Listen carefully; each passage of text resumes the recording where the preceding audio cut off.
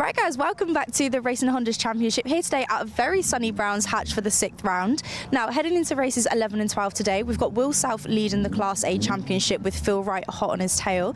We've also got Dan Thackeray still leading Class B by 21 points. And you can't forget Matt was leading the Class C Championship. Now behind us we've got Go Japan going on, so our racers have got massive crowds today cheering them on. As always, thank you to Lucas Oil for powering our live stream. Stick around for a fantastic day of racing.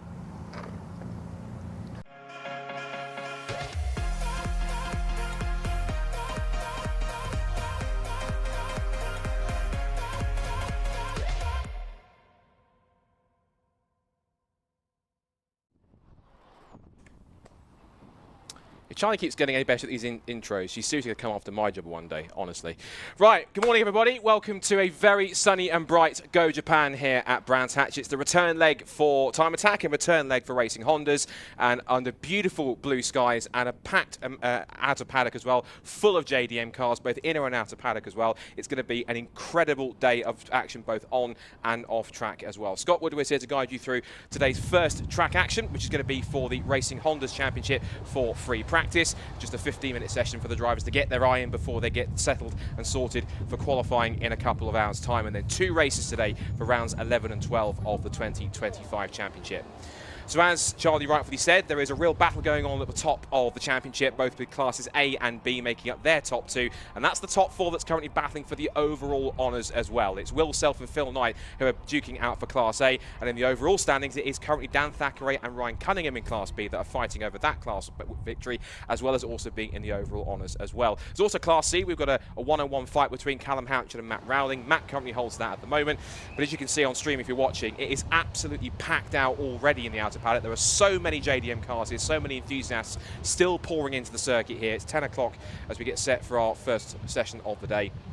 And it really has been pretty phenomenal to see the uptake here. This has been expected to be the biggest show of the season for Time Attack. So there's going to be some great crowds here, trackside watching. Already a few people starting to get themselves in position over in the grandstands, around the banks as well. So if you're watching, if you catch yourself on the cameras on my live stream, give yourselves a wave and be sure to do so for the drivers as well when they head out as well. And of course, a big thank you to Lucas Oil for making it all happen. As you can see, this stream is powered by Lucas Oil. So if anyone watching on their stream as well, hello to everyone watching around the world where you might be on any of our live streams.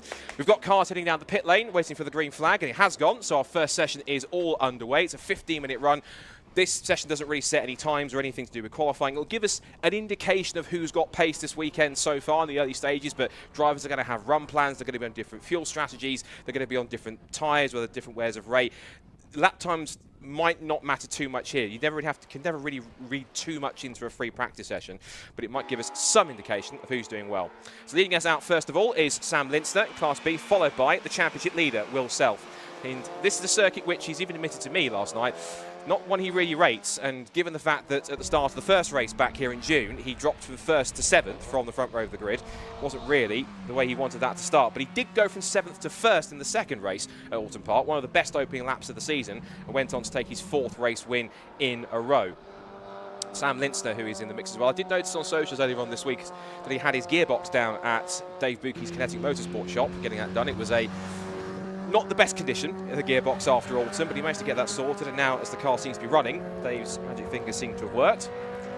So he's now on track. A few more cars filtering out of the assembly area to get themselves first few laps in practice. I'm way too premature.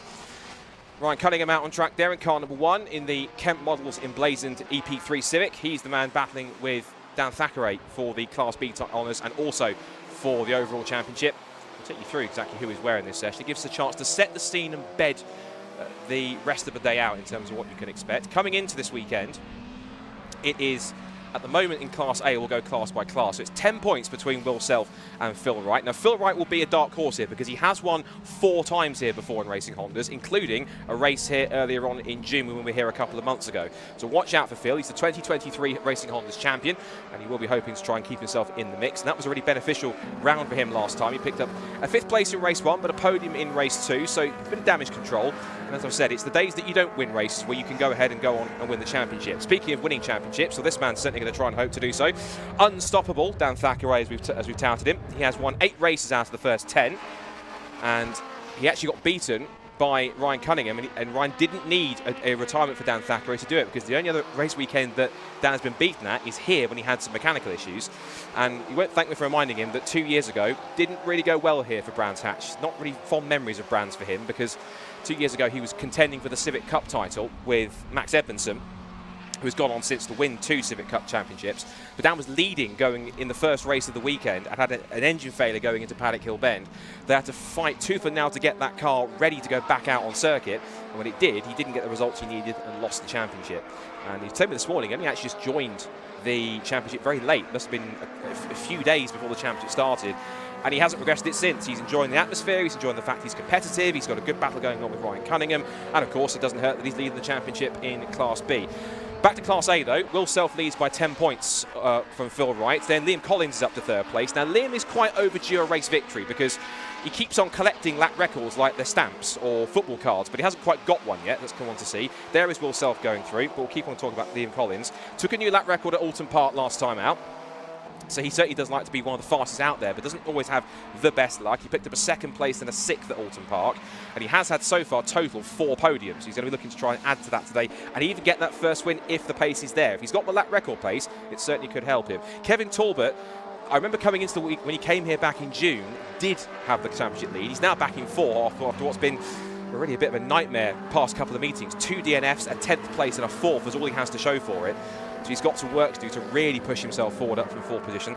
But one dark horse I think this weekend, considering he keeps on talking a big game, is Tommy Knight. Now he was a lap and a half away, I'm almost certain, if we see Kevin Talbot here in the DC5 Honda Integra, I'm certain Tommy Knight would have certainly been thinking he was a lap and a half away from potentially beating this man on track, Will Self, for getting his first victory in the championship. He is coming to this weekend so fired up. He had the new rear suspension on the car at Alton Park. They've got the car they think where they want it to now. He was challenging Will in the closing stages of race 2 and then had that red flag after Spencer Fortag stopped on circuit, and he was that close to a race victory. Now it's his local circuit. He has won here before in other categories, so he does know what it takes to be successful here, and that blue EK Civic is going to be one to watch for, I'm absolutely certain. He's just gone to 3rd fastest in the times. Now another one I'm going to talk about as well, because sadly the Celtic K-Swaps Civics are not here this weekend. We're missing Fraser McNeil and Bob Barron. We do miss them because they're a fantastic addition to the paddock. They will be back next time out at Knockhill, and they will have a 3rd edition, Michael Barron, in a black EG Civic sedan or Civic Coupe. Looking forward to seeing that car out. But the one behind Bob Barron, though, is James Kiff. Now, James Kiff took his first breakthrough podium last time out at Alton Park. He was 2nd after he picked up a couple of positions in the end, and he got a 4th before that as well. And he made his debut in the championship here back in June a couple of months ago. So he has data. He's had the new aerodynamics on the car that's been put in this weekend. He's had to fit a new rear bumper after someone slightly rearranged it at Alton Park last time out. But he's now gunning potentially to get a good result. And he actually told me something quite fascinating, is that ever since he started in the championship, he only discovered after looking at some onboard footage back from Snetterton that he's actually had a tiny bit of brake pressure on the car going ever since he's been driving it. So essentially the car had ever so slightly, a little bit, about 7 bar of brake pressure on whilst it's been driving. And he only noticed it by looking at some of the telemetry when looking back at a lap from Snetterton. So he's gone through, he's managed to fix that, and he reckons there's actually more pace in the car. So if he's been able to get 2nd place with a car that technically had its brake ever so slightly stuck on, imagine the pace he might have now. He's currently 3rd fastest, only a 10th off the top time set by, guess who, Liam Collins, who's again looking to try and get some good lap records. Of course, we're only focusing on qualifying and race lap records, nothing really for practice. As I mentioned, doesn't really tell you anything about pace too much. So it'll give us an idea of what to expect in qualifying, but don't read into too many of the times too many soon in that sense.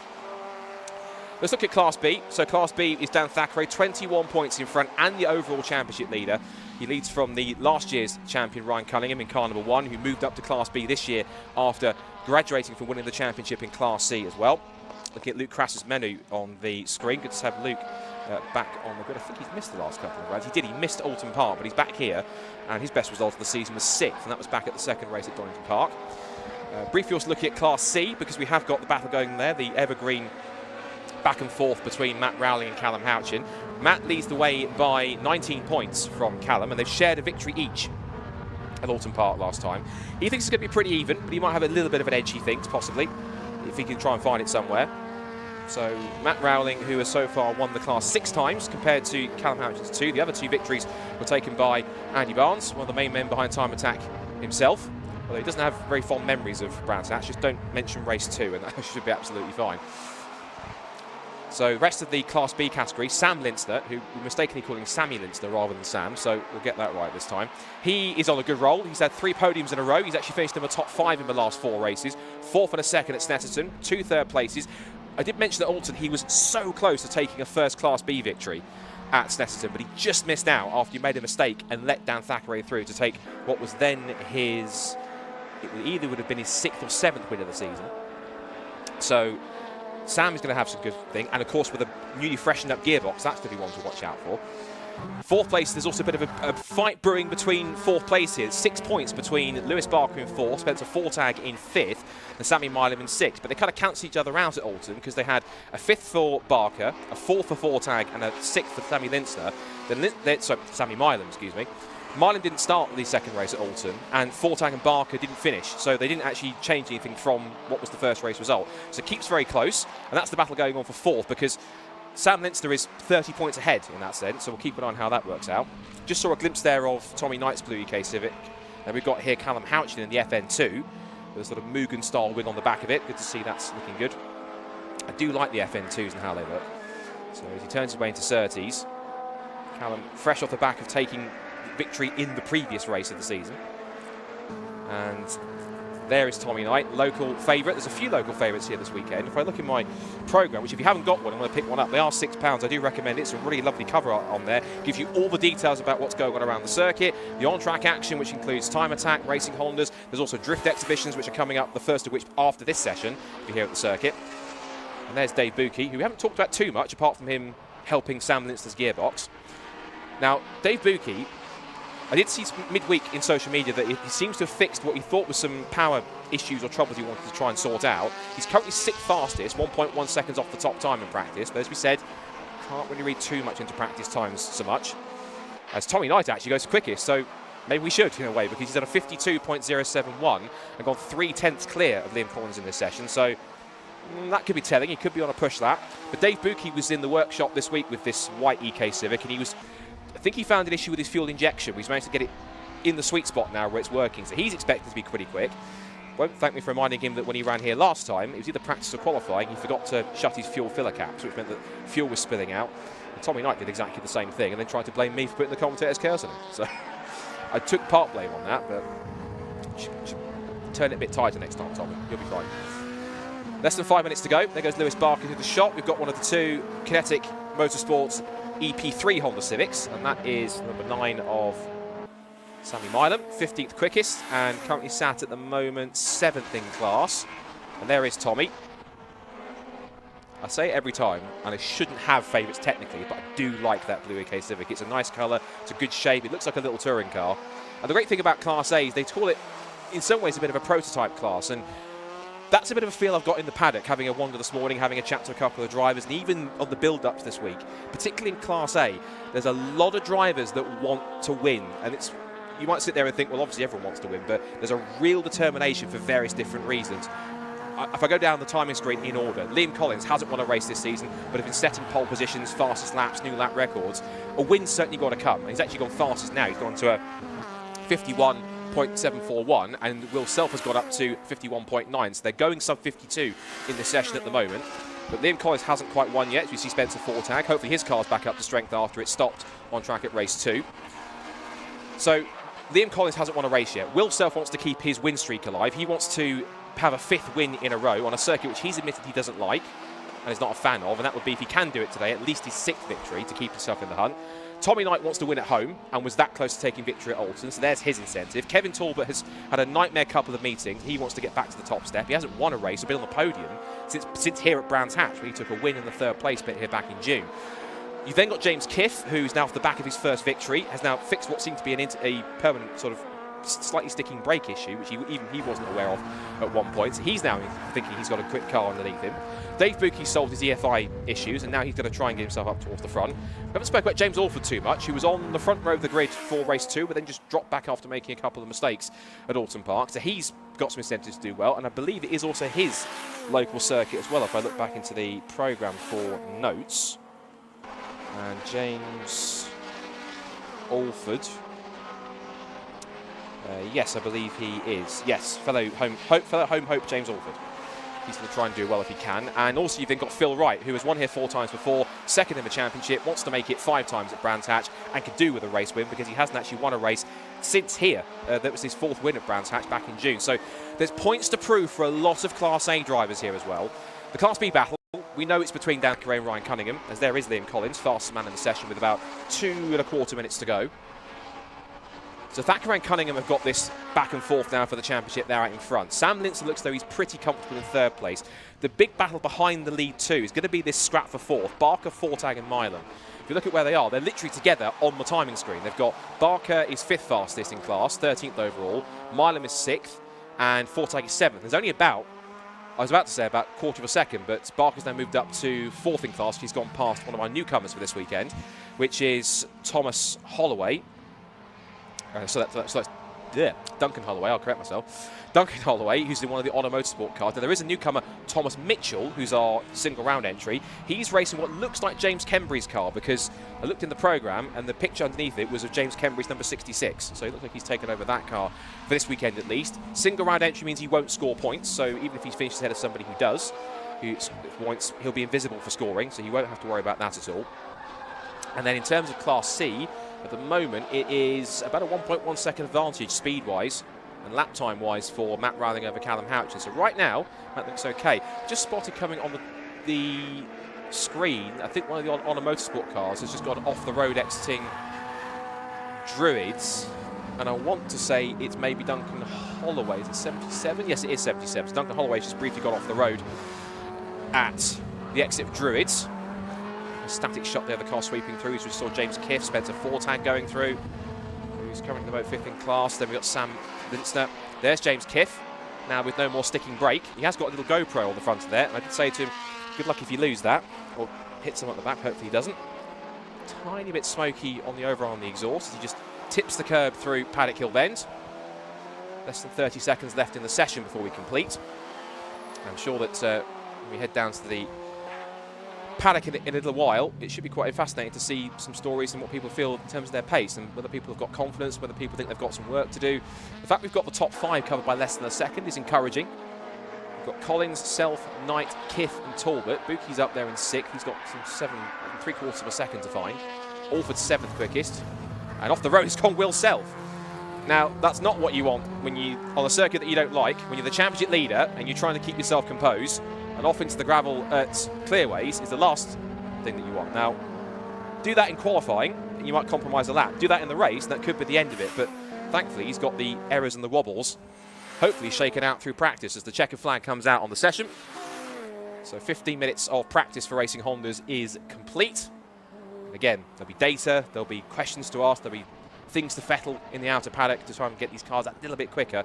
And of course, they'll have data from when they were here a couple of months ago, which means that they will be able to use references of lap times, references of data from telemetry and video footage to try and get themselves quicker. To give you an idea of where we are time-wise, I look back at the lap times from qualifying and from the races before. As you see the last few cars coming through, we'll go through results in a second. So time-wise, they're getting close to where they were in qualifying. So the qualifying pole position lap time was a new lap record for qualifying last time for Liam Collins, who tops the session. 51.338 was the qualifying pole position last time. The Class B pole last time was 53.627, and Thackeray's done a 53.8. And 55.665 was the Class C pole time, and Matt Routhing has beaten that. He's done all the 5s, 55.555, so he's pretty much on a little bit quicker than he was than a couple of months ago in June. And race lap records, 51.621 for Liam Collins, or the fastest time that we had in there, because the actual lap record, he did set that lap record actually. There's no change in Class B or C. Or maybe there was, because... Yes, there was, because 53.753 is quicker than the 53.788. Look at me, I can read time. So that's now new quick for him. And then 54, no, the Class C record's safe because Matt Routhing did a 55.753 and didn't change that. So cars then filter into the pit lane as the checker flag is on the session. And again, that will be some important data for drivers to go through, to go and tune. important feedback to give to their mechanics and engineers and to give them a chance to have a look. Coming up next on track, before we get any more commentary, we've got our first of our MS-UK Drift Pro Champion exhibition runs. We've got 3 of those today. So one now, the next one coming up at around about 20 to 2, and the next one after that is around about 10 to 3. So we've got 3 exhibitions. So if you're watching trackside and loved all things sideways, do get yourself involved. And then we have, after our Drift Pro exhibition, we've got our first of our warm-ups, the warm-up runs for our first runs for Time Attack, with Club Pro, Pro and Pro Extreme coming up first at 10:50, scheduled. Then Club Wheel 2-wheel drive and Club 4-wheel drive, and then Classic and Retro, Clubman and Pocket Rocket, before we then come back to Racing Hondas for 11:55 for their qualifying. And not to remind him, but I think we've got a replay of what happened to Will Self when he went off at Clearways. So we'll have a quick look at that and see how that happened.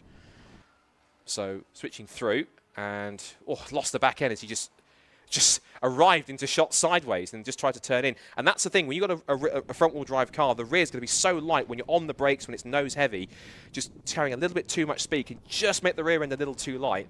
Usually when you slide in a front-wheel drive car, you just typically boot the throttle and eventually the front will come back around. Just a little too much oversteer. He might have even just touched the grass a little bit, and that would have just got the car loose enough to spin him round. But thankfully he was able to track his way out carefully, because the worst thing you want to do in the gravel trap is simply just stand on the throttle, because all you'll do is just dig yourself in and then you're in a world of trouble. So that's not going to work out well for them. So checker flag on the session. I think we're just waiting for the times to come up on the screen so we can run you through the results. And whilst I'm doing that, just quickly run through the rest of what's going on. We've got, after qualifying for Racing Hondas, we'll get back to that in a second, in fact. So Liam Collins then completes the first session on top and might give us an indication of what to see later on in qualifying. He is fastest by 1/10 of a second from Will Self in second place, who survives that escapade into the gravel at Clearways, still with the runner-up spot. Tommy Knight, local favourite, gunning for victory today, going the right way about it, 3rd fastest in practice. Can he carry that forward into qualifying? James Kiffer's also looking confident. He's 4th fastest from Kevin Talbot in 5th, and it's Dave Buki and James Alford. Then our Class B fastest runner, Dan Thackeray, the overall and class championship leader, from defending champion Ryan Cunningham, his main rival. And then Phil Wright, again, don't read too much into the fact he's 2.6 seconds off the pace, and in 10th he might have had 1 or 2 issues to work through, but not fully pushing to get himself ready. He's down in 10th, work to do possibly, but he'll be up there for qualifying, I'm certain, given he's won here 4 times before. Sam Linster comes next, 3rd in Class B, followed by Lewis Barker, Duncan Holloway and Spencer Fortag. And then the rest of the order that we have from 15th downwards is Sammy Milam in 15th fastest, from Luke Crassus-Meadow in 16th, Matt Rowling in 17th. Our single round entry, our newcomer Thomas Mitchell in 18th spot, and then Callum Houchin rounds out the contenders for this weekend. So qualifying coming up, and there's the last few on the screen. Milam, Crassus-Meadow, Rowling, Mitchell and Houchin. So for those around the circuit, enjoy the MS UK Drift Pro exhibitions. You'll then have Alexia up on commentary here to guide you through the warm-up sessions for Time Attack, with Club Pro, Pro and Pro Extreme first, then Club 2-wheel drive and Club 4-wheel drive, then Classic and Retro, Clubman and Pocket Rocket, before we get into qualifying for Racing Hondas. And the rest of the schedule I'll quickly run you through here for those who might be watching on the stream too. Also, after qualifying for Racing Hondas, we're then into Attack 1, again for the same schedule, Club Pro, Pro and Pro Extreme, then Club 2-wheel drive and 4-wheel drive, and Classic and Retro, Club and Pocket Rocket, then another MS UK Drift Pro exhibition, and then before lunch we get Racing Hondas at about 2:05, which is 2 for 15 minutes. Then a lunch break for about half an hour. Our 3rd Drift exhibition goes up next, and then after that we've got Attack 2, which is for the same 3 sections. Then we have Racing Hondas Race 2, and then Super Attack to round things off, and that's set to get underway at around about 5 o'clock. There's also the Obsession Awards and the Club Awards, which you can find in the Obsession tent, which is in the outer paddock, where you'll also find the Racing Hondas as well. So be sure to have a look at that. And also, whilst you're here, do go and explore Go Japan. There's so many things to see and do here, so many tents, so many cars on display. Do enjoy it. Well, for those of you on the track side, enjoy the Drift Pro exhibitions here whilst you're watching. I'm certain you will watch them going down towards Paddock Hill Bend around the first few corners. For those on stream, we'll come back very shortly after the Drift exhibition is done for our first of our session for Time Attack, with warm-up coming up with Alexia on comm. So stay tuned and enjoy the drifting trackside if you're here.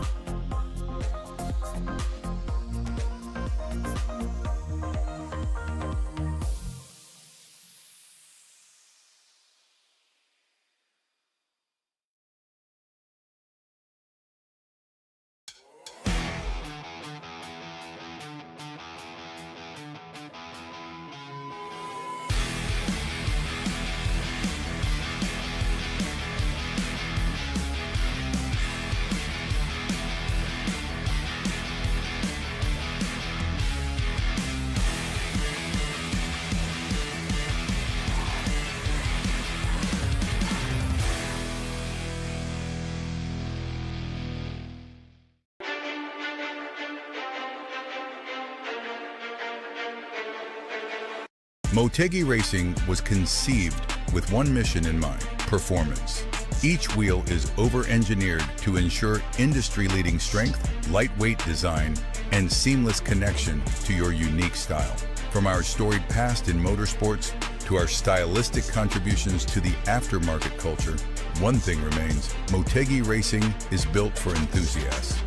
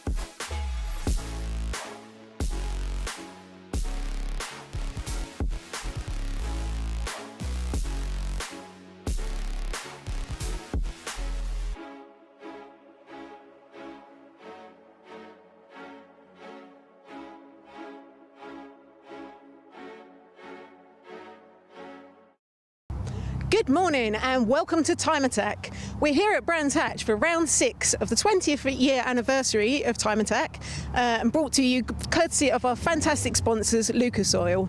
So we're here, obviously, beautiful day today. I think heat management is actually going to be the word of the day, with all the drivers having to really keep an eye on their engine temperatures and their tyre temperatures.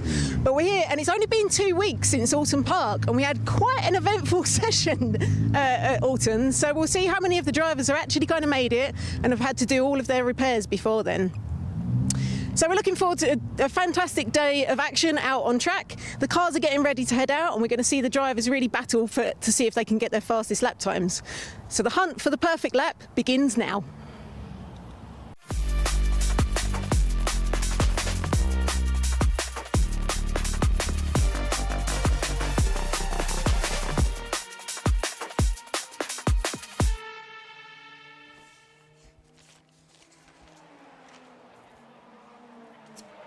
Yes, good morning and welcome to Time Attack. As you can see, our pro class cars are on track now, getting their warm-up underway. It's great to see so many people joining us here at Go Japan for what is round 6 of the 20th anniversary season of Time Attack. For those of you who are new to Time Attack and perhaps you're here more for the show aspect and you're wondering what on earth is going on track right now, Time Attack is all about lap time. So we have these very special one-off creations trying to set the fastest lap time they possibly can within their class. At no point in Time Attack, pretty much anywhere in the world in Time Attack competition, will these cars race wheel to wheel because there's so much irreplaceable, one-off, handcrafted stuff that goes into these cars that the competition focuses very much on lap time. And we have a very strong sporting culture where cars will yield track position to each other and so on, so that everyone has the best crack at setting the fastest flying lap they possibly can. We have an open pit lane format, so we have a 20-minute session, 15 or 20-minute session, and the cars and the drivers have as many attempts as they can fit in to set the fastest flying lap they possibly can. However, this is just warm-up, and for those of you watching the Lucas Oil live stream, you can see Luke Senjakovsky there in that Honda NSX, the Teguwa entry, making his way round Ilya Krylov's Haltech Clio. And now the white number 79 Evo of Eric Holmes, ENS Motorsport, Evo 6 RS. Darren Spooner there in the Peugeot 205. So quite a lot of special, very special creations in these classes. Those of you who've followed Time Attack for a while, you'll know Time Attack is all about modifying, building, upgrading. And so it's a very broad church, and whatever you've built, provided it's built to a good standard and has the required safety equipment, fire extinguisher and so on, we will find a class to put your car into. Why do we class them? Well, because to keep things somewhat fair and competitive, we try to group cars together that are of a similar spec. So for example, all the cars that you might call a fast road car, they all go together. And all of these very high level, almost factory race car equivalent type builds also run together, just to keep things competitive. So this year, we're running things a little bit differently, where the higher end classes go out first, and then we move down through the classes, and then we have the fast road cars and so on, daily drivers at the end. But, you know, whatever you've built, I can see a lot of amazing builds here at Go Japan. It's one of our biggest shows, if not the biggest, of the Time Attack calendar. And if you've built something, you can probably enter it into Time Attack In the very entry-level classes, we basically require a fire extinguisher and harnesses, safety harnesses. And that's kind of it. So if you've built it pretty well and it's not falling to bits, and you know your just common sense applies, you can enter it into one of our clubman type classes. But you know we'll get there. In the meantime, I think as our pro class drivers are warming up, I believe Susie has been catching up with our drivers in the paddock. So this morning I'm having a quick catch up with the two guys in Pro Extreme. So we've got two impressors. We've got Ross Hampson, good morning. Morning. And Andy Hughes, good morning. Morning. So yeah, pretty extreme cars here. Can you just talk us a little bit about the car? And also, actually, Ross, we saw you at Alton, but not for very long, right? What happened at Alton? Yeah, I had a few issues at Alton straight away as soon as I went on warm-up, and unfortunately it's just a complete freak accident almost, but my wheel bearing sort of collapsed in on itself, so it caused a bit of a nightmare with the drive shaft and bent the caliper bracket, which unfortunately ended up putting me out for the rest of the day. So yeah, it wasn't to be, I'm afraid. But you haven't had long to fix it, have you? No, literally a couple of weeks, but Andy here has been working his magic as he always does, and yeah, working on the car really hard, and it was pretty much done in the space of about a week, to be fair, with all new parts on from Alcon. Rossport, I have to say thank you to as well. Phil over there, they supplied everything really quick, and Alan at Carbo Tech got some new pads out, all new brackets, bearings, ABS sensor, and drive shaft all in, done, bled up, and fingers crossed ready to go for today. So kept you both busy then over the last couple of weeks. And so tell us a little bit about the car. As I say, both of them looking quite extreme. Yeah, so the car itself is a Impreza P1. It's formerly known as like the most sort of powerful P1 that there is, and the fastest at the moment. It's 840 horsepower. It's due to go a little bit more over winter, fingers crossed. It's obviously had a lot of aero work done and engineered, which has been a mixture between Simon McBeath and some chaps over in Australia, and a lot of the work has been again fabricated etc. by Andy as well. I've been getting in doing bits and pieces where I can, and yeah, it's turned out to be quite a monster, to be honest. We've done some testing with the aero itself on the airstrip with ride sensors and everything else, and we found that we were getting 1,800 kilos of downforce at 134 miles an hour. Wow. So it will definitely grip. All the wings are very, very functional. Very functional indeed, yeah. Everything has to be laser level checked and everything to make sure it's right before we go out and everything, yeah. Well, fantastic. I hope you have a better day today. Good luck. Yeah, thank you. And then over to Andy, is a familiar face for Time Attack, right? Yeah. And so tell us a little bit about your car. Well, it's a labour of love, really, but I mean, it's exactly the same as what it was when I came in June. I came June the 15th, just to improve on my time. Still running on wastegate, and honestly, I am. Yeah, but how much is your wastegate? Well, it's 785. That's my track day setting, right? So yes, I was on wastegate, and we did a 47.4, which was good, but I was massively losing it in sector 1. Right, so I've gone away and done some aero tweaks, studied my video, realised where I'm losing it, and hopefully come back and do a little bit better, because I've got the same tyres, same power. I've shifted the aero balance a little bit, so I've shifted it a little bit more to the rear by ride height and things like that. Give a little bit more angles on, a little bit more wing at the front. Just a little bits and pieces like that to shift a bit more to the back, but obviously give more for the. So I'm probably going to lose 2 or 3 mile an hour down the straights, but in theory it's one big corner anyway, isn't it? So it should, in theory, if I've worked it out right, it should make me quicker around the lap. So you have unfinished business here? Yeah, I just need to turn my head off and turn them on, don't I? That's all I need to do. So, and bring it home in one piece. Otherwise, I'll be in the shed. As I say, you're a familiar face to Time Attack, right? You've been competing for quite a number of years. First time was 2008.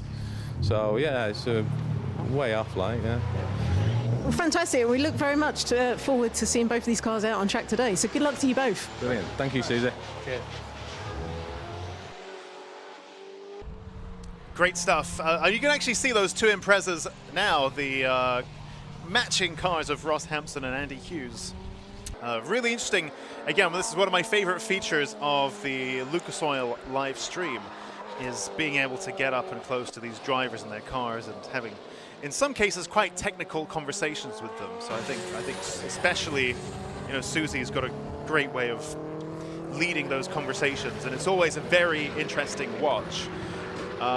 But the two gents there saying how so much of this day is also about bettering their own times and improving their own builds as well. I think as we look down the classes, especially towards Club 2-wheel drive, Club 4-wheel drive, Pocket Rocket Force Induction, Classic and Retro perhaps as well, there are some very, very close and very exciting fights, and drivers very much thinking about the points. Whereas what we see sometimes in the pro classes is, well, these very one-of-a-kind builds and these particular builder drivers really pushing the boundaries of what's possible in a certain chassis. And what they're most interested in isn't necessarily the championship. They're really interested in building their platform into its ultimate form and improving on their previous season's efforts, and, you know, really developing that platform. So very interesting. They have a vision, and they're chasing that vision, and that's kind of the main thing that they're interested in. They have that tunnel vision. Whereas in other classes, you know, we have drivers. I mean, Andy Grady springs to mind. He's in Club 4-wheel drive. Great battle there with Alexander Volkov in the GTR, and he is very much thinking about the points round and round. Whereas, you know, some other builder drivers very much focused on their own build and their own game. Great stuff. Ross Hampson there, you can see in the Daffy Racing Impreza P1. Massive aero on that car. This is one of two Pro Extreme cars that we have today. Not too many of these knocking around. So I think especially this year, given that there's so much risk and so much expense involved in running and building these cars, this year it seems like we haven't seen them too often. But today at Brands Hatch for Go Japan, we've got two Pro Extreme entries, both of them Impreza Classics. Great stuff. So we are currently just moving through. Oh my goodness, we've nearly finished our warm-up already for our Pro Class cars. Club Pro, Pro, and Pro Extreme. Perhaps we're running 15-minute sessions this time around. That seems to have absolutely flown by. Yep, we are running 15-minute sessions, checking the timetable, and the producers there confirming that as well. I think just because of how tight things are today, so much going on as part of the Go Japan show, that we're having to move through these sessions pretty quickly. Also moving pretty quickly is Martina Ward here in the number 997 Club Pro Mini, the That Mini entry. Usually we see Dave Ward drive this car in previous seasons, and it's always been great fun where Dave Ward took a little bit of time out. He's had a few bites of the Time Attack cherry over the past years, and he'll go and take a few years out and then come back with a new build. And you know, he had quite a few years out and then appeared in the Mini, and from the get-go started setting records and winning stuff. Which I thought was quite funny, in what was at the time quite a nondescript car as well. Of course, now it's got all the aero and the composite stuff, and it looks very special indeed. But I think whether it's 1 or 2 years ago, it still looked kind of plain. And, you know, Dave Ward, perhaps an unfamiliar name to the newer Time Attack drivers, just appears and beats everyone. That was great fun. But this year, today actually, is a one-off as a single-round entry. It's his wife, Martina, who does lots of other kinds of motorsport and circuit racing and MX-5s and so on. But Checkered Flag is out, and perhaps we can talk about that when we come around for Attack 1 later on in the morning. So the Checkered Flag is out now. Again, it's only warm-up, so not a great deal of reason to pay super close attention to the lap times. If you wish to, you can look at the TSL Timing Solutions website, or of course you have them in the top left of your screen if you're watching the Lucas Oil live stream. But if you're watching here from the track side, you can go onto TSL Timing Solutions Limited, TSL website, and you can get all of the lap times and data right on your screen of your smartphone, tablet, or what have you. It's literally what I'm using here as well. So there you go, checker flag. So our Club Pro, Pro, and Pro Extreme cars will now head into the pits, and then we will reset the clocks and check everything over, and we will be sending next the Club 2-wheel drive and Club 4-wheel drive drivers for their warm-up in just a few minutes.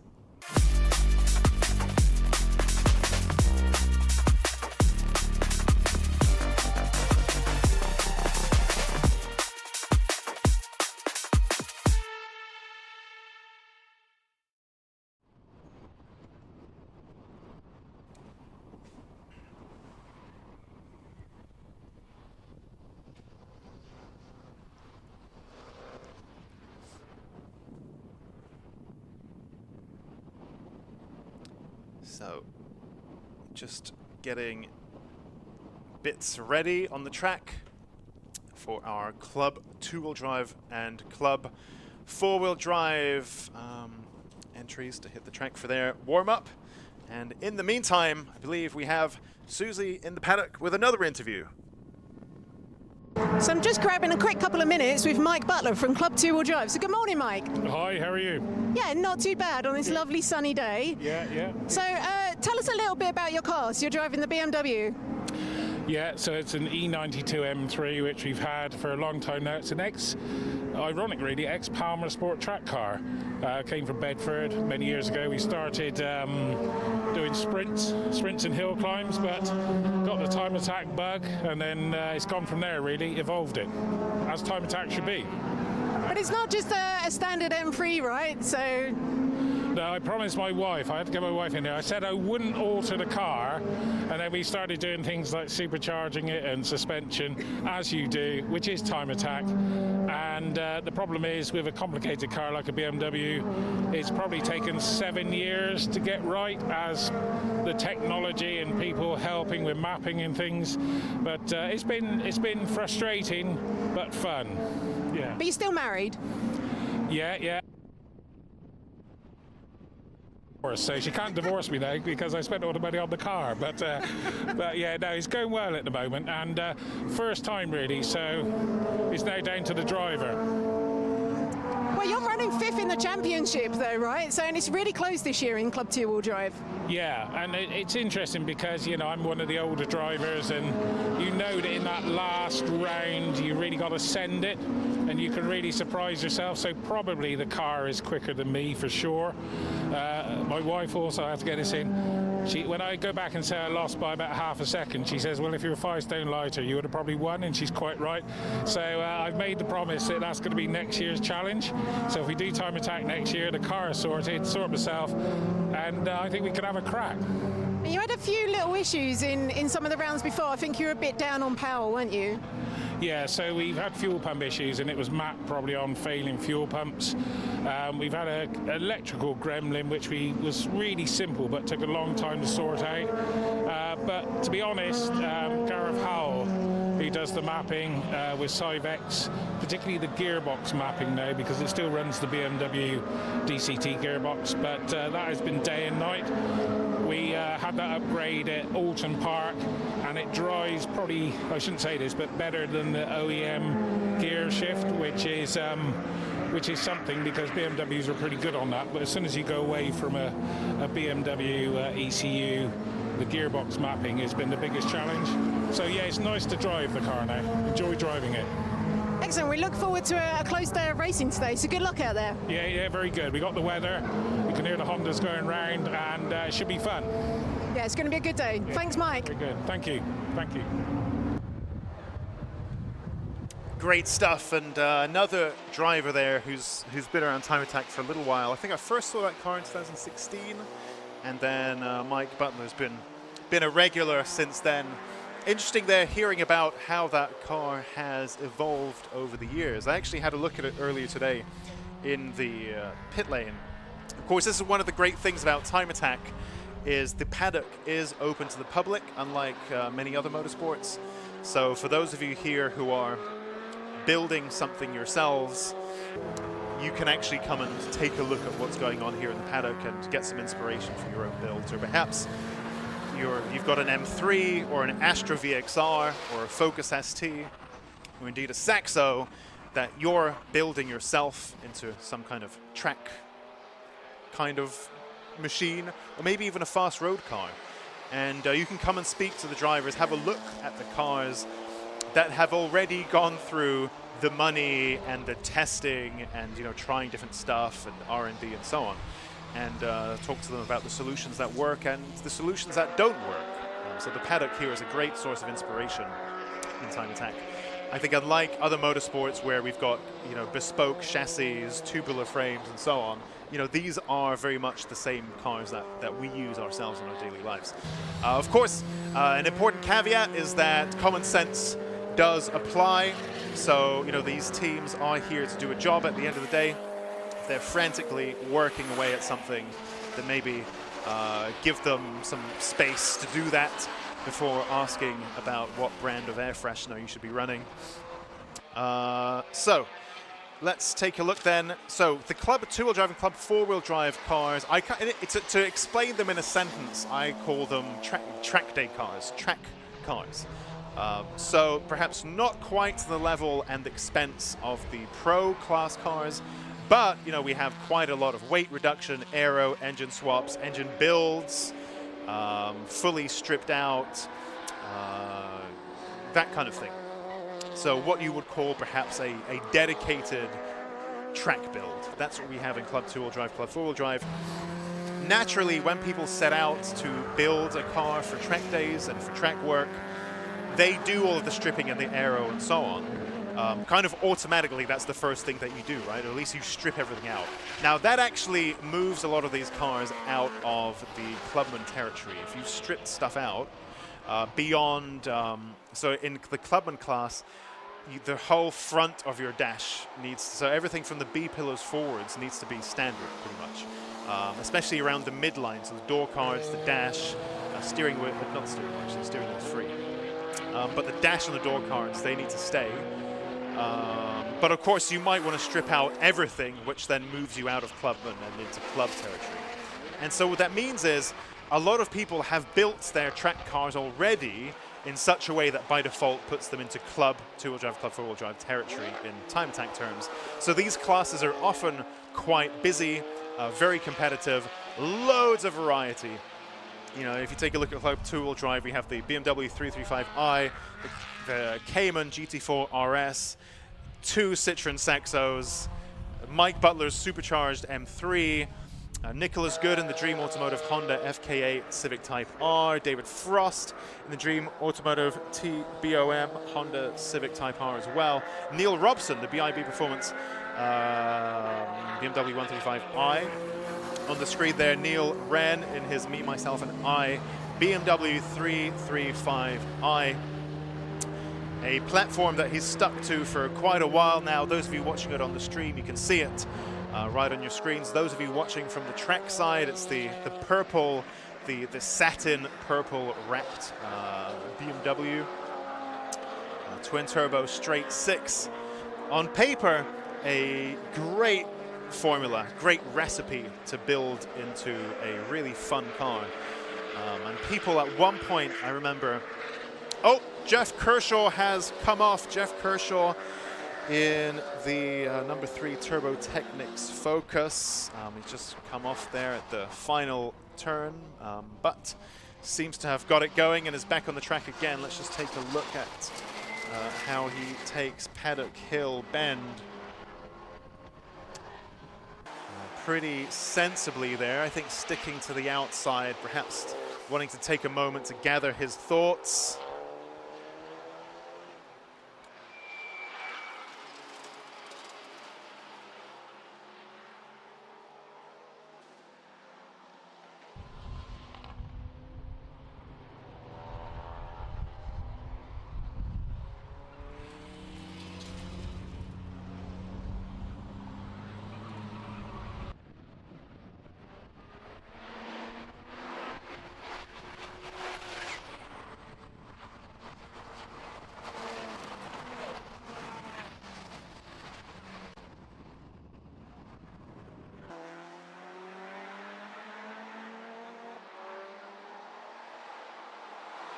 A little bit of housekeeping there. Apologies for that. Had a call from the duty manager, and you never know how that is. Sometimes it might be something extremely urgent. In this case, it's it's nothing disastrous, but there is a white BMW that needs to be. The owner needs to go to that car, please. A white BMW with the reg Echo X-Ray 16 Zulu Tango Whiskey. So the owner to return to that car, please. So the owner of a white BMW, can you please go back to your car? I guess maybe it's in the way or something like that. I'm not too sure. But all I've been asked is to request that the owner of the white BMW Echo X-Ray 16 Zulu Tango Whiskey EX16ZTW to return to your car, please. So that's a little bit of housekeeping that needed to happen. Sorry about the brief pause there. Let's take a look at what's happening on track here. Luke Capehorn in the white and yellow Astra VXR.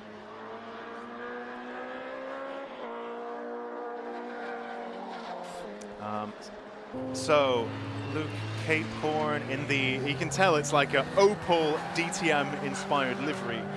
Very cool indeed. And also a car that we've seen quite a few times now over the past few years. We've seen it evolve season to season.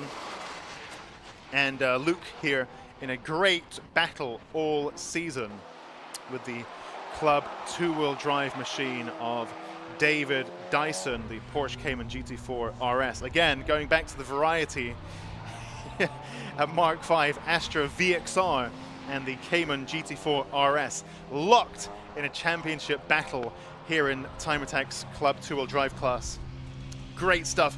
It kind of reminds me, and I see quite a lot of Utes here at Go Japan. It reminds me of "How do you do, fellow young people" meme, but Time Attack, especially these classes, it just reminds me of like a Forza Motorsport lobby or Gran Turismo lobby, where there's just such a wild mishmash of very, very different cars all thrown together and having a play together. It just reminds me of that kind of madness, I think, compared to perhaps some of the more business-like motorsports where, you know, it's all to a very tight spec and, you know, they're all similar models or something like that. You know, Time Attack is quite a crazy bunch of cars, I must say. Anyway, of course, in that Club two-wheel drive battle, we sometimes also have Johnny Fletcher somewhere there in the mix at the sharp end.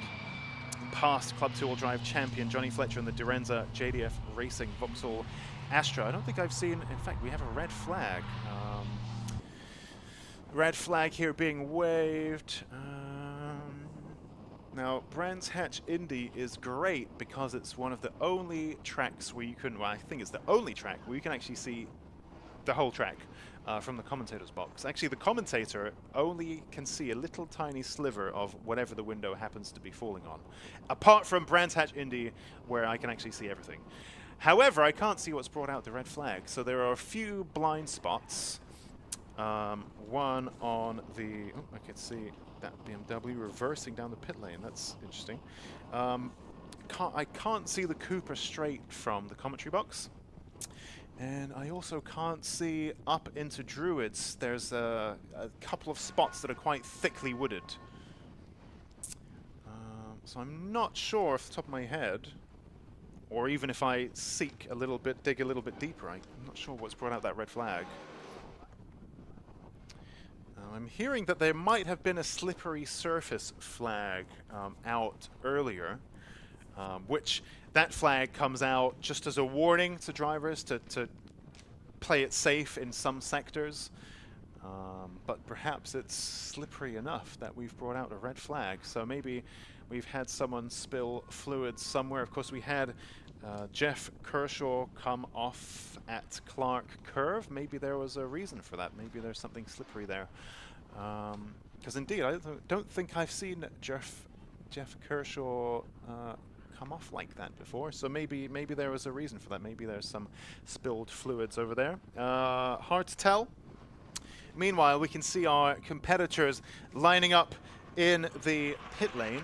You can see quite a a real mix of cars there. Mike Butler's machine always reminds me of the American Le Mans Series BMW M3 GTS from back in the day when those were new and being run by BMW factories or factory-supported privateers. In the meantime, I think what I will do is have a look at the... Oh, we have a green flag again, which is great.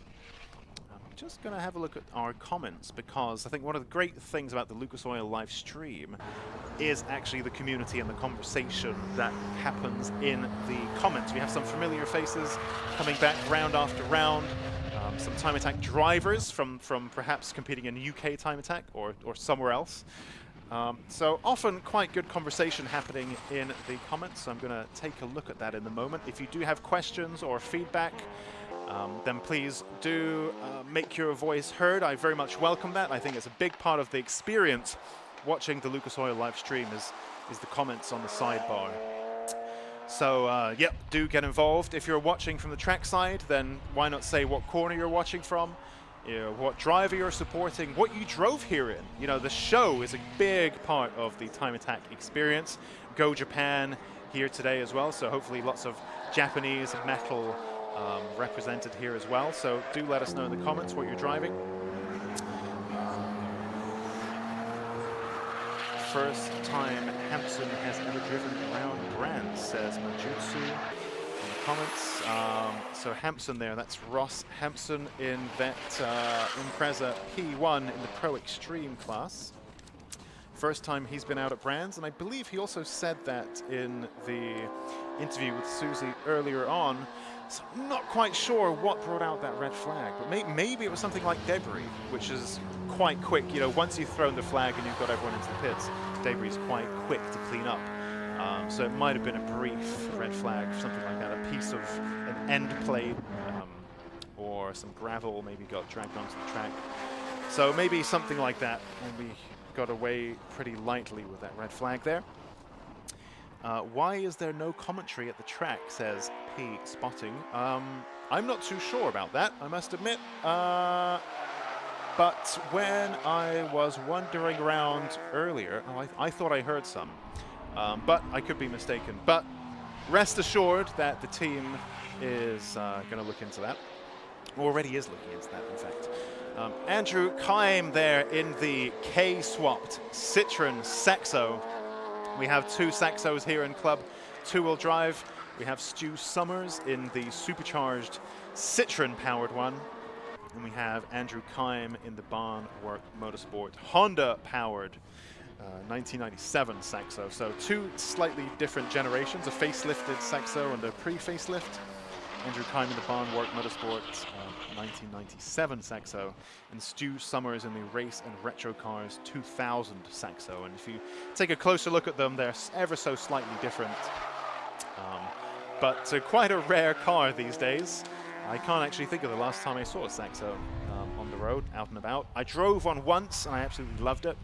I love there's a lot to be said for short wheelbase, super light cars. Front-wheel drive or rear-wheel drive, you know, they both rotate very well, and often they don't even have the power to really, you know, if they are small, little, tiny rear-wheel drive cars, then maybe they might not even have the power to really, you know, spin the wheels and spin the rear end round. It's a lot of it's to do with the weight transfer on a short wheelbase car, and they rotate really easily, even if it's something like a Saxo.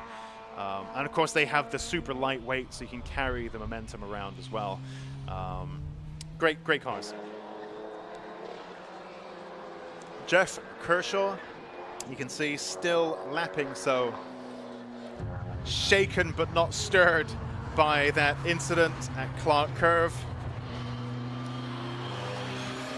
Jeff Kershaw, if you're looking at your entry list and scratching your head, I believe Jeff Kershaw is running out of session, so he is technically in Club Pro, but he is running in with the Club 2-wheel drives, I believe. And then, of course, we have this very exciting new platform. Well, new, I say that. It feels new, but actually these FK Civics have, they've been out for a while now.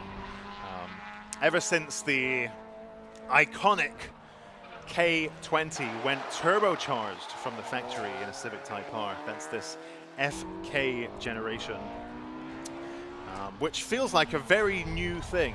You know, it still feels quite recent. And we have the 2 entries here by Dream Automotive, who are very well known in that world of FK Civics. And Time Attack is where they trial and test out various products that they then offer to the market. And so we see lots of tuning companies, lots of tuning houses taking part in Time Attack, which they can't necessarily do in other motorsports where things are so tightly controlled. In Time Attack, you have the flexibility to experiment and try out different things. And so we often see these tuning houses use Time Attack as a test bed. In this case, for upgrades for the FK8 Civics. Checker flag is out, which concludes our Club 2-wheel drive and Club 4-wheel drive warm-up. And so next up, we have warm-up for our Classic and Retro Clubman, Clubman Plus, Pocket Rocket N8, and Pocket Rocket Voice Induction cars. We group them together because lots of words, but they actually lap at a kind of similar pace, so we lump them together. And we will be getting that underway in just a few minutes.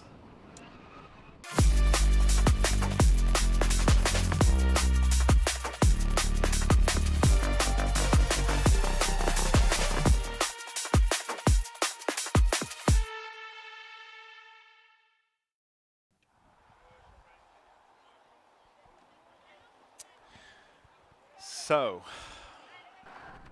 it is now time for our, I say entry-level classes, and I mean, I've done this for a long time now, but I need to come up with a better descriptor for these, because really there are some very high-level builds and high-level cars in our Clubman, Classic and Retro, and Pocket Rocket classes. So maybe ideas on a postcard, or indeed in the YouTube comments. While our drivers are gearing up to hit the track, I believe Susie has been catching up with them in the paddock. I'm just having a little catch-up with somebody I did not expect to see here at Brands Hatch. So Ryan Barker, good morning. Hello, hello. So obviously quite an eventful autumn for you, so just give us a bit of a recap about what happened, because last time we saw you, unfortunately, your car was on its roof. Yeah, upside down. Yeah, went on 4 wheels upside down. Just had a bit of a stupid moment. Went on understeer, went in deep, dropped tyres onto grass, spun me around. Yeah, just a stupid mistake, and learnt my lesson, but I'm back, so I'm over the moon. But the car was a write-off, right? It was pretty badly damaged. Complete write-off, shell were busted up, all passenger side were gone. But we managed to buy a car, get a nice cheap one, and put all the good bits on. So yeah. So it's only been 2 weeks, so how have you managed that? Because that's it, I did not expect to see you here today. I love to take all the praise, but I picked the car up on Wednesday, I went on holiday on Friday, I come back Friday, and yeah, we did a test on Blighting on the Saturday, so Reg Plate King, Will, absolute diamond of a person. He just jumped on car straight away. Also my brother, he's worked 4 solid days till midnight, getting me ready. So without them two, Reg Plate King, Lewis, my brother, I wouldn't be here. There's not a chance I'd be here. So yeah, all praise to them. So new car, but you've swapped some of the bits over? Yeah, so I got this car which was already, I think it entered another category, so it got majority of bits on yellow speeds. So I put the big brakes on, the top mounts, and some of our arms. I had to buy a few bits, radiator, etc., gearbox. So yeah, come with a lot of good stuff, but put a lot of my good stuff what we left onto the car to make a good one. And did you have a little bit of testing before you came out? Yeah, so I did 5 laps at Blighton yesterday. We had a gearbox issue, so we put my old gearbox in, we smashed one into this, and whatever were wrong, it sorted it. So yeah, 5 laps at Blighton. Fine, very confident, happy. Car feels like the old car, so I'm, yeah, over the moon. That's good. Well, good luck out there today. Try and keep it on all 4 wheels today. No red flags on me, all 4 wheels. Good luck out there. Thank you, cheers. Wow, that is actually surprising.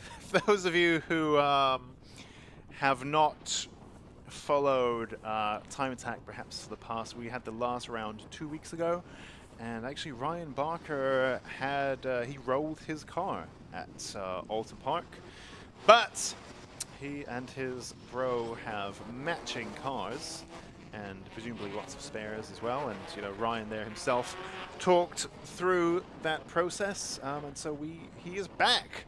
Wow, incredible stuff. Very interesting. Also intrigued by, I mean, I'm a sucker for a 35 GTR, and so I can see in Clubman Plus we have Jason Birch in the Birch Racing 2017 GTR, so of course a nice facelifted GTR as well. And I did look at getting one of these back in the day, but ultimately decided against it for various reasons, but I'm a big fan of that platform.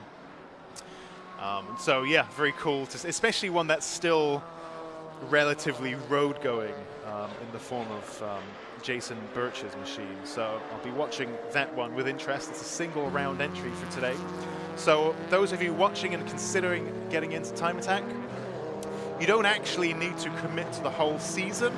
You can just do a single round here or there. You can, I mean, you can do more than one single round, but you can enter an individual round without needing to commit to the full season. So you can pick whatever round is more convenient for you, see if you like the format. So you can do that. And so we have a few of these every round, a few people dipping their little toe into the Time Attack waters and seeing if it's for them or not. Often we then see them coming back as a full championship entrant because it's very addictive.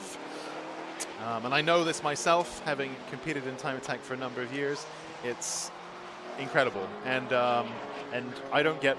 I'm not being told to say this. If I had a competition car ready, I would go and do Time Attack again. No hesitation, I would go and do Time Attack. The only reason I don't is because I don't have a car for it. It's great. It's so much fun. It's great value for money when you consider what you're getting. So if you're thinking about it, I'd strongly recommend doing a single round entry. You can even do it in your daily, provided you put safety harnesses and a fire extinguisher. And I think that's it.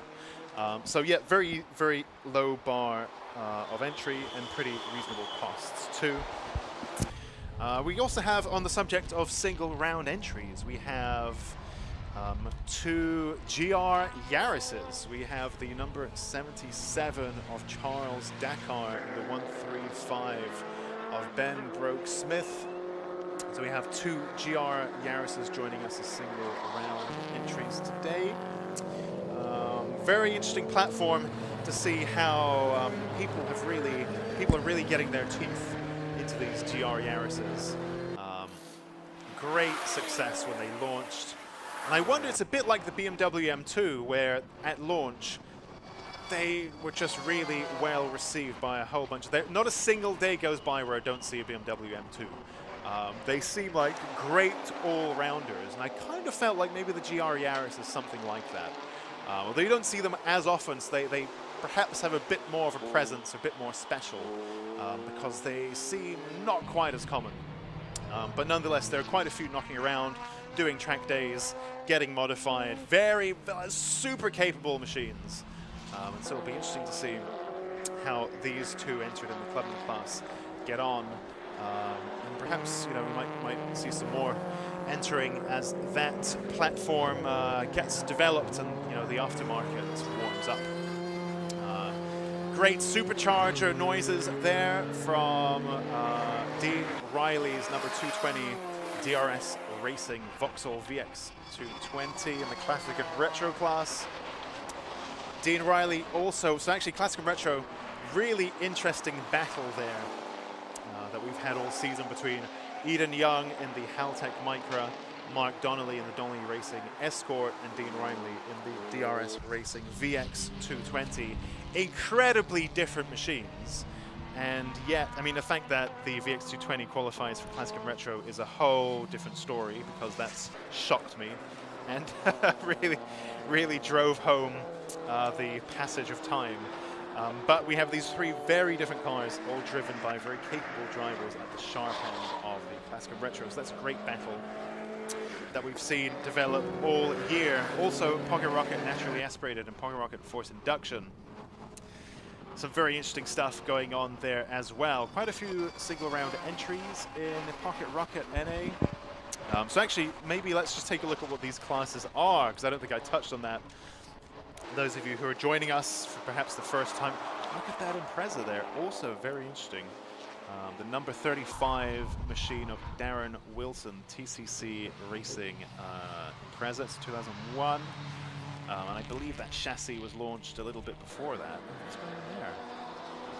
Lots of smoke. Looks like we've got a tire rubbing issue. Or is that coming from the exhaust? It looks a bit bluey tinged, doesn't it? Oh dear, that's not good. It looks like he's slowed down quite a lot too. Uh-oh. Right, let's get a closer look at what's going on there. He's stayed on track. Interesting. I would have probably come into the pits if I were him. Something there is not looking healthy on that TCC machine.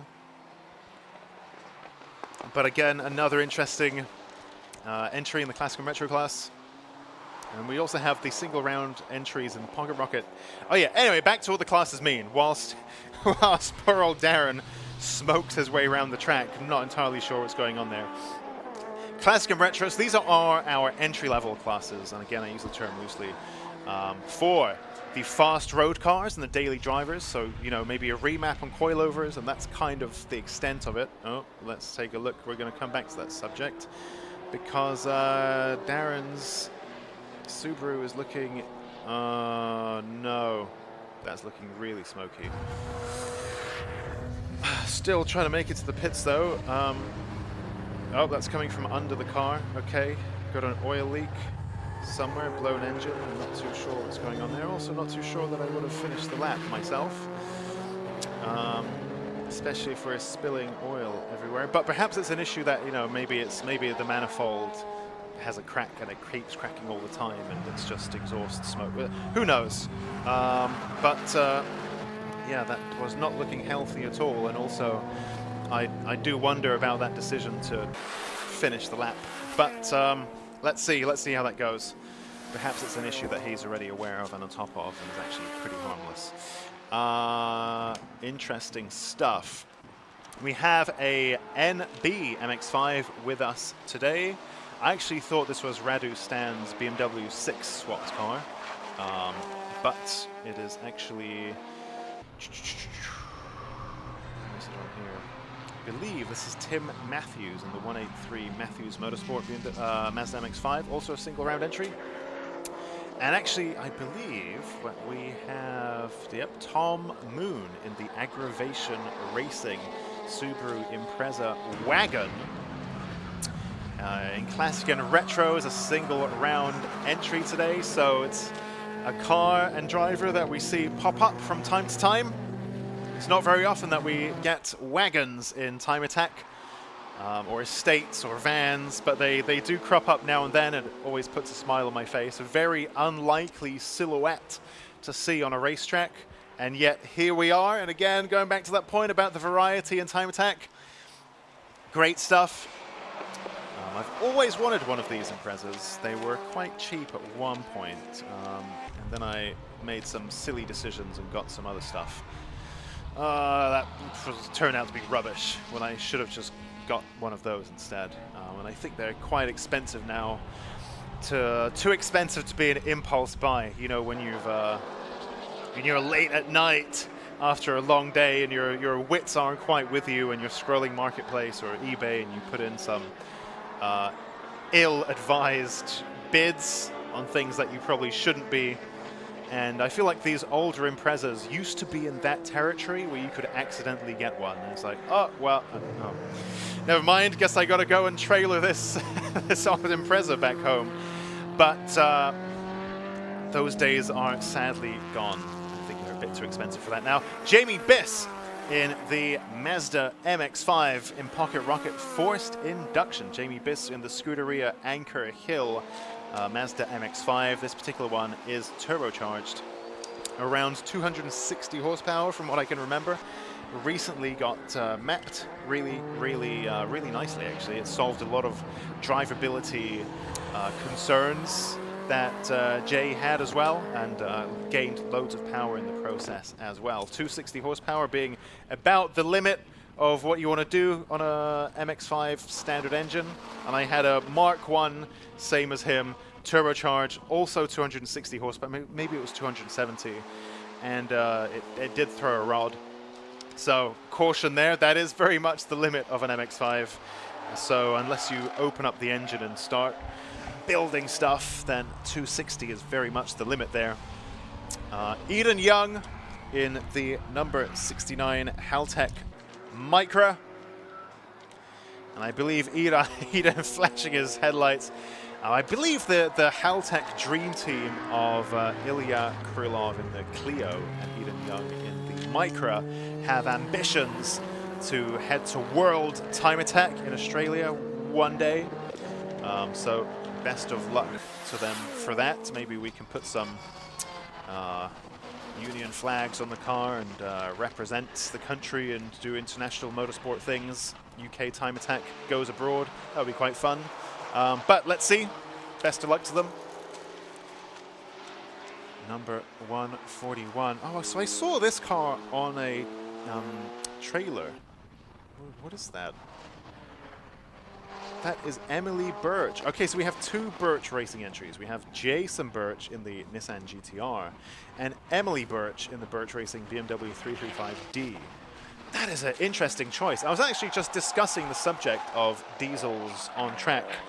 Glasgow Retro also has Michael Greenhue in the Team LAR Motorsport Corsa B, which is PD 130 swapped. His current best, a 1 minute lap. He's currently in the pits. But yeah, diesels on track, discuss.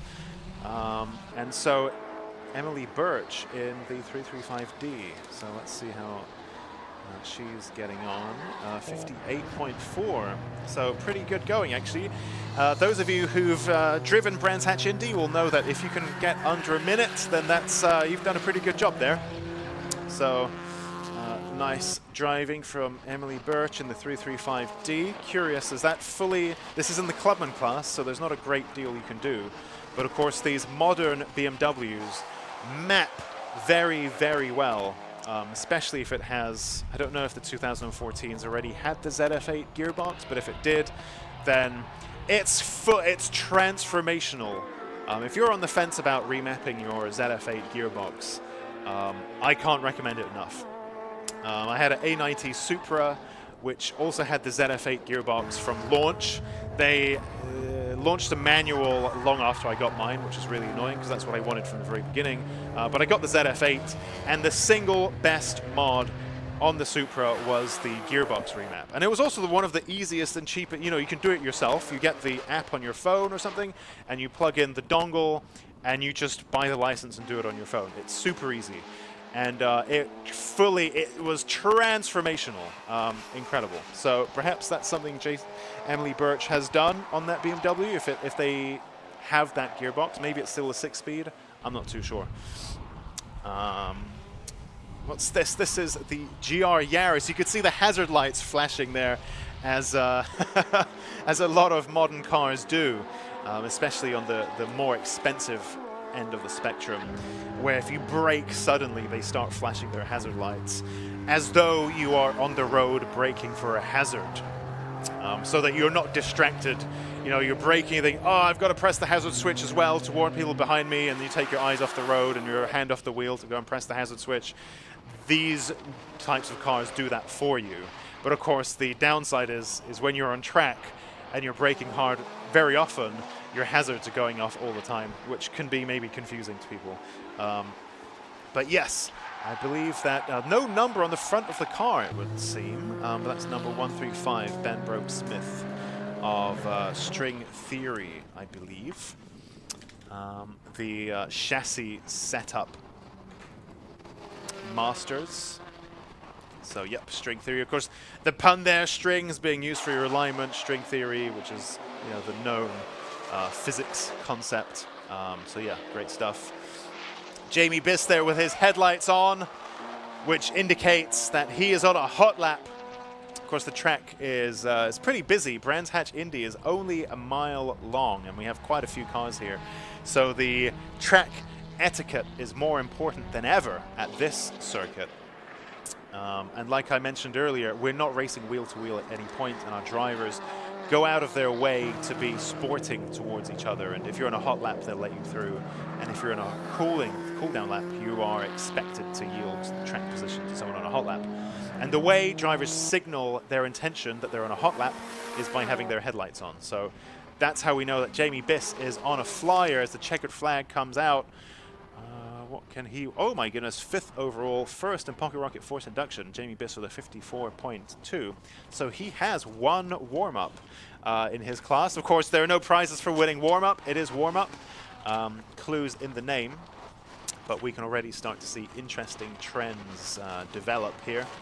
So, checkered flag is out, which concludes our time attack warm-up. We'll then be heading into attack 1, attack 2, and super attack later on in the day, which score points for our drivers. But first up, we have the Racing Hondas Championship qualifying. So we need to do the little switch over, put the time attack cars in, wheel the Hondas out, and we'll be getting the Racing Hondas Championship underway shortly. Don't go anywhere yet. Keep watching the stream because we have that good stuff coming. And of course, if you're here at the Go Japan show live, then actually I was running around this morning. There is so much to do and see and spend money on. And last time we were here, I also spent loads of money on little model cars, and I might do the same again today. So yes, have a wonder if you're here at the track. If you're watching the Lucas Oil live stream, then stay glued to your screen because we will be getting the Racing Hondas Championship going in just a few minutes.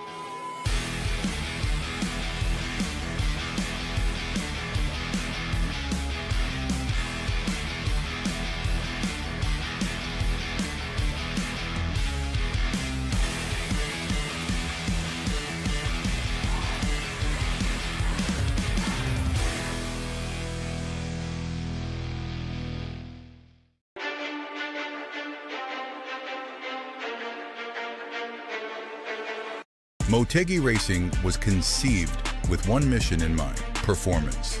Each wheel is over-engineered to ensure industry-leading strength, lightweight design, and seamless connection to your unique style. From our storied past in motorsports to our stylistic contributions to the aftermarket culture, one thing remains: Motegi Racing is built for enthusiasts.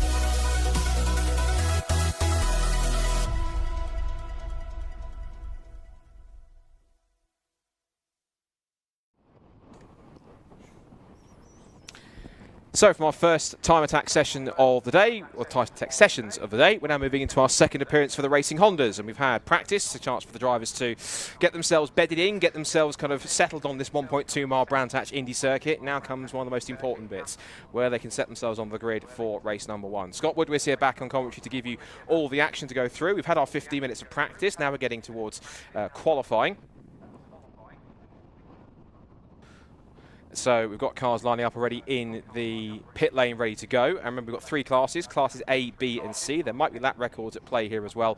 And also we've got the reference from our times here when we took part in Modified Live a couple of months ago in June. So that could be quite important to see if anyone can match that. We've already seen people going slightly quicker in practice this morning to get a little bit faster. A couple of the drivers playing with some tyre pressures, got some things to work out in terms of tyres. But apart from that, they get themselves as ready as they can be. I think we're running a little bit ahead of schedule, which means we probably are a little bit quicker than the 11:55 that was scheduled for this session to get underway. Cars already down into the pit lane, so I'd imagine maybe we're possibly, I'm going to guess, maybe 10 minutes ahead of schedule, but everyone's moving their way down the pit lane and stacked up. And at the bottom of the pit lane, ready to go out first to lead them out, is appropriately the championship leader, Will Self, who I was speaking to earlier on just after practice, and he said that he's not feeling confident this weekend too much. He's not really racing some of the faster drivers who are getting up towards the top of the championship, like, well, behind him, like Liam Collins and Tommy Knight, and possibly even James Kiff, who's showing some good pace, and maybe even Kevin Tall, but he's mainly focused on Phil Wright, and he wasn't sure if Phil was either sandbagging a little bit or just wasn't taking too much of the session to bed in too much, because he does quite like the circuit anyway. But Will was also talking about the fact that his tyres are pretty much the same tyres he ran throughout the entirety of Alton. So because of that, he's not really on fresh tyres, whereas other drivers around him are.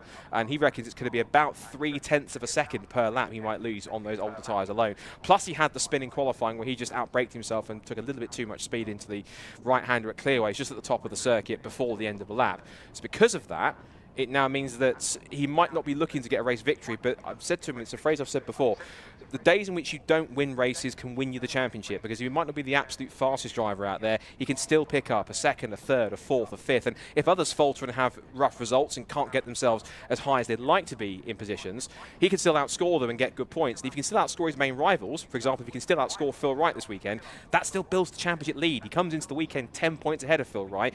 If Phil doesn't replicate his form around Brands Hatch, where he has won 4 times before, and he can't do that, and he finishes behind Will both times, sounds obvious, but he's still extending that championship lead. And it means that as we go to the final 2 rounds coming up and Knock Hill at the end of September, and then towards the end of October when we go back to Snetterton on the 200 circuit for the finale, that's going to be all more crucial, particularly for the points you can rack up. It's not all about if you can win races and podiums, just scoring well and consistently where you can. So, plenty of cars and plenty of stories to look out for as well. One driver we haven't really talked too much about this season is Lewis Barker, who's part of the Europa Crash Centre squad in Class B. And as part of our interviews this morning, Charlie had a wander down the paddock, had a chat to Lewis about his fortune so far this season, how he's feeling this weekend, and also how he thinks he can get on at Brands Hatch here on this sunny day at Go Japan at Brands Hatch. Let's head to Charlie earlier in the morning, where she talked to Lewis and see how his fortunes are looking for Brands Hatch this weekend. Right, we are down in the pits with Lewis Barker, one of our Class B drivers. Now, Lewis, you're 4th in the championship at the moment. Yep. How's it going for you? Bit up and down. I had a really good snet. I got my first podium. Obviously, I had a clutch issue in free practice. I only got 3 issues. I just seem to be having quite a few issues. Obviously, last round at Alton, one to forget. Free practice, I was 3rd fastest. Went out. I just literally got it wrong at Cascades. Got a load of grass in front, and I cooked my engine. So then I went out race 1, race 2, we were down in compression, and then race 2 I ended up taking my front corner off. So yeah, it's a bit up down. I think there's only one round, which is Donington, where I've had start to finish no car issues. Obviously Cadwell blew 2 engines. Yeah, that was impressive at Cadwell. Yeah. So obviously we had that, and then obviously Donington were pretty good. Obviously I chucked 3rd away there, but yeah, no, I think as the season's gone on, I'm progressively catching up to front guys, and yeah, I've got the deltas to it, and I've done the laps. It's just stringing it all together, and like I say, it's my rookie year, so yeah, I'm enjoying every step of the way. So yeah, we're getting there, and obviously there's a few good rounds left to go, and in free practice, no one's really showing their hand, but it looks pretty tight, but it's who can get it done on day. Yeah, no, of course. Yeah. Absolutely. Obviously, you're definitely applying the pressure to old Dan and Ryan as well. Well, I won't say pressure, but I was close to Sam before last round. I think there were a few points in it, but yeah, just one. I mean, anything can happen in racing. All it takes is someone to come off, someone to get tagged. Like in race 1 at Snet, I got tagged straight out by O'Connell. And it's just one. Anything can happen. That's racing, isn't it? Mechanical breakdowns. I've had enough of them. No more, God, please. You know what I mean? So yeah, it's whatever. Obviously, we had to change engine on car 2 days ago because we found it were down and it were absolutely knackered. And obviously, I've just spent all last week. My brother rolled his car in time attack. He rolled his EP3 on the last one. He won it on his roof as well, the little sod. But no, so then I spent the last week rebuilding his car, doing everything to getting him out. He's gone on holidays, sunning it up on the beach. Oh, and left you to pick up the pieces. So me and Will at Reg Plate King, massive shout out to Reg Plate King, Will. We couldn't have done it right, so we were like working, like going home, getting ready, going back to it, get Ryan's, and then the end of the week I thought, better look at my car. Yeah, be a good idea. And then I was like, we need an engine. So it was like, I think we started 9:30 Friday morning, it went down at 4:15, engine swap. Night before, we started at 8:30, did a gearbox and clutch swap on Ryan's car. And then yesterday I said, I'm doing nothing but sleep. Yeah, just relax, recuperate, ready to come here today. We've had all this bad luck now, Charlie, so I think we're hoping for a good weekend, and I'm hoping to get a podium this weekend, another one. I'm not here to make numbers up, I'm pushing, just like everyone else is, so yeah, and it's a good grid, to be fair. There's some fair race out there, so it's good. Amazing, oh, fantastic, well good luck today. Thank you. Ambitious words from Lewis Barker. He wants to try and make an impact, and so far he's got a bit of work to do. He's currently at 9th in Class B, or as I said, that he's got up to 5th, so making me immediately mince my words. He's up there into the mix as well. Now then, going to the early laps coming into qualifying here, I'm also using my words about Will Self, because he told me he was struggling on older tyres of being about a meeting old. Explain the fact he's just gone fastest then, 51.643 to go top of the times. Second fastest Liam Collins, who we talked about this morning, was due a win because he's taken fastest laps and pole positions and podiums, and as I mentioned, collecting lap records like they're stamps or football stickers, but still not getting himself a first victory. As times keep on tumbling down, getting on the front row of the group will certainly be an aim for him. If I look at what Liam's done so far in this season, he has finished on the podium 4 times, taken 3 second places and a 3rd. So he can do it, he can get close. He just needs that extra little bit of ultimate pace to get himself towards the front and get himself a strong lap time in the end.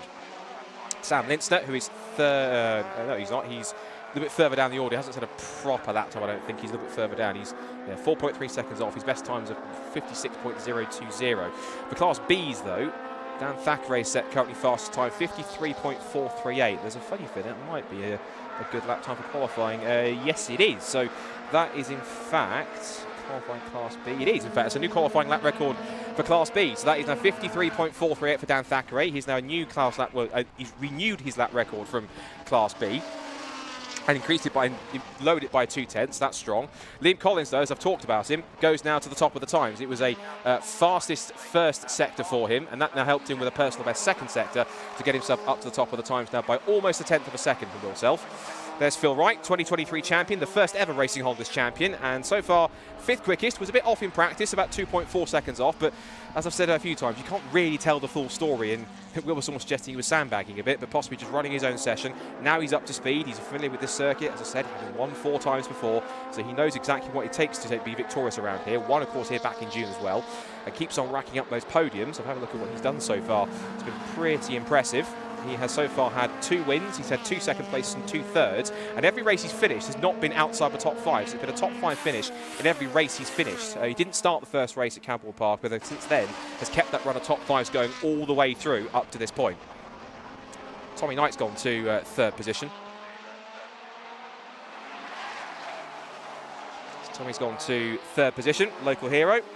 He has won here before in other formula, and he's been talking a big game about doing well here. And for those who were either at Alton or watched the live stream will know that Tommy got incredibly close. He was challenging champion Ian Will Self, just behind him on track as well, as they sweep around through McLaren and through Clark Curve, and back onto the Brabham Straight. And Tommy's about 4/10 off. He's now heading towards the line, and that time doesn't get him any quicker. He's going to try and push on if he dares. Get the running order then. We've had nearly half the session. It's 8.5 minutes to go. So Collins fastest, Self in second, Knight in third. James Kiff is up to fourth in his best lap time. 3 drivers under 52 seconds. Been Collins, Self and Knight. Kiff is fourth. Been playing with some tyre pressures between practice and qualifying. He's been trying to get a little more pace, but he's happy with where he is, happy where the car is.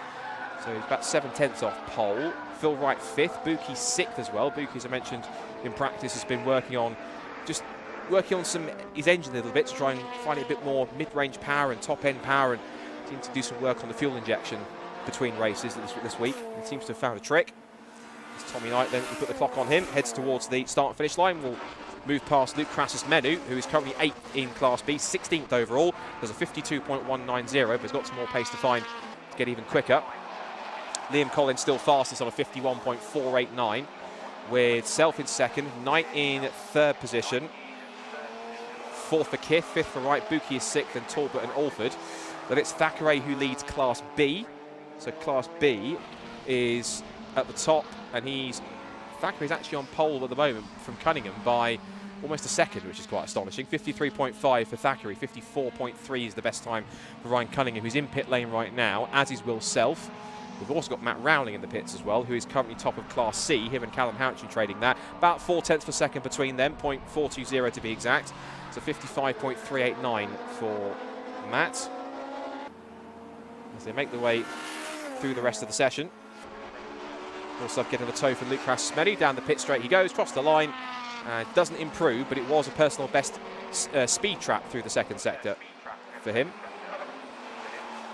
Now, also running well is Kevin Talbot in the Integra DC5. Personal best first sector as Sam Lintz's come off the road and pulled up on the escape road just on the entry to Surtees. He did have some gearbox issues after. He had some gearbox issues after Alton, but it looked to me, unless that's just the angle of the car and how it's set up, that it was kind of sitting down a bit on its suspension towards the front. Maybe he's had a puncture or something, or a suspension problem. There is yellow flags down there. He has pulled it right off the circuit, so there should be no issues. So he's not really anyone's danger. He's just pulled up outside the assembly area, as Will Self continues to lap the 1.2 mile Brands Hatch Indy circuit. Puts a move on one of the other Class B cars. The Self comes across the line and does a 52.431. This is what we talk about with older tyres really holding him back a little bit, not really where he'd want to be. Kevin Talbot, even though he's setting personal bests, hasn't bettered 7th. So he's still currently on the 4th row of the grid for race 1. Alford is 8th.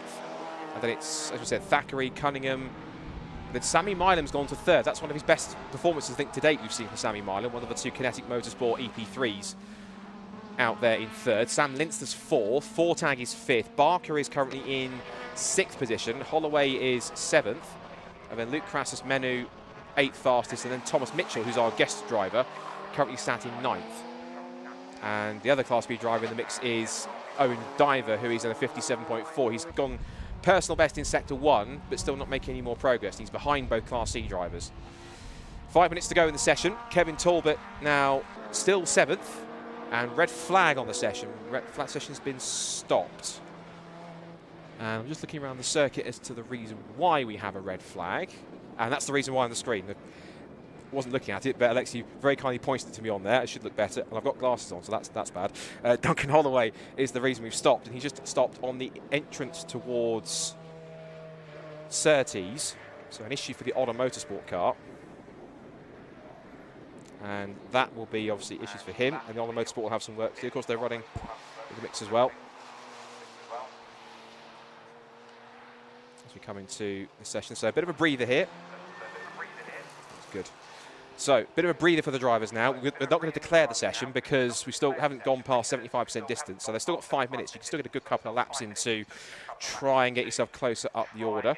So as we look at the class pole sitters, we've got, as we say, it is Matt Rowling, who is in Class C. It is Liam Collins in Class A.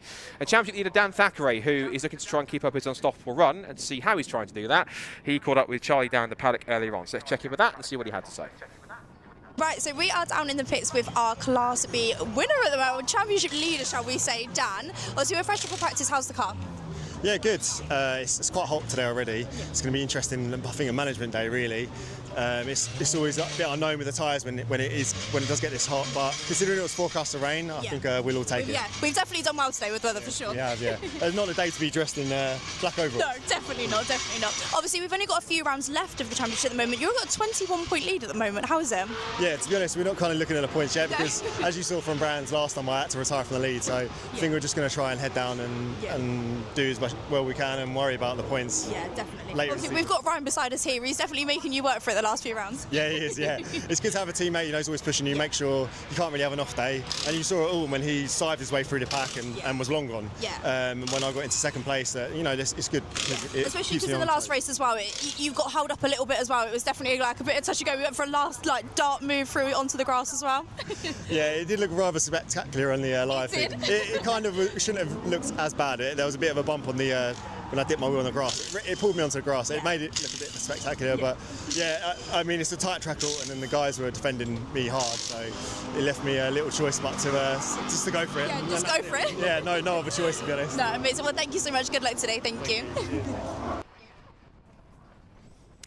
It's good to catch up with Dan Thackeray. Thanks for that, Charlie. And as the cars are now lined up in the pit lane, ready for our session to get back underway. As I mentioned, 5 minutes and 4 seconds on the clock, so a bit of a respite. Drivers get a moment to just compose themselves, just to think about how the session's gone so far, think about how they can attack their last few laps. You see on screen the number 77 of Duncan Holloway is being recovered. We should give a shout out to all of our marshals, all our recovery teams, our officials, our volunteers, everyone that makes not just the on-track stuff happen, but all the off-track stuff happen, everyone at Time Attack for putting on a fantastic event. And everywhere I look out the commentary box, I can see just people everywhere. There's tons of people around in the outer paddock, on the boulevards on the outside here, plenty of stalls. There's lots of people on the grass banks and around on the grandstands watching around here, plenty on the inner bankings here looking around, where you get a great view inside of Graham Hill Bend and Surtees. So many people here today, so if you have come here for Go Japan to support it and to see the track action or the drifting or anything else here that you're reason for, thank you for coming here. It's been a fantastic day so far, and plenty of it still to go. We're only just hitting 12 o'clock, so lots more to go today in this activity at Brands Hatch. So Duncan Holloway's car being pulled away from the scene of his breakdown. So on a motorsport, I've got some work to do within the next couple of hours or so. The first race is scheduled at around about 2:05, so a little bit of work to do in order for them to get that car back to 100%. And green flag on the session, so 5 minutes left to run to find out whether or not anyone can knock Messrs Collins, Thackeray and Rowling off their top spots in classes A, B and C. For Matt Rowling, it's simply just whether Callum Houcher can find another 4 and a bit tenths to depose him from pole position. For Liam Collins, he's got a 10th and a half over Will Self. And for Dan Thackeray, he has got almost a second advantage over second place man Ryan Cunningham.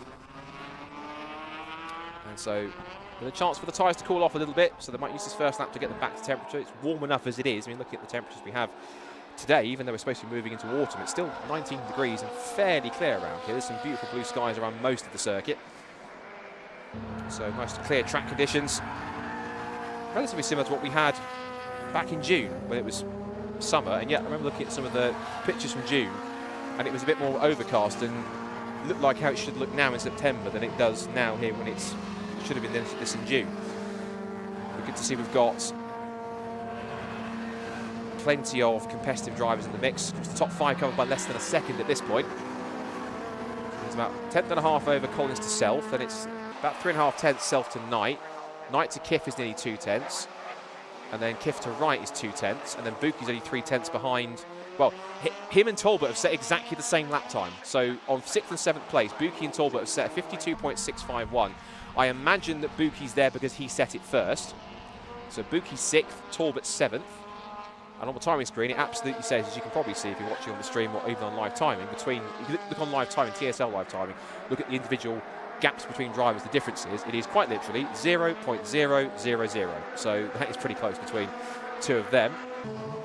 And I'm just winding up for a lap here. Callum Houchin with Will Self to his inside. So Will Self will certainly be happy that he's got himself a front row start, provisionally. Still 3 minutes to go for that to change. Talbot goes to 5th, so on his first proper flying lap, he goes to a 52.244 and lifts himself a row in front of Dave Buki. So he's now ahead of both Buki and Phil Wright. He'll be alongside Phil on the 3rd row of the grid if he stays where he is. He's got more pace. They were doing a little bit of fettling, I think, to the holding wires or the holding panels of the front splitter on the little flat patch outside the scrutineering bay on the outside of the paddock as I was walking across here. So I imagine that it's going to be a fairly interesting couple of races to see if Talbot can rebound, because of course Kevin has a lot of ground to try and make up in these last 3 events, given that he has had a very rough couple of meetings. He scored 2 DNFs that won't have helped him. He'll almost certainly use those as his drop scores. And then he'll have as well, he had a 4th and a 10th between Snetterton and Alton Park, so hasn't really scored the points he wanted to. So between that, he's only really scored 9 points compared to his main championship rival, let's say Will Self, for example, who scored 60, plus any fastest lap points on top of that. So he's lost quite a lot of ground, but again, with drop scores into play, it can help him pull himself back into contention, which is going to be quite key. I want to also touch on as well, switching to Class B, we've got this great battle going on for 4th, 5th and 6th in points. 6 points separating Lewis Barker, Spencer Fortag and Sammy Milam.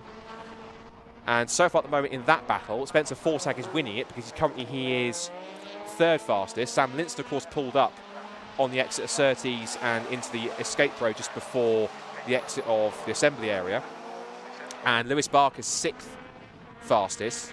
The one that really is the outlier, which is impressing me, is Sammy Milam. That lap has put him into 4th in class. It's certainly one of his best qualifying efforts of the season. If you watch Dave Buki ahead of the defending champion Ryan Cunningham on screen. 1 minute and 10 seconds, just over a minute left in the session. And still no change in the order, it seems. No change left in this one. So unless anyone's got something left in their tyres, we could be looking at the order, but we saw at Alton Park, Liam Collins pulled out a blinder in his final effort and actually stole away not only pole position, but also incredibly took his lap record back, because Will Self had taken it for most of the session, was fastest, and then Liam Collins just pulled in a blinding lap, which he thought he could have got even quicker on. And because of that, he then took pole position and his lap record back, and therefore all was well for the number 6 DC2 Integra. Now, apart from Thomas Mitchell, who is down in 17th place, our guest entry, our single round entry, so he doesn't score points, no one else is really improving out there. They're just lapping for, not the sake of lapping, but to try and find a bit more time. It's not really finding anything just yet. So it looks as though, unless someone is going to produce that one last banzai lap to get themselves in there, particularly with Class A, we can really make the aero work on these cars. I mentioned the fact that particularly in the last couple of rounds, there's been a lot of teams and a lot of drivers who have been working really hard on improving front aero, new rear wings. They've been kind of not lightening the cars, working on the engine. We call it a bit of a prototype class because these cars really are very far from showroom spec. They really do make them into proper race cars, this one being one of them. So checker flag is out on the session. Qualifying is over. Anyone on a lap is allowed to finish it. As soon as they do, that's their session done. And Liam Collins comes across the line, doesn't improve his time, so he's finished the session, is on provisional pole. It was a personal best sector 2 for Buki, but he stays 7th, so no change for him. This session looks like it's going to be, the last couple of laps look like going to be a bit more of a formality. It's not really going to change anything, I don't think. Owen Diver did do a personal best on the last lap, but doesn't move from 20th on the grid, so he's got some work to do to try and give himself a little higher to the Class P cars in front. The checker flag flies. Last few cars will come through to take the flag. Last one, I think, is Tommy Knight. Who can he improve on 3rd? The answer is no, he can't. So he will stay where he is. But 2nd row start for the local favourite. And impressive times in there too from a few other drivers. And the top 6 covered by less than a second in the end. So, a pretty telling session. And of course, reminded that you do score points in qualifying. So you get 5 points for pole position, 4 for 2nd, 3 for 3rd, 2 for 4th, and 1 for 5th. So that's important points for the championship. So Liam Collins has bagged himself 5 bonus points. He takes pole position by a 10th and a half in the qualifying session for ahead of rounds 10, 11 and 12 of Racing Honda's 2025. Will Self, the championship leader, on a circuit that he doesn't like, on tyres that are a meeting old from Alton Park, still gets second fastest, 10th and a half back. He'll get 4 bonus points. Tommy Knight gets 3 bonus points for qualifying in third. Good effort from the local leader, if I can get my words out. 4 for James Kiff. He'll be pleased with that. Again, working on the fact he had a bit of a slightly stuck brake in qualifying is key to watch out for. Then we get Kevin Talbot, who should be slightly happy with that. I'm sure we'll hear from him at some point throughout. With 5th position for him, and in the DC Vive Integra. Dave Buki is, well, he is 7th. He's behind Phil Wright, so Phil's got some work to do from row 3. And that can be crucial for the championship. If Will can stay ahead of Phil, if he's not really on pace, that could be at least some damaged invitation if he can't win the race out there, and Collins can take his first from pole. Dave Buki 7th, James Alford 8th. Then we get to Dan Thackeray, who I'm certain, if I look at the lap records from earlier on this year, I think has possibly just set a new qualifying lap record. I'll check if Liam Collins has as well. No, he hasn't. He didn't beat his time from earlier in June, by lost off by about a 10th of a second, but I think Dan Thackeray with a 53.438, that does give him and the championship a new Class B lap record, which he had originally set back in June, but has now lowered it again by 2/10. Then we have Ryan Cunningham in second quickest, Spencer Fortag is third. A good effort from Sammy Milam, he's 4th fastest, and the rest of the time goes all off the screen because I can't go through it because I'm either talking too long or we're going straight into our Attack 1 session. So we'll be hearing, I'm certain, from our drivers very shortly from our top 3 for classes A, B and C.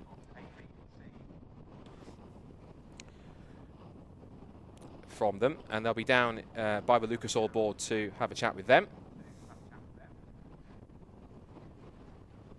Hopefully we'll be able to hear from our 3 pole sitters. I think I also saw that it was Matt Rowling on pole position for Class C. I'll be handing over to Alexi very shortly to go through the next set of time attack sessions. This is Attack 1 for Club Pro, Pro and Pro Extreme first, then Club 2-wheel drive and Club 4-wheel drive. And then Classic and Retro, Clubman and Pocket Rocket on that side.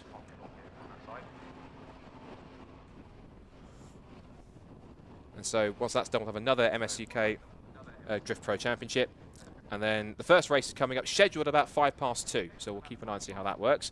And then we have lunch break, more drifting. You have the Obsession Awards. If you're going to head to the Obsession tent, there'll be awards down there you can check out. Attack 2 then comes next after that at 3:15.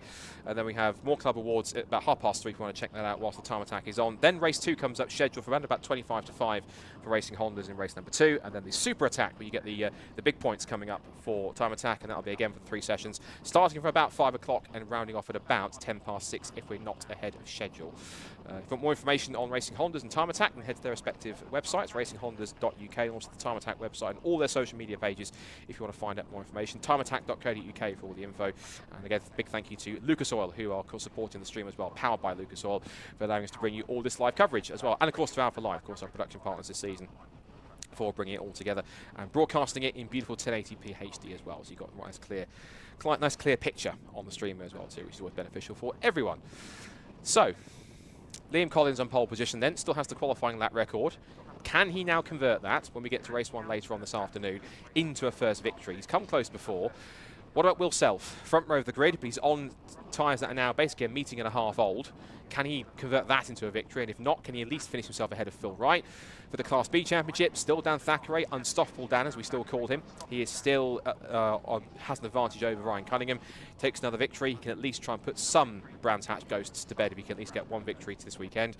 And Class C, that continues to rumble on. Matt Rowling versus Callum Houchins. That's going to be all crucial to see if that works.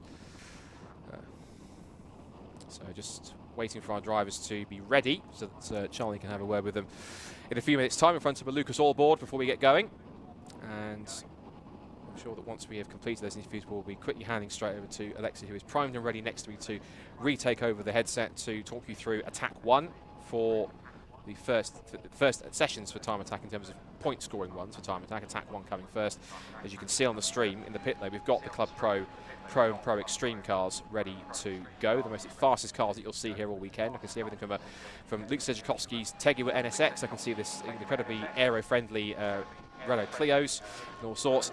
So as Time Attack 1 gets underway, let's head down to Lucas Oil board and Charlie, who's going to have a chat to our top 3, our pole sitters from qualifying ahead of rounds 11 and 12 of Racing Hondas here at Brands Hatch. Fantastic. Right, we are down here fresh off of qualifying. Now, I am with Liam here, pole position for Class A. How was that for you? Yeah, it was good, actually. Yeah, the track feels slow in comparison to when we were last here. I don't know if there seems to be a national shortage of tyres, and I couldn't get any in time. So, yeah, that's word in the paddock. It feels good everywhere apart from Druids. I just can't get the car to bite properly into there. I'm putting it down to tyres, but other people that are on fresh rubber are saying the same. So maybe it's a track thing. I don't know. Yeah, I don't know. Obviously, we've got the fantastic weather here today, so hopefully that stays out and stays with us for race one. Fingers crossed. I think during the week it was supposed to rain, then it changed, then it was back to rain. So I've just gone with the ethos of not bothering to look anymore, just see what it's like on the day. No, absolutely, definitely. Obviously, you've got Will sort of right behind you there. How are you feeling about that? Yeah, brilliant. Same old, same old. Yeah, no, it should be good. Let's try and have a race. I said it last time, but let's try and have a race. Absolutely, definitely. Well, congratulations. Thank you. Good luck for race one. Right, we're going to bring Dan over now. So Dan got the pole for Class B. How was that for you? Yeah, good. Yeah, it was a nice session actually. I mean, I did make a couple of mistakes, but there was good time left in the car actually. So I was pleased to be on P1 and know that we've been struggling a little bit here. It can be done. Even though I didn't actually put it together, so it's nice anyway. No, definitely. Obviously confident going into race one? I think so, yeah. I mean, like as always, it's a bit unpredictable at the start. I think we hopefully just stay out of some trouble with the cars in front, sorry. And then me and Ryan can have a race. You just don't want to trip over anyone else, and you just want to come out as you were. And if that's the case, then hopefully we'll have a good race. Well, congratulations. Thank you so much. Right, I seem to be missing Matt. So Matt did get pole position on Class C, but unfortunately he's not with us. So make sure you stick around for race one.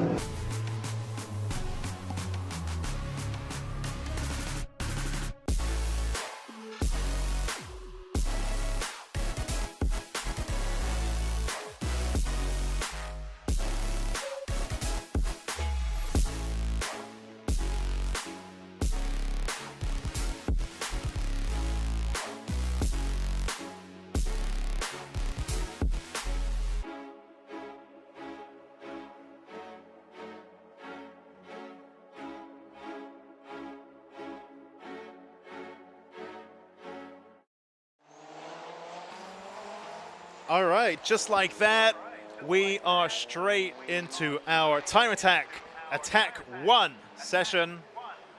I just had that shot there of Martina Ward's little mini, and switched over to Bradley John's monstrous Evo. Very different cars in this session. Of course, Ilya Krylov's Clio as well. So quite a variety of stuff. The Caterham, the NSX. Of course, that is a constant story in Time Attack. There's always lots to get into and look at. I think for someone who is more of a car enthusiast than strictly motorsport enthusiast, I love Time Attack the most. It's kind of the only motorsport that I'm into actually is Time Attack.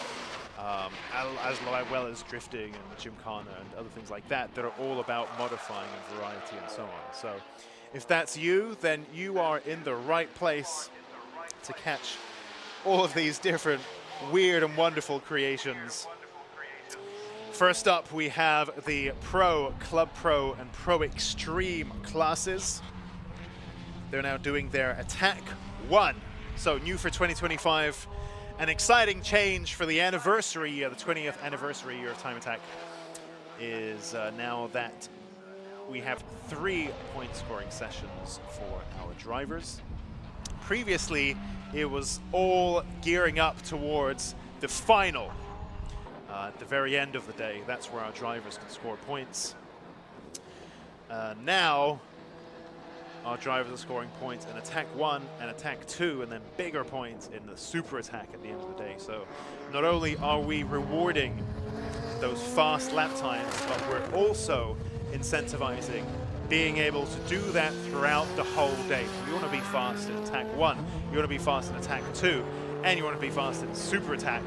You don't want to go hell for leather, put in one astonishing lap time, blow up your engine, and then sit out the remainder of the day, and maybe even the next round as well, because then you're going to lose a lot of points. So the format and the mentality change a little bit, where perhaps drivers might take it easy the whole day and save their car for the Super Attack at the end.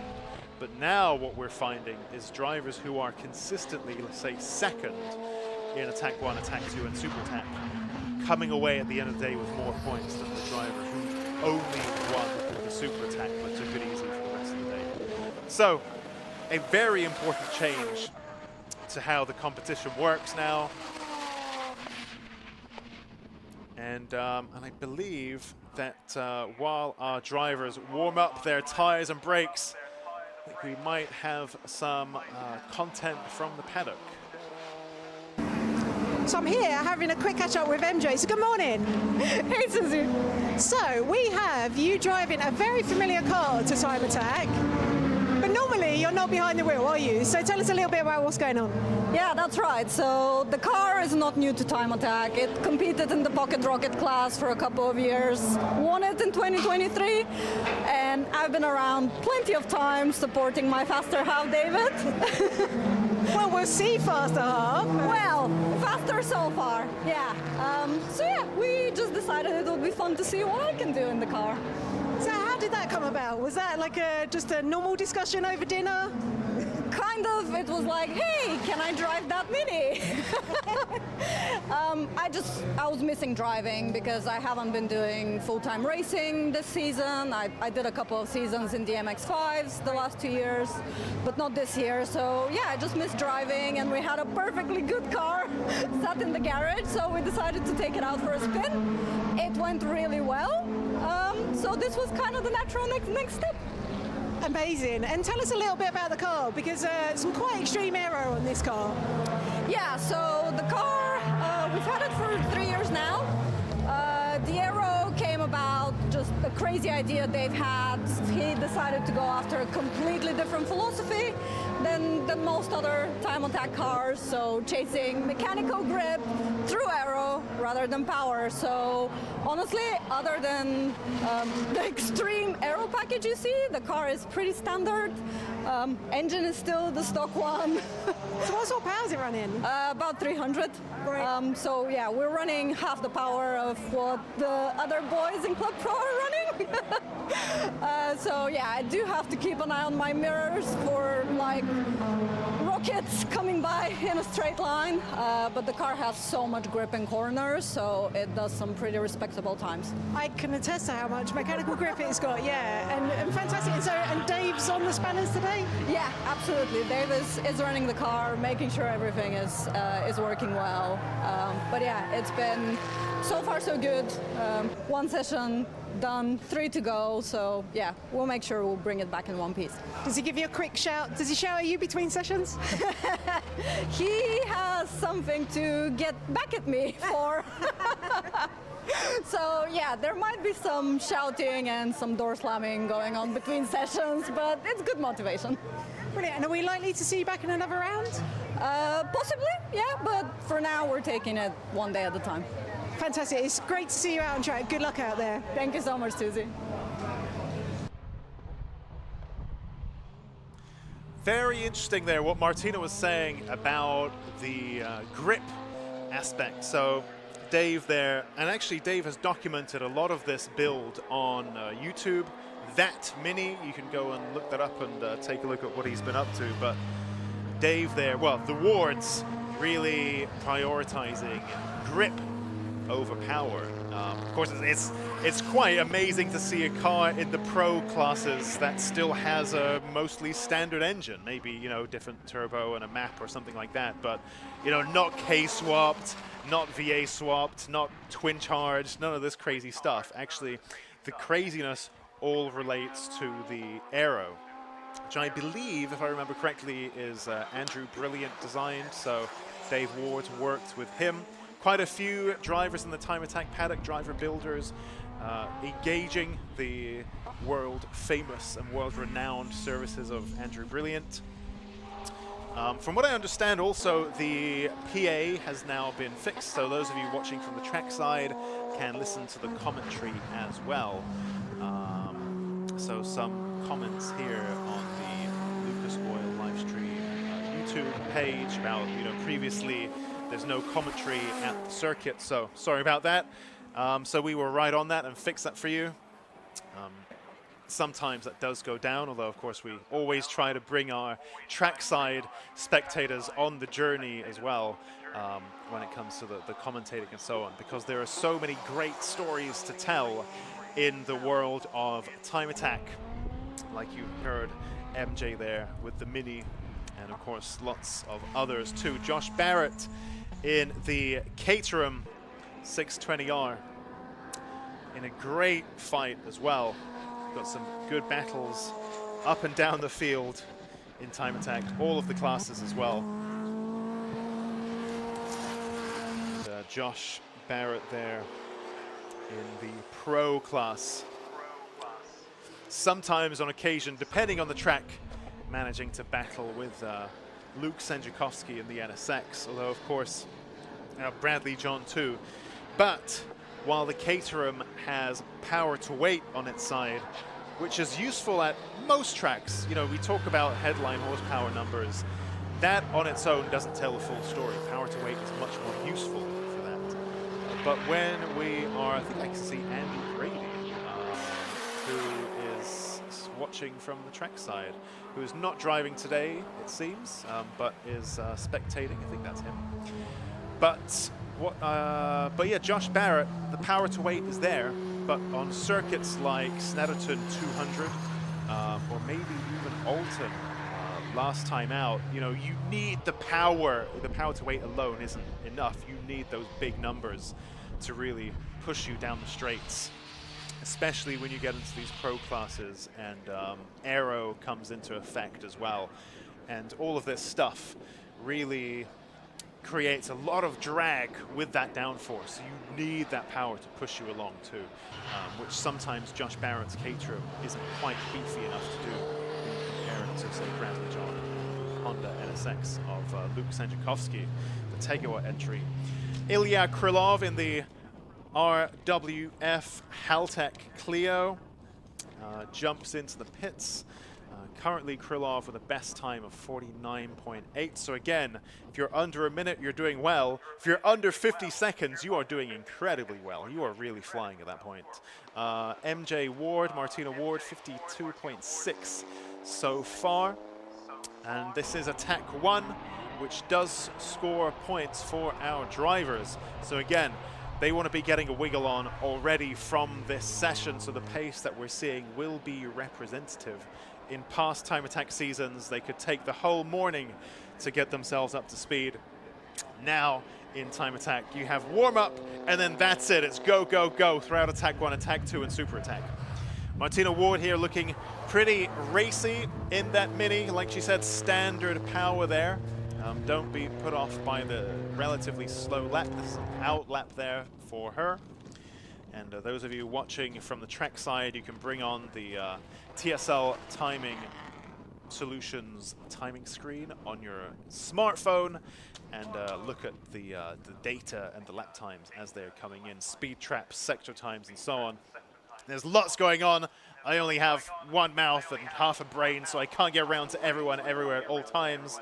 But if you want to focus on a particular driver, then the TSL Timing Solutions Limited is what you need. Majutsu says, aren't they out early on the Lucas Oil live stream comments? Yes, you are right. We are actually ahead of schedule, which is nice. Quite rare, and we have a very, very packed schedule here for Go Japan, so I think we're going to be pretty ruthless with how we run the day. But so far, we are ahead of schedule, which is pretty unusual.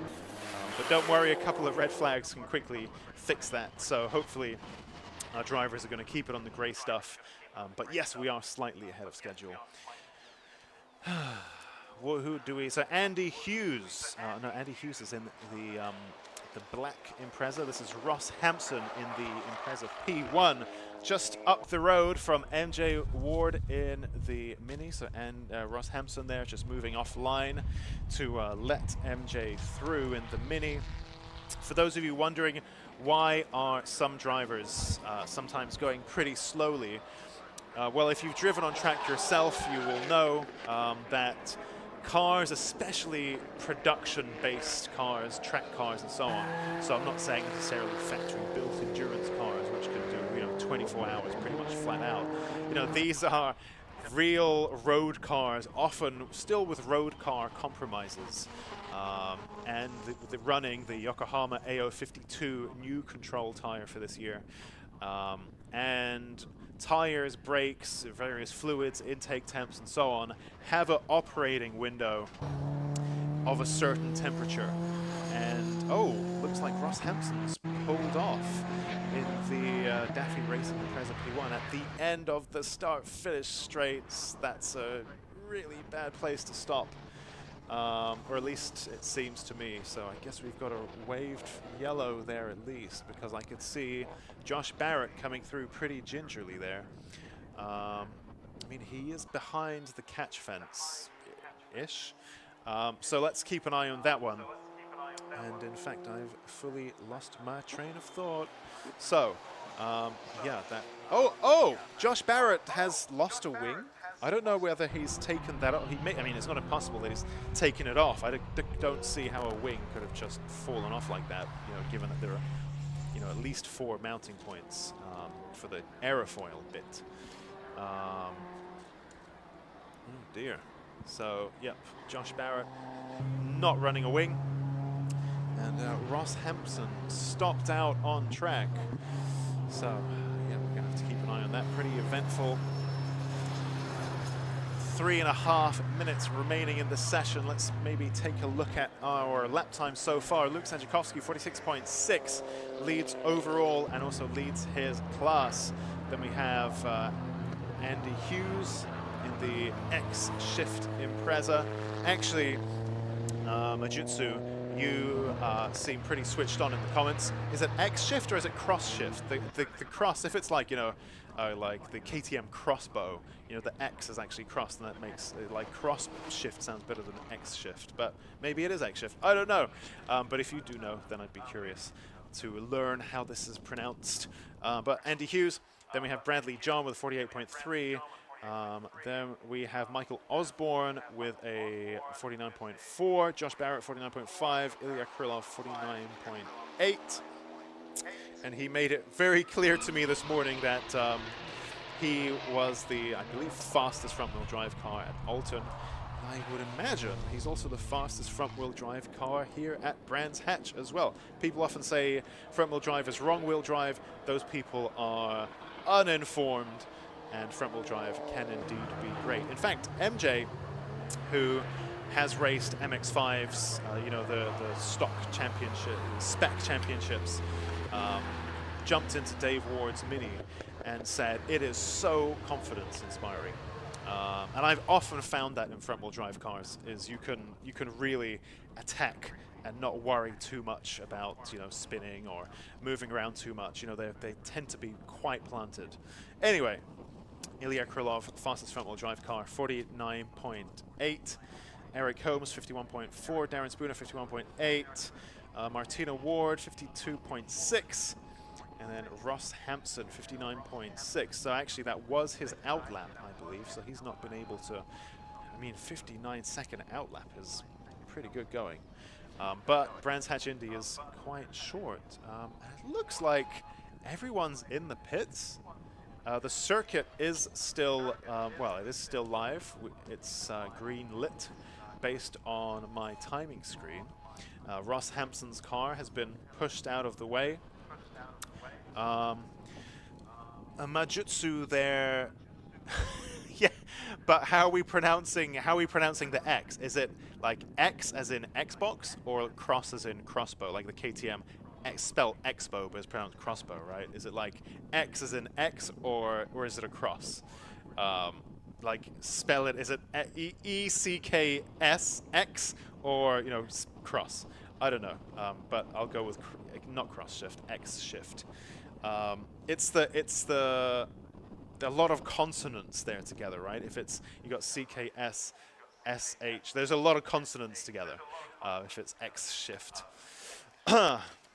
So, checkered flag is now out, which concludes our Pro Class Attack 1. I believe we've just done a rundown of the lap times. We haven't seen any change since then, as our Pro cars have been parked up in the pits for the final few minutes of that session.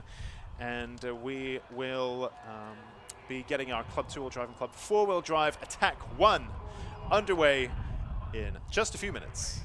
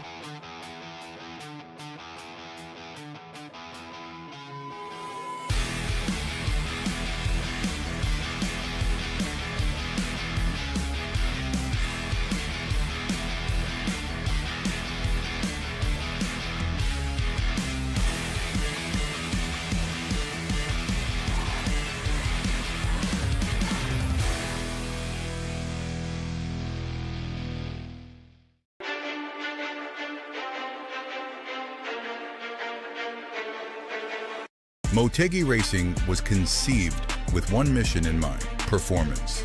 Each wheel is over-engineered to ensure industry-leading strength, lightweight design, and seamless connection to your unique style.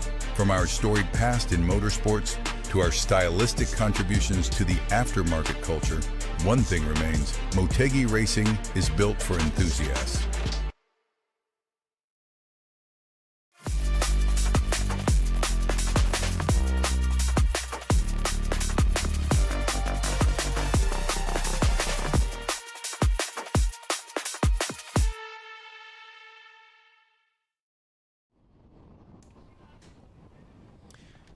So into Attack 1 we go for our Club 2-wheel drive and Club 4-wheel drive machines. You can see them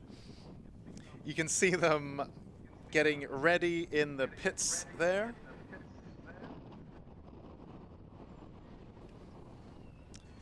And lining up at the end of the pit lane. So hopefully we should be able to get started shortly. I can see in the meantime Ross Hampson's car has been moved. It was actually wheeled back into quite a nice little spot where it didn't pose any risk. So I think great job there to the marshals and officials involved in that one. No need for a red flag or anything like that. Great job to Ross, actually, I guess, for doing the best he could to pull off in a safe spot. That's always tricky in the heat of the moment, to find a safe place to put your car that's unlikely to bring out a red flag. It's always a tricky balance.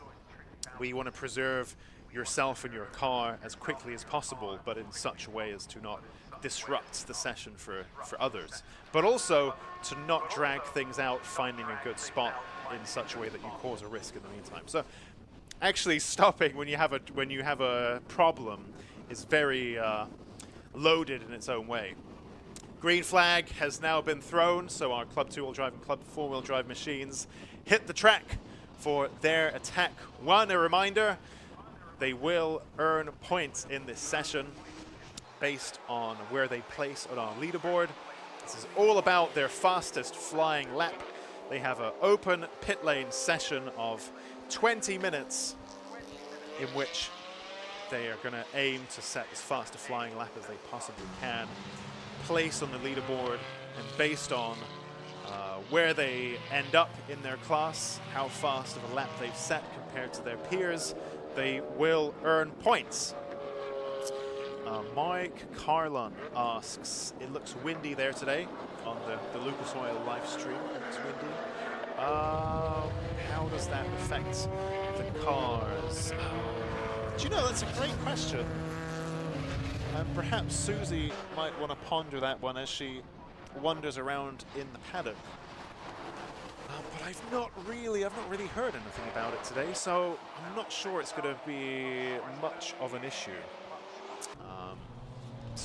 But good question. And it will, of course, affect the more aero-dependent cars than others. But I'm not too sure that it's going to be a huge deal. I think if we had something like a Formula car grid that was very aero-dependent, prototypes, again, big, like massive aero formulas, I think that would probably be a good thing. But here I'm not sure that was too much, but good question. If anyone else, I know it seems we have some quite experienced tracking people in the comments, so do fill in if you feel differently. Alexander Volkov in the 186 GTR now makes his way around Druids. Let's just follow his lap here for a little bit as he makes his way around.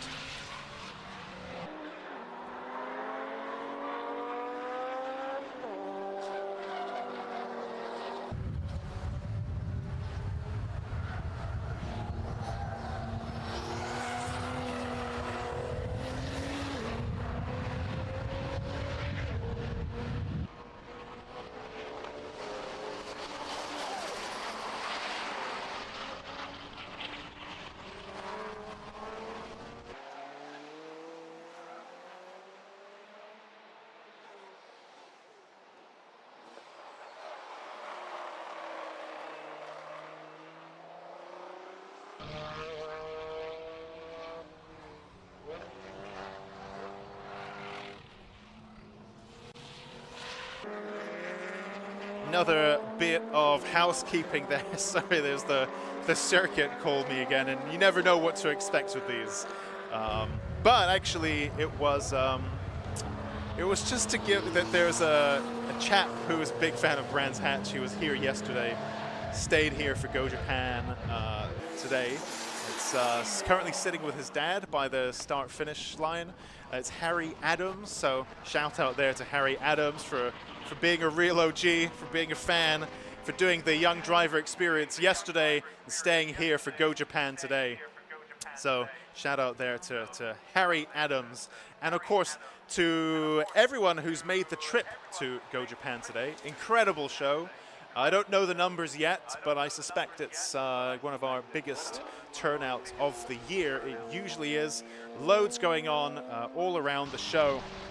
Not only do we have loads of track action all day, but of course we have all the Japan-themed activities and loads of stalls as well. I even saw one place that imports cars from Japan, who they had a very cool little purple Honda Beat outside of their stall, and a whole other things. What's the Nissan, the big Nissan called? L Grand. I think they had some L Grands and some other JDM tasty stuff on show. Kent Models have the police liveried R34 GTR. That's also a very special treat. They sell the little R34 GTR kit, like as a model. And they've also brought a real-life size version too. So lots to see and do here at Go Japan. So thanks to everyone for making the trip. I'm going to try to have a wander around at lunchtime, see if I can check out some of these builds. But in the meantime, let's check out what's happening on track. It's David Dyson in the GT4 RS. Very interesting battle that we've seen so far at the sharp end of Club two-wheel drive. David Dyson in the GT4 RS. We've had Johnny Fletcher in the Mark IV Astra GSI. Luke Capehorn in the number 420 Midnight Motorsports Astra H VXR. So very interesting stuff. Andrew Kime, of course. Andrew Kime also getting a mention here in the comments. So Martin Fisher saying Andrew Kime in the Saxo K24 with no aero. He is a driver, and definitely feel that there. Lightweight, short wheelbase, mechanical grip, and that's it. No aero on Andrew Kime's machine, and you can see that based on how beautifully it moves around. It's always moving and sliding, and you know, it's a car that you can tell it's just being driven by the scruff of its neck, to use the cliche, but I think that's applicable in the case of Andrew Kime in the little K24 powered Saxo.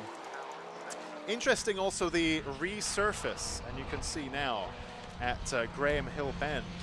In the past, coming out of Druids and downhill, you had a very interesting corner at Graham Hill. It's a very interesting set of circumstances where you're already braking, which pitches your weight forward, but you're also braking downhill, which pitches the weight extra forward. And what that means is, of course, your rear end is super light. And as you turn into Graham Hill Bend, very often we'd see cars coming into there sideways, irrespective of their powertrain.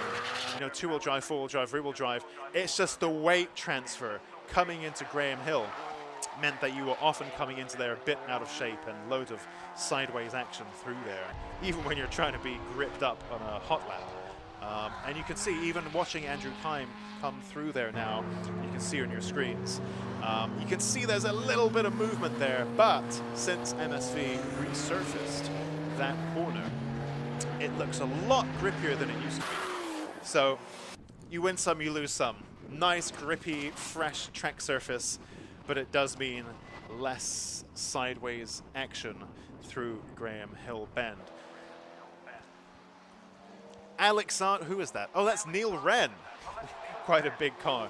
So I thought that might have been Alexander Volkov's GTR, but no, that's Neil Wren looking very racy coming through Paddock Hill Bend there. One of the most intimidating corners in the UK, in my view.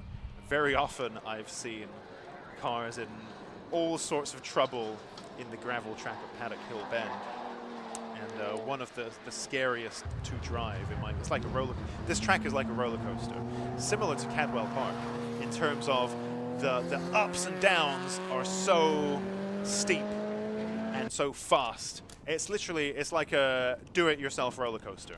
And you know, I think track driving, for that reason, is so thrilling that if you do something like Time Attack or even just track days, you lose any kind of appetite for, you know, theme parks and experiences and red letter days and all of that kind of stuff, because you've very much got it out of your system, especially at a circuit like Brands Hatch Indy, where you're turning into the blind, weirdly cambered, can't see the apex Paddock Hill. You know, it's really gets the adrenaline going. Stu Summers then sets a personal best Sector 1. Only 2 sectors here at Brands Hatch Indy. Personal best Sector 1. Let's see what he can manage through Sector 2 as he now comes through Clark Curve. Very tricky corner. This whole sequence, McLaren clearways in Clark Curve, maybe even Surtees to a degree. Very tough to pick your line through there, especially as it's so wide and so many choices there and so many apexes. through that sequence, you know, do you treat it as one corner? Do you treat it as multiple corners? And I've heard, and if you try to run wide, then you're kind of going more uphill as well. It's a really tricky sequence of corners to get right, and people often debate what the best line is through there. I think it's very car dependent as well. Alexander Volkov, headlights on, telling us that he is on a hot lap. Comes through Druids and down the hill now into Graham Hill Bend, although it looks like he's backed off quite a lot there. So never mind, I'm going to speak less excitedly about that because he's slowed right down. And he's right on the racing line. And perhaps he has run into trouble. And Luke Capehorn there, those reflexes kicking into gear, he did a great job to get around him, having to dip all 4 wheels onto the curb, but otherwise he was carrying too much speed to go to the left, so he had to take evasive action down onto the right. Alexander Volkov now stopping his GTR and getting out. So that's he's managed to get it. Oh, he's managed to get it moving again. Alexander Volkov does build these GTRs as his job, so he knows them pretty well. And whatever it is that happened, he knows them well enough to do some. Maybe he had to open the door as part of like some sequence. I don't actually know. But he got the car going again, and that's the main thing. Number 180 there, David Frost in the single round entry, Dream Automotive TBOM Honda Civic, this FK8 Type R. Very nice car, and actually I think probably one of the best all-rounders you could get these days. If you could only have one car. Thankfully, we don't live in such a world, and actually the UK is very accommodating when it comes to taxing your car, MOTs, insurances, and so on. Much more affordable than other countries in Europe. So you can sometimes maybe toy with the idea of having a few cars. But if you had to pick one that could do everything, I think the FK8 is a very strong contender there. Dean Taylor, the next level, detailing blue Mitsubishi Evo. His current best of 40.52.3, good enough for second in club four-wheel drive. Johnny Fletcher in the red Astra GSI, previous club two-wheel drive champion. And Johnny Fletcher currently his personal best, a 52.2. A driver who's been around Time Attack for many years, a builder driver, I should say. I think that's an important distinction, where some drivers rely a lot on workshops and friends and buddies, but from what I understand, Johnny Fletcher does a lot of the build himself, and I've seen him here at night when we've had double headers in previous years, where we had two Time Attack events on subsequent days on a weekend. So what that meant was if you broke your car in one round, that put you out of action for the second as well, unless you could fix it overnight. And I've seen Johnny Fletcher have gearboxes apart and rebuilding all of this stuff in the pit garage overnight at like 2 or 3 a.m. So very much a builder driver, and that car was at one point, if I remember correctly, I think it was dark green, and it was just a regular Astra GSI that was in Clubman. Very much a daily driver, and over the years we've seen it evolve into a car that has clinched a championship in the very competitive Club 2-wheel drive class. Luke Capehorn, so I can see it looks like Alexander Volkov has run into trouble again, and thankfully he's made it back to the pits now. But Alexander Volkov was moving pretty slowly again. I'm not sure the camera caught that. Luke Capehorn in the 420 Midnight Motorsport Astra, a car that I often see in the workshop of my good friend Ash Gedney of Giz Motorsport in Skegness. I'm often that way, and I've seen the car in his shop and poked around it. I'm an Astra VXR driver myself in a previous life, so very curious always to have a look at Luke's car whenever it's around or up in the ramps, or I kind of have a look at it. Yeah, very, very interesting build. Of course, with that Opal DTM livery and what I believe is a genuine BTCC body kit as well from back in the day. And Luke Capehorn currently at the top of his class, 51.7. In fact, I need to use hundredths here because Luke Capehorn is 51.71. David Dyson is 51.73. So 200ths of a second between our club two-wheel drive front runners. And I talked about this battle earlier between Luke Capehorn and David Dyson in machines that couldn't be any more different. A home-built, grocery-getting front-engine, front-wheel drive Astra and a factory special mid-engine rear-wheel drive Cayman. And yet here they are battling for hundredths of a second around Brands Hatch Indy. Of course, where Brands Hatch Indy is so short, it means that drivers don't have the full length of a typical lap to build out a big gap. So at Brands Hatch Indy, it's even more exciting because the gaps are kind of artificially really close. So we might have seen a larger gap at a different track.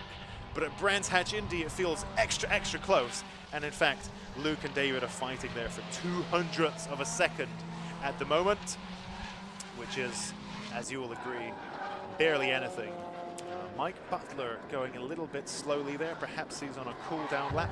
Something that I touched on earlier. These cars, these tires, these brakes aren't built for non-stop, super fast hot laps. So these tires do, these Yokohama Advan AO52 tires, for example, have a very specific operating window. So you want your tire to get nice and hot and warm and gummy and really glue and stick itself into the road. All the little bumps and unevennesses on the track surface are what a warm, sticky tire bite into. That's how you get your grip. And you need to put lots of energy and friction and lateral energy into those tires to get them nice and warm. But beyond a certain point, you know, that energy keeps coming, the lap times keep going up, and the tires keep warming up. And past a certain point, then the rubber starts to go through reactions and degrade and chunk off and lose grip. So it needs to be cooled back down. So we see drivers on hot laps, and then we see drivers going pretty slowly on cool down laps as they try to bring temperatures back into their ideal operating window. So if you're wondering why, for example, Johnny Fletcher was on a hot lap, now it looks like he's driving relatively slowly. That's because he's trying to cool stuff down back into that temperature window so that he can attack again, perhaps in the next 2.5 minutes that remain in this session.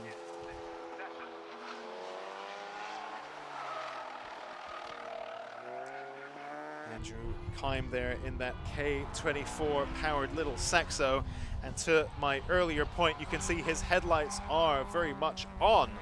So in these hang on, it doesn't seem like Andrew Kime is on the leaderboard on the top left, so a few names I think being left off there, because indeed 1, 2, 3, 8 cars on the board on the Luxor live stream, and I can see 13 cars on the TSL timing screen. So not sure what's happened there, but Andrew Kime currently 6th in class in Club 2-wheel drive, but you can see his headlights are very much on. You can just see how that car is moving around on its tires. The producer's been on, and this has answered a riddle that I've pondered about, but we only show the top 5 each class in the top left, so there you go. But Andrew Kime there, you can see how nicely that car is moving around. Like our commenter said earlier, no aero on that car. This is a proper driver.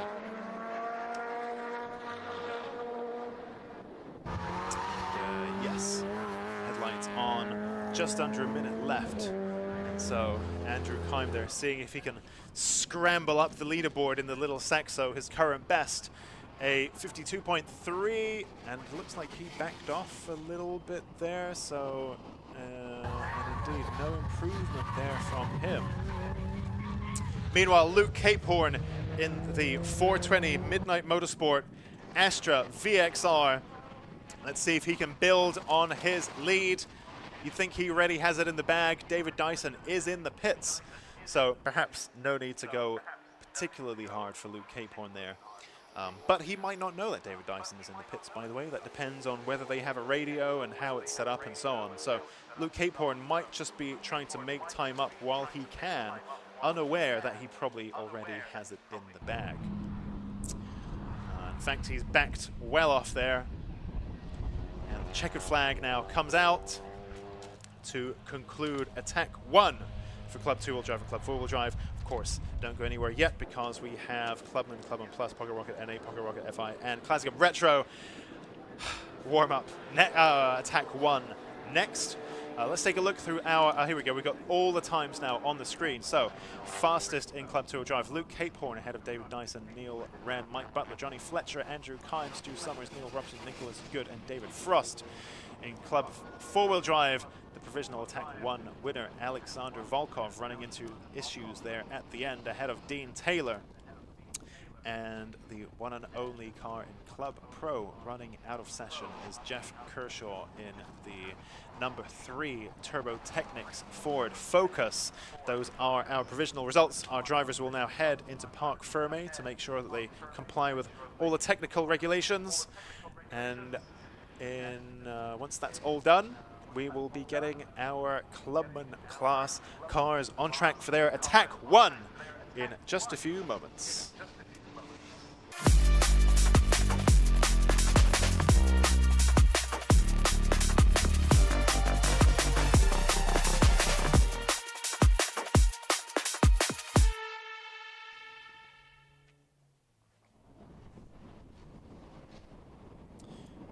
Next up then, the little switcheroo as our club cars go into Parc Fermé and our Clubman cars get ready to join the track for their attack 1. One of the drivers, Stephen Wilkinson, in the K Series swapped Clio, of course, a Honda K Series, not a Rover K Series. The thinking person's K Series being the Rover, of course. But Susie's been catching up with Stephen in the paddock in preparation for this session. Having a quick catch up with Steve Wilkinson. So on you scoring that, Wilco. From Pocket Rocket NA. So good morning, how are you doing? Very good, it's a nice sunny day, perfect conditions. Yeah, so you had a little bit of an interesting first session there, right? A little bit of dodging you had to do. 6 years I've been doing time attack and it's the first time that I've had to dodge a roof. So yeah, unfortunately Rafa's car, the roof obviously come loose and blew up into the air, so that was a bit of an interesting start to the day. Yeah, not the normal type of thing you expect to have to dodge on the racetrack. Sometimes there's little pieces from here and there, but yeah, a roof is a first for me. And you, like you say, you have been doing time attack for a while, so just tell us a bit about your history. So 15 years Johnny Fletcher's been doing time attack and I've always come down with him. About 6 years ago he kind of convinced me to get a car and run what you've run at the time. The kind of car developed from a standard Clio, is now K-swapped and all that gubbins. So yeah, six full season this year and going really well. So, and as you say, one of the K20 Clios. So, and there used to be quite a few K20 crew, but not so many this year. Yeah, there was a lot of still K20 builds. I know a lot of the other people kind of had a little bit of an off-season kind of thing, so they've had a little bit of a break. Laura obviously moved over to the Civics. Michael Hume, he's far too busy at work, to kind of enter. So it's good for me. It's a different car. To the standard engine, it has to be driven very, very differently. So I'm still developing really how that's me as a driver more than it is. I wish I was at the front of the class. Realistically, Ryan and Mark Roberts are significantly faster than I am, but my target is always to be better than I have been previously, and this year's going so far. Yeah, and I think today you're looking for, what's your PB? That's what you're looking to be. PB earlier in the year was 55.7. I would like to get down to the 54 somethings. So I think it is a push. Half a second round here is an incredible amount of time. It takes an awful lot, but I think this is probably, like I say earlier, perfect conditions for the day. New tyres on the front that I won from Yokohama. Thank you very much for the raffle from the last round. So I'm in about as best position as I could be. Yeah, and like you say, it's going to be tyre temperatures today, so it's quite warm out there. How's your car on the tyres? The Alton was really struggled. Alton was a really bad day, and I could tell I was getting to the end of the life. Certainly in the afternoon, I'd just cooked the tyres. So I've gone out and warm up, really taking it nice and steady, roof incident aside, and then kind of I'll push into the day. So really, you know, my aim is to just do that time by the end of the day. Hopefully the peak of weather will come now, cool off a little bit later on, and see what happens. No more roofs to dodge. No more roofs to dodge. Cool, great luck out there. Thank you.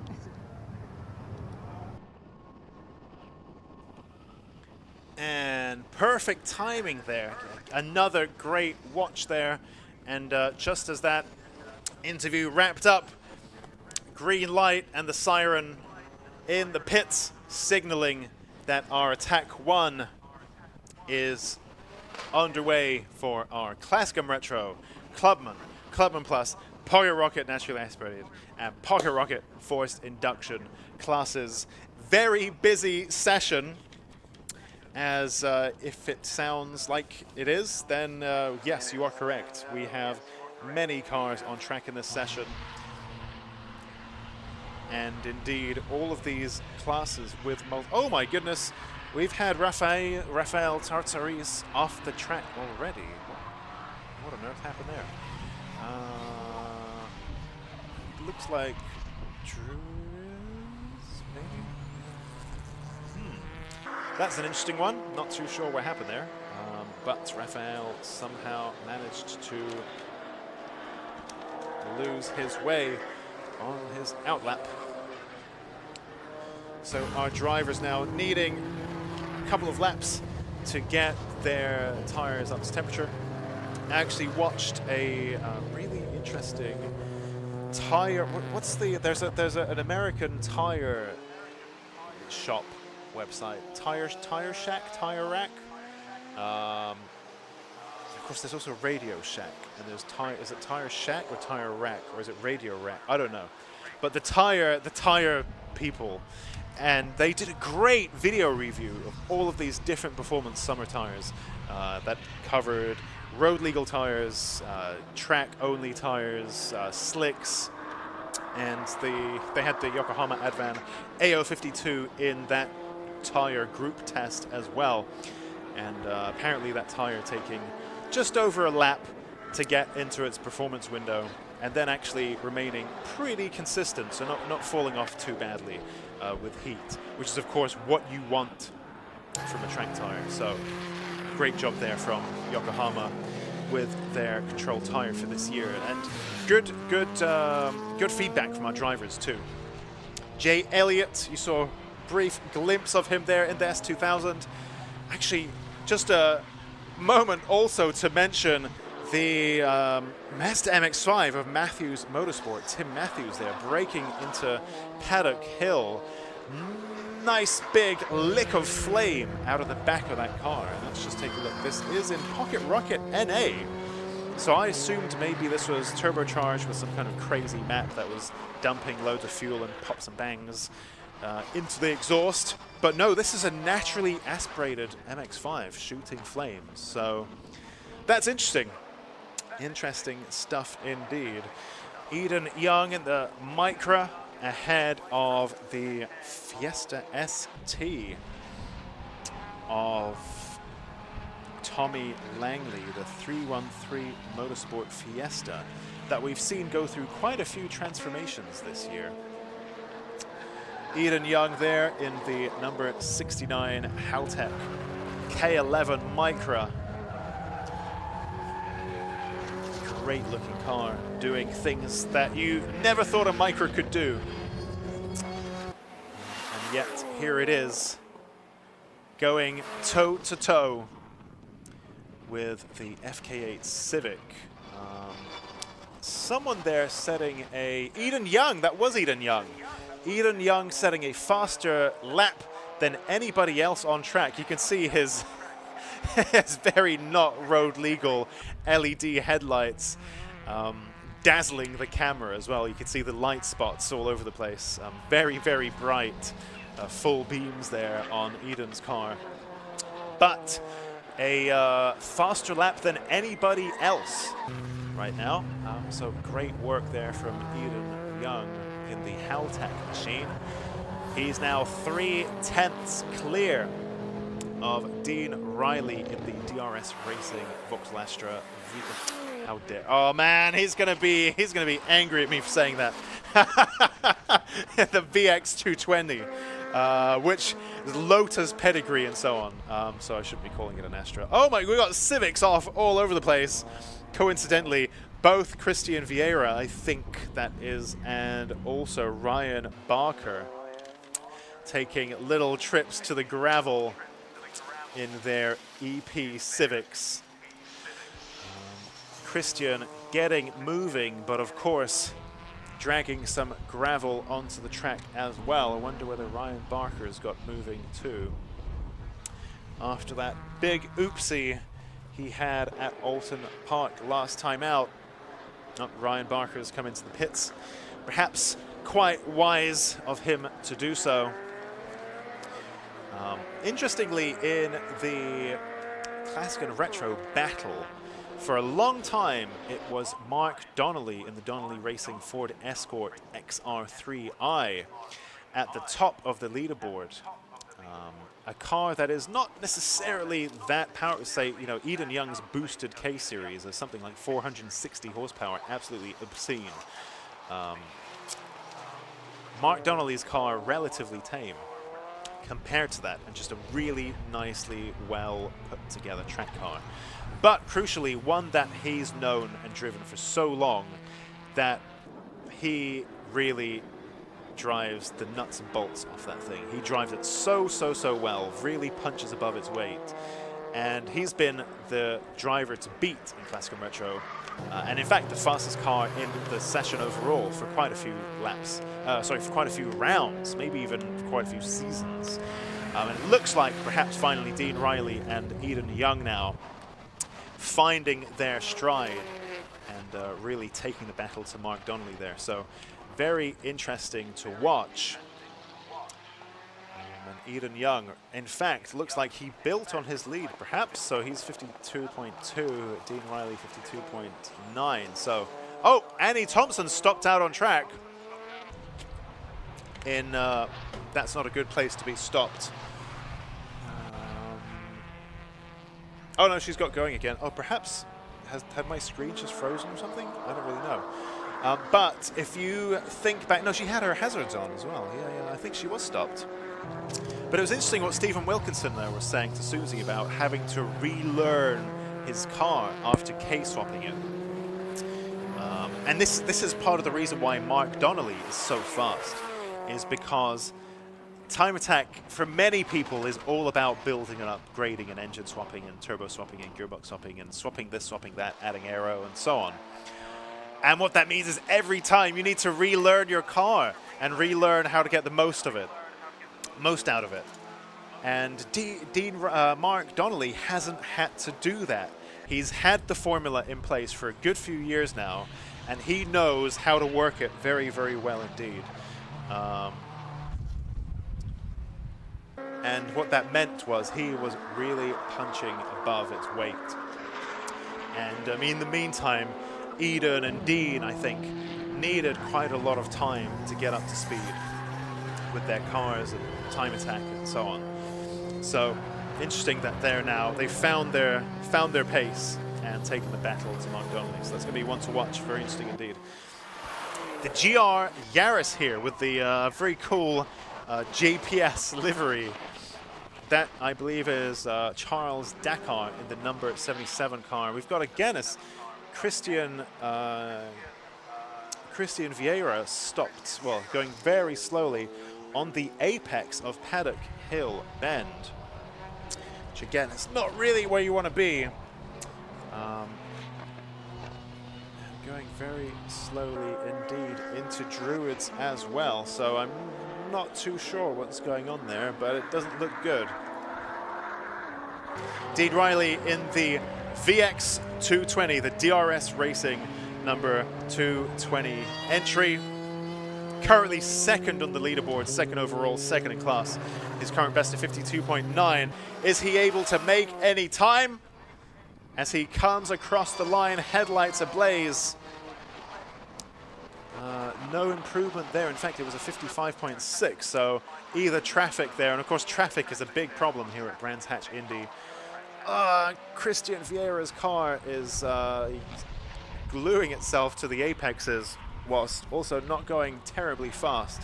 So there's a little bit of a train there developing through that second sector. Brands Hatch Indy, a track where I think more than anywhere else you want to be on top of managing the traffic in terms of finding yourself some clean air, finding yourself some clear track as well, and clearly signaling your intentions to the other drivers and getting out of the way when you see somebody on a hot lap. That's really key, I think, to a successful time attack session here at Brands Hatch. You see the looked like some smoke coming off Mark Donnelly's car, but maybe that was just tire spin coming onto the start-finish straight uphill, not too sure. Christian Vieira running very wide there through Druids, allowing Stephen Wilkinson through in the 334K swapped Clio with those fiberglass bonnets and bumpers and things, so presumably saving some weight there.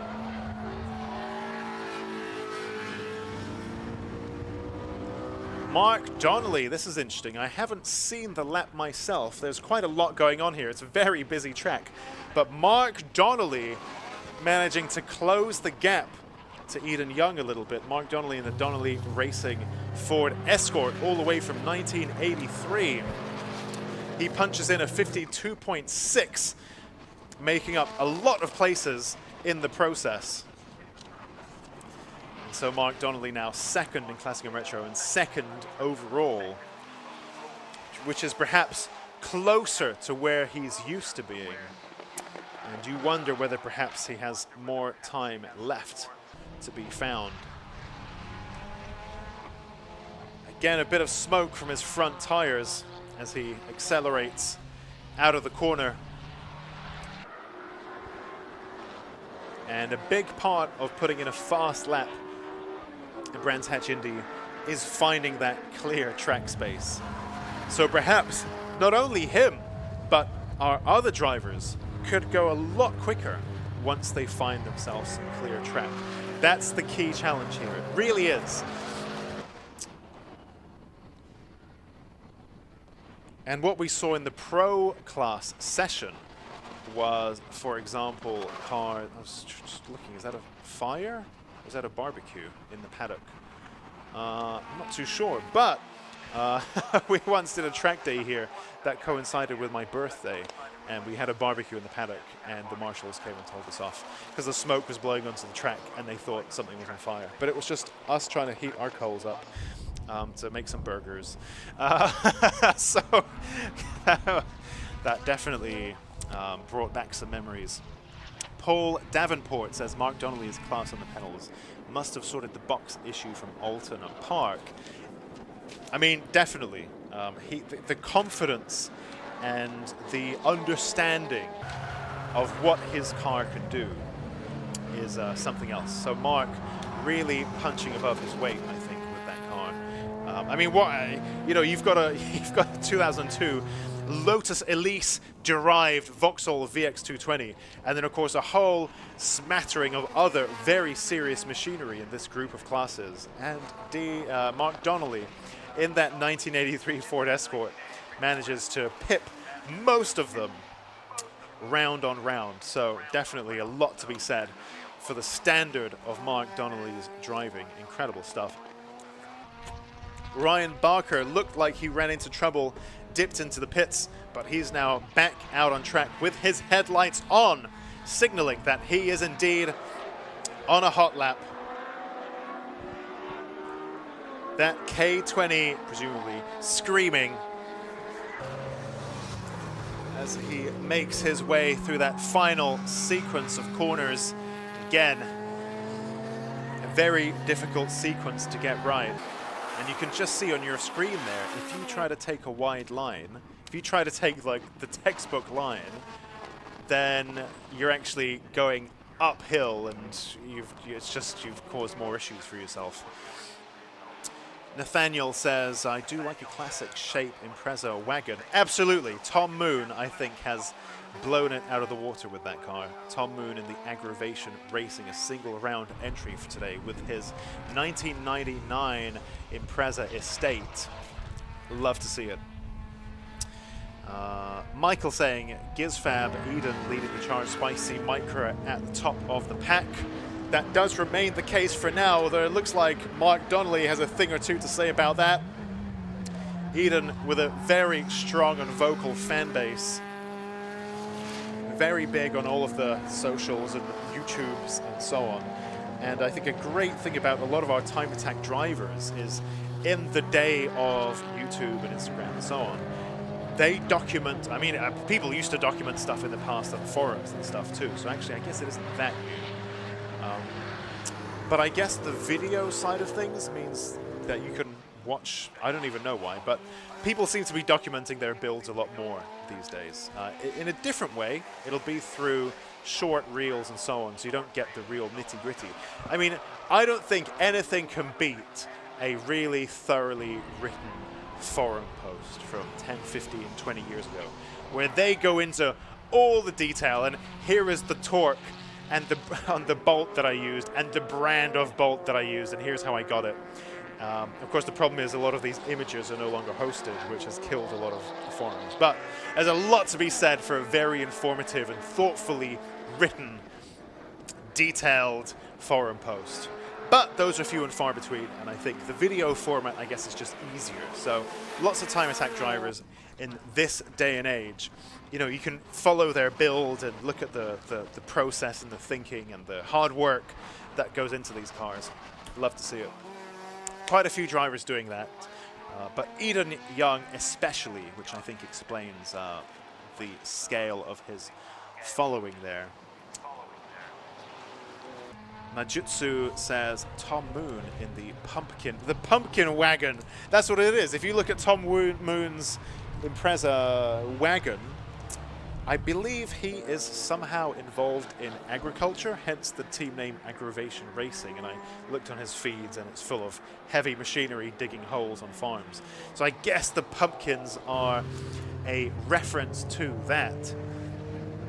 But yeah, they look like scary Halloween pumpkins all over the car.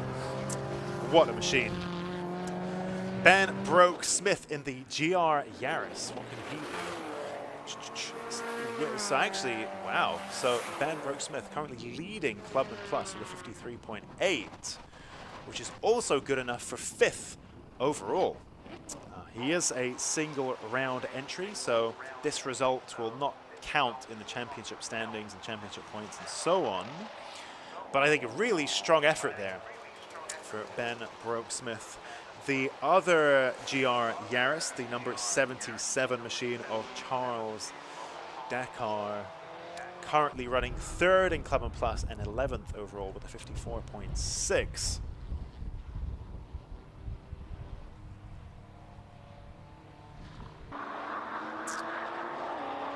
Jay Elliott there in the Abalon S2000. This car is supercharged and daily driver, which was a pretty, from what I understand, a bit of a tricky one to class. But I also think that actually induction is technically free in Clubman, and supercharging is just induction, right? So that car is in Clubman Plus. It is indeed Jay's daily car. It has a full interior. And really, I was very pleased last time it altered to see the S2000R that Tegawa brought along to shake down ahead of the S2000 class being launched in the Racing Hondas Championship next year. Love an S2000, and I'm really happy to see Jay Elliott's Abalon entered S2000 here in Classic, in Clubman Plus as well. Eden Young, you can see there on a cool down lap. Jack McConnell there, I believe, in the number 14. I misread it as 74, but I think that's 14. Renault Clio 197.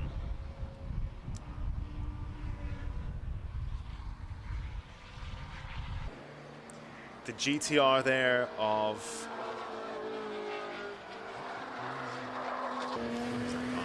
Jason Birch, which was in Club, yes, here we go, Club Plus, the number 271 machine. 1,700 kilos, I think these are, fully loaded. So, a hefty old beast, and I think all the more impressive that it can hustle its way around a track so effectively. Damien in the comments asked, what do you think about the 2000R? I must say, Damien, can you give me a clue there? Because I'm not too sure off the top of my head what you're referring to.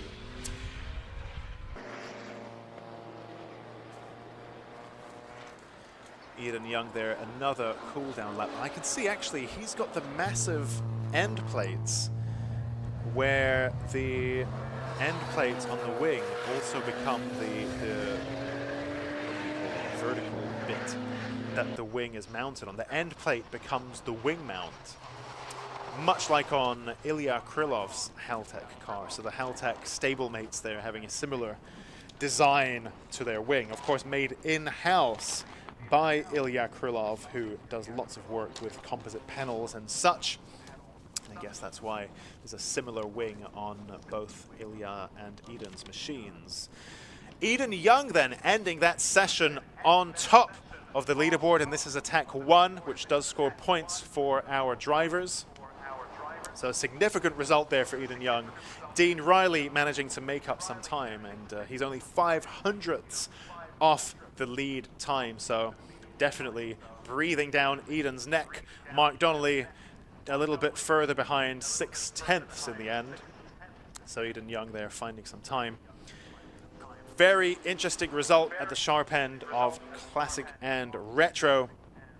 And if we whiz through our provisional results before the timing screens are cleared, it's Young ahead of Riley, Donnelly, Buckingham, Broke, Smith, Langley, Biss, Thompson, Jason Birch, Tsartsaris, Dakar, Elliott, Barker, Roberts, Moon, Bullen, Matthews, Wilkinson, McConnell, Vieira, House, Emily Birch, Green, Hugh, Taylor, Freeman, and 26th overall and 7th in class is the number 35 machine of Darren Wilson, the 2001 Impreza that was quite smoky at the start of the session.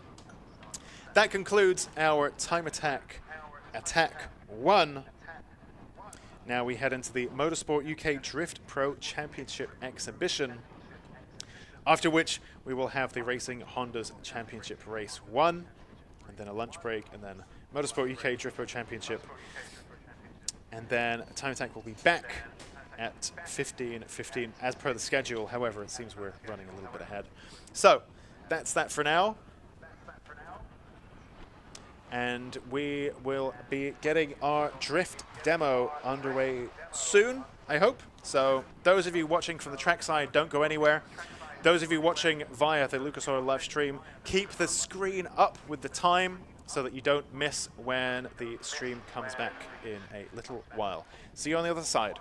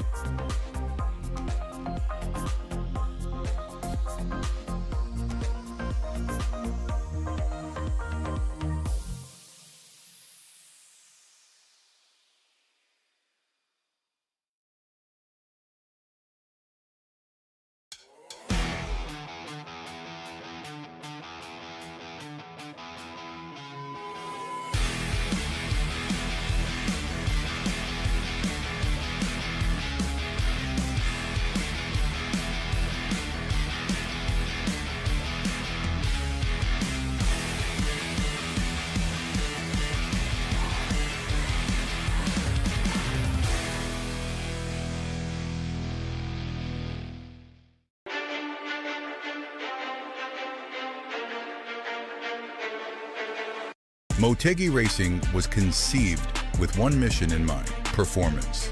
Each wheel is over-engineered to ensure industry-leading strength, lightweight design, and seamless connection to your unique style. From our storied past in motorsports to our stylistic contributions to the aftermarket culture, one thing remains: Motegi Racing is built for enthusiasts.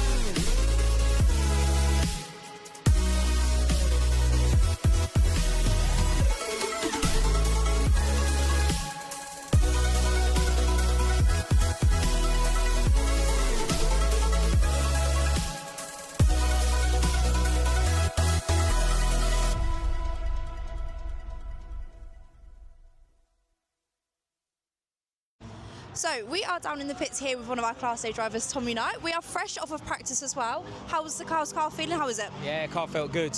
It's taken this long in the season to get as good as it is, but it's there now. It's there. It's a race-winning car now. So. Perfect. Obviously, we're on your home track as well today, so definitely confident. I'm going for it. I'm going for it. I said to you earlier before, I said I'm going for the win, and I'm maximum attack today. Perfect. Obviously, it was elbows out last round at Alton as well with Will. So are we looking to have him today? Yeah, I mean, last round at Alton was a confidence boost, knowing that I can mix it with Will, which I knew I could. So yeah, I'm even more confident I'm going to get him this time. Perfect stuff. Well, good luck today. Thank you so much.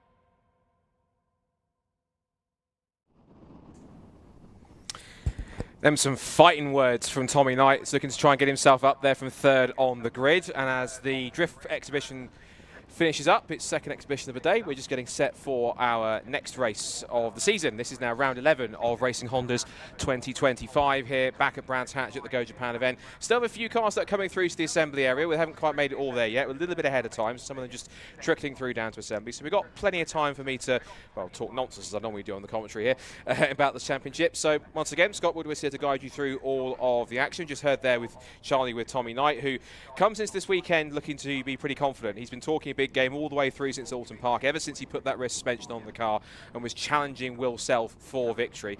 And I'm almost certain he would have had a go for it with a lap and a half to go had the red flag not come out in race number 2. So that means now he's in real good form, and that blue AK Civic is really going to be pushing to try and get up the front. He's going to be starting from third on the grid for this first race, so he's going to have a great chance to get himself amongst them and even get himself a podium finish if possible. But we know exactly what he's going for. He's going maximum attack. He's going for the win. Any driver's in that situation is going to go for it, of course.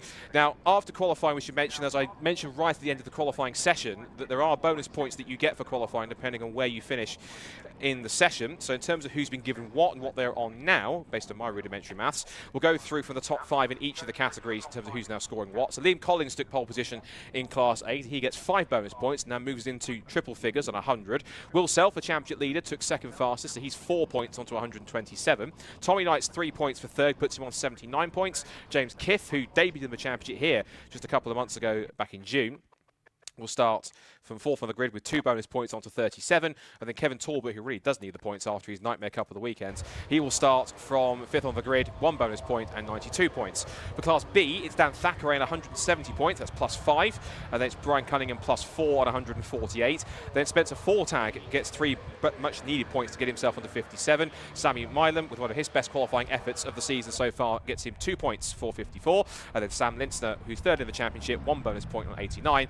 And then the bonus points for Class C, Matt Rowling gets 5 for pole position, that puts him on to 83. And then Callum Houchin in plus 4 puts him on to 63. Now, as you can see around the circuit, as I'm watching, I'm genuinely impressed. There is a massive crowd that's turned out here for Go Japan, and no wonder. It's one of the biggest events they run here for Time Attack, and the crowds have certainly delivered. There's a pretty full grandstand up at Paddock Hill Bend. They're all along the bank exit at Paddock Hill Bend, down Halewood Hill and up towards Drury's. They're lining the banks on the inside of the circuit as well. There's plenty of cars on the inside watching in between Graham Hill Bend and on the short Cooper Straight towards Surtees, and plenty of people I can see also that are lined on the bank across the pit straight. So all of you guys that are watching on a live stream might be able to spot yourselves later on if you're here watching. If you want to watch it, be sure to tap onto YouTube and have a look, and so you might possibly spot yourself if there is any camera shot of you here watching through. There's plenty of camera shots, so I'm sure there'll be plenty for you to look through on there too. So what can we expect from this first race? Well, of course, looking at the grid, which we'll go through in just a moment's time, this is going to be quite fascinating. There are several drivers, as I mentioned in qualifying this morning, who are going to be gunning for a race victory for various different reasons. They're all going to want it. Of course they'll want it. They're racing drivers. But they're going to want it for various different reasons, of course. We look at Liam Collins. He hasn't won a race so far this season. As I kept on saying, he keeps on getting fastest laps and pole positions, and he's collecting lap records like they're stamps or football cards or anything else. So because of that, a win almost doesn't seem as the question. It seems almost impossible. He hasn't won a race, but at this point in time, he's still waiting for that, and he's currently going into the weekend around about third in the championship, which I'll run through in a second. looking back at qualifying and how it's set to play out.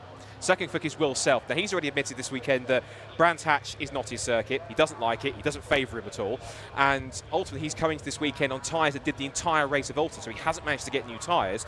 Even so, he was on pole position for about half a session, and then Liam Collins came in and put in a really good effort, which means that he now has got a good chance to get it. But it's how those tyres are going to perform at the end of the 15 minutes, when he's pushing, when he's really going for it, when he's got little amounts of grip left that other drivers around him on those fresher tyres could take advantage. You also have to remember here, he got an awful start to the first race in race 1 back in June, and he dropped from about 2nd on the grid to 7th in 1 lap. So this is not really a circuit that plays kindly to the championship leader, and he'll want the same kind of form that took him to 2 victories at Snetterton and 2 victories at Alton. That will give him his 6th win of the season if he can win at least once today, and he can keep a win streak up of 5 in a row if he can manage it. So that's going to be a key.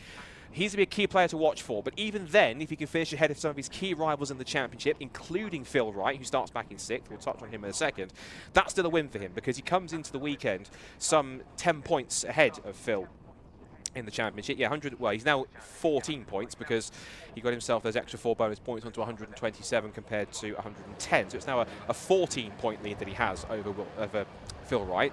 And if he can simply just finish ahead of him, that's a bonus. That's a win for him in his own way. And I've said it before a few times. They even said it to Will himself. It's the days that you don't win races that will win you the championship in the end. Yes, there are drop scores, but if you can minimise the damage of somebody winning, then that's all you can really do in those situations. And if you also manage it, where you've got your main rivals finishing behind you and not even scoring anything, if hardly anything at all, well, that's just an added bonus on top of the cake. That's going to be really something to watch out for, and Will's going to be hoping he can keep ahead of Phil Wright, keep him behind him, keep him at arm's distance, and outscore him in both races. That at least will help him go to Knockhill and to Snetterton in the strongest possible side. Of course, we've got Tommy Knight in 3rd place. Now, we know his pace from Alton Park. There's New Rear Springs, did the trick. He was challenging Will Self. He now comes here with massive home support. This is this local circuit. He has raced here before. So that means that he's going to have an opportunity to really go for it and have a good time in order to get a victory. Talks a big game. Talks though he can actually make it happen.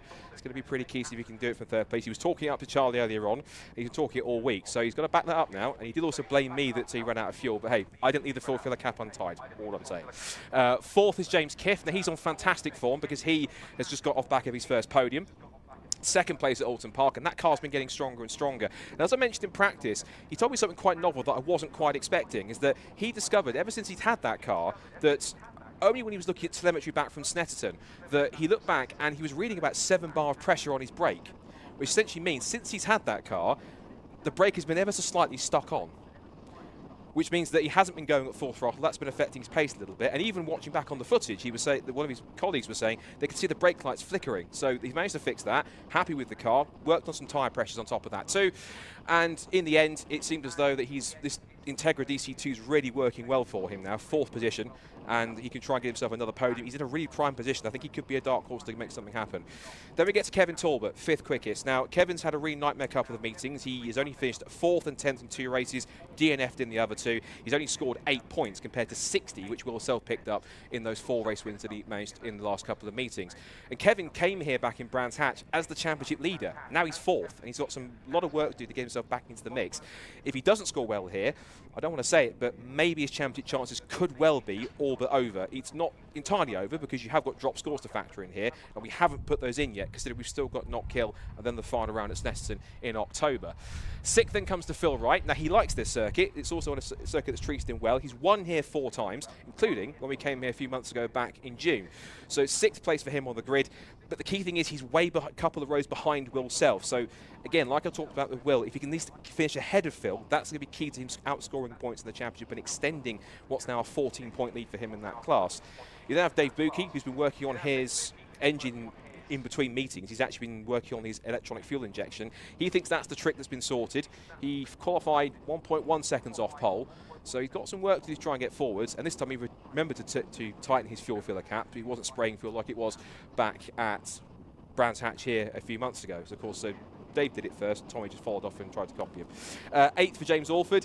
He started on the front row in the reverse grid race for race 1 and then just faded backwards a little bit, made a couple of mistakes. And James it's a good sorted looking car, EK Civic, but it just doesn't seem to have the same pace as the other cars. He's roughly around the same pace as where Dave Buki is. So as you can see the assembly area, cars are all neatly stacked and waiting to be released out in the assembly area. Class A is becoming a little bit of an arms race, but there's big reasons why everyone in Class A pretty much wants to win a race to prove a point for the championship because they feel like they're in good form. That's going to be really crucial, particularly to watch how that plays out. Now, Class B, of course, Dan Thackeray, who doesn't have great memories of this circuit. Back in 2023, I told this back in practice, he was leading the first race of the Civic Cup. He was contending for the title with Max Edmondson, and then his engine blew. And despite a heroic effort by practically everyone in the paddock to get that engine fixed and get him back out for the next races, it wasn't enough. He lost the title, went to Max Edmondson, and kind of had to sit back and think about what he wanted to do. And he only told me this morning, he only made the decision to come to Racing Hondas pretty much very last minute. He only signed up within the last couple of weeks of the championship, and it's probably the best decision he's ever made because he's now leading the championship. He's had 8 wins out of the first 10 races, and he is absolutely flying it there. There's a reason why we call him Unstoppable Dan, because he almost is. Because Ryan Cunningham, defending champion, moving up from C to B, he now is in second place in the championship. He wants, of course, to retain his title. He wants to keep the number 1 on the door. Of course he does. But he's now finding it difficult with Dan, who's quite a high caliber driver, and he's managed to take 2 wins. One of them was here at Brands Hatch, but he was helped by the fact that Dan had some mechanical issues. The second one, he did it on pure pace, and despite an astonishing overtake by Dan to get himself a second place when he passed Spencer Fortag up the inside, which I'm still absolutely have no idea how he managed that. It was second place all he could manage as Ryan managed to pick up a victory. So it's punch and counterpunch between those two, but in terms of numbers, Dan has the advantage on that side. We then go to third place in the championship. Sam Linster had some gearbox work on his car in between by Dave Buki. I saw they were working on, I think, the 4th and 5th gear selectors. A couple of gears wasn't quite as well as it could have gone.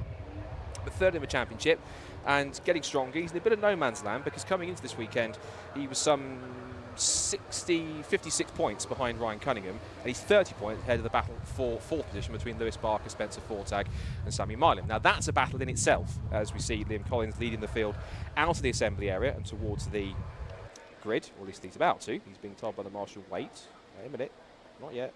So Liam will be let go in a minute. Just keeping that to see exactly where he'll be heading out of the assembly area.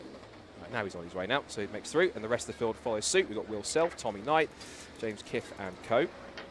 This battle for 4th place in Class B is going to be a really fascinating one because Lewis Barker, Spencer Fortag and Sammy Milam, 6 points apart between those 3 drivers, and they're quite close together on the grid. If I look at where they are right now, so Sammy Milam starts 4th in Class B, 12th overall.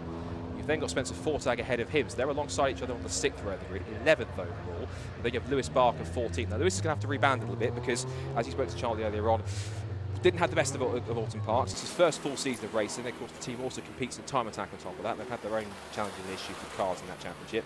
And of course, Rubber Crash Centre also looks after Tommy Knight. They've had to also look after him on top of that too.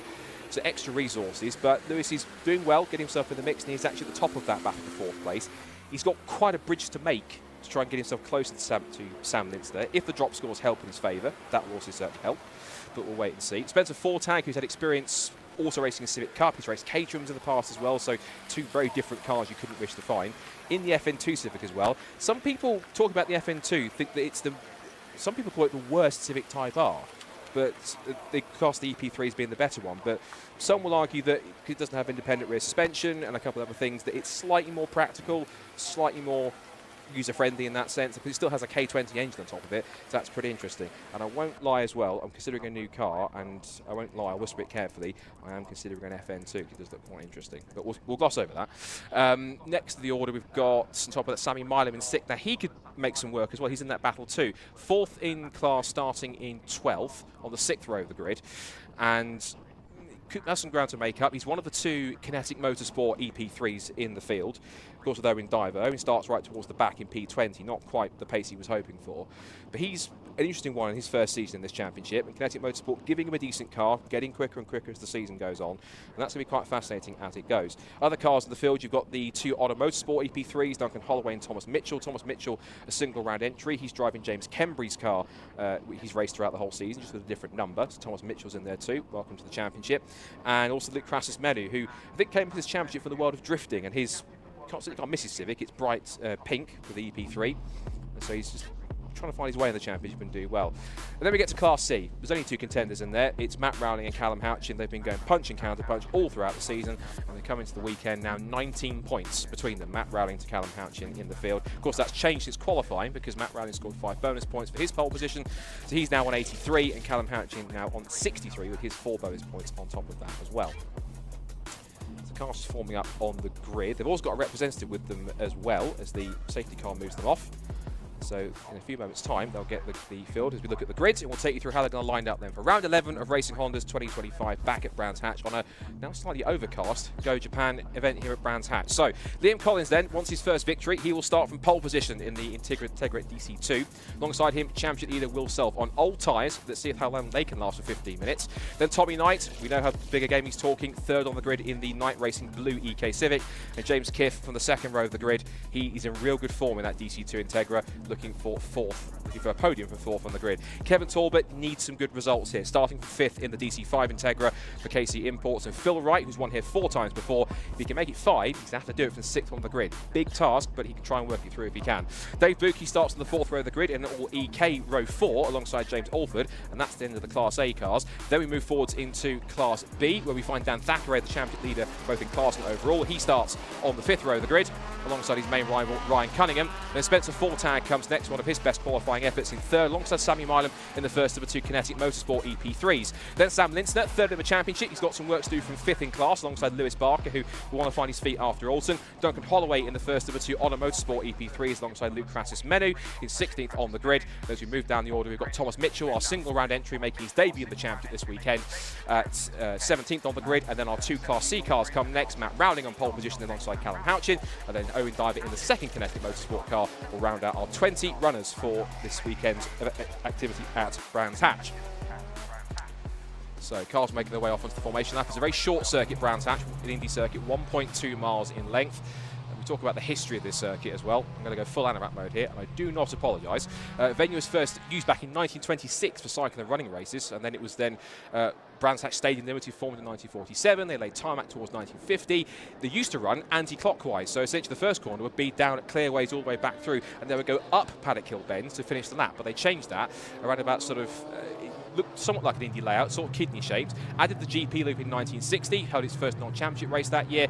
Started hosting World Championship Formula 1 races, sports car races. Even had the Indy cars come over here in 1978, hence why it's called the Indy Circuit, and was run by kind of Brands Hatch Limited until 2003 when Motorsport Division bought it, and now it still runs British touring cars, GT World Challenge, British GT, British Superbikes, et al., including, of course, our 2 events that we've had in Time Attack and Racing Hondas all the way through. So, cars making their way back onto the grid. I have to say, I was expecting it to be sunny all day, but the weather forecast at some point was suggesting it was going to rain at any time. Now we've got overcast weather over the top here. This could be pretty interesting. This could be quite a very interesting point in the sense. So I wonder if the rain's possibly going to fall here, if we're going to have any issues, or if it's going to stay dry. It might stay warm. Temperature's about roughly 19 degrees or so we'll wait and see how this one plays out. So, let's see how the stage is set then. Liam Collins looking for his first victory. Will Self needs a victory to keep himself in hunt for the championship. Tommy Knight talking that big game. He wants that win on home soil. James Kiff on good form. Kevin Talbot needs some good results. Phil Wright needs to try and get the points in the mix, and as much as well. So you know the drill. It all goes calm and quiet until the VTEC kicks in, and it will do in a few moments' time. Last couple of the cars just forming up at the back. Callum Houchin and indeed Owen Diver there. Watch for the green flag, and then we are all set for 15 minutes of round 11 of Racing Honda's 2025. The green flag is flown. Can Collins take a first victory? Can Will Self make it on old tyres? Can anyone else get to the front? Watch for the red lights, and round 11 is underway. It's a clean start from the front row, and Will Self does put himself level in the approach. He gets the lead down towards Paddock Hill Bend. It's nearly 4 abreast for 4th position down towards Paddock, but Will Self from the front row heads into Paddock Hill Bend and takes the lead as they head down towards Druids for the first time. Collins in second place. Tom Knight gives him a little kiss in the rear bumper up towards the top end of the circuit, and now up towards Druids for the first time. Self leads it. Knight looking to go round the outside of Collins for second place. Won't make that work. And Phil Wright is already up to 4th place. He's past Talbot and he's past James Kiff. The EP3 Civic in the mix as well. Knight looks up the inside into Graham Hill Bend for second place. Can't make that stick. In Class B, it's still Dan Thackeray from Spencer Fortag in second place. Cunningham third, Linsner 4th, and Milan 5th. Into Surtees for the first time, nose to tail.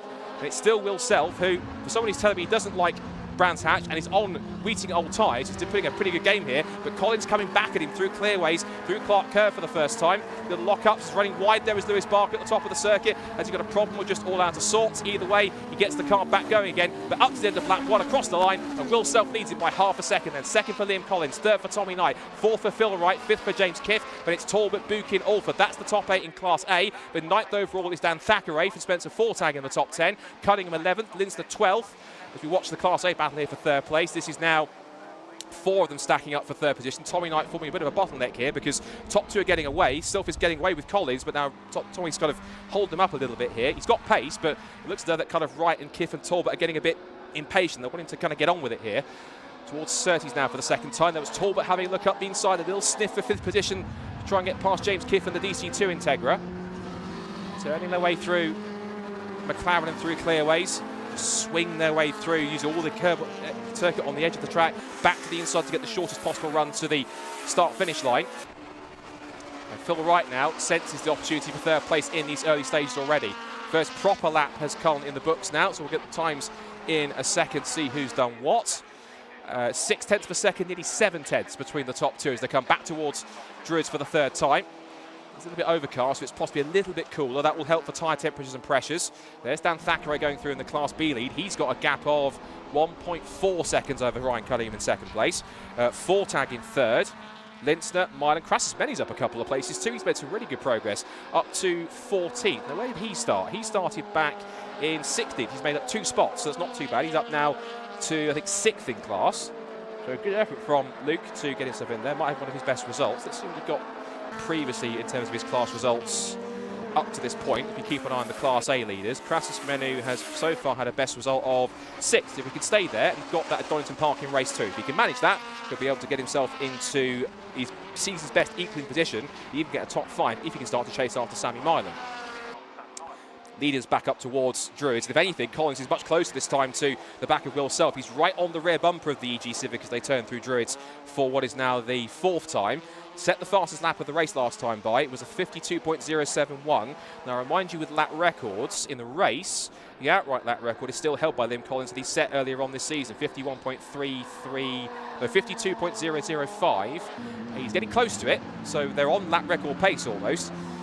Pitch their way through McLaren and clearways now for the 4th time. Just a little lifting of the inside wheel as he comes through, just shows how stiffly sprung these cars can be when they're set up in race mode. And Collins, he's in hot pursuit now. This is exactly what he wants. He's so determined, so desperate to get that first victory, but Will Self standing in his way.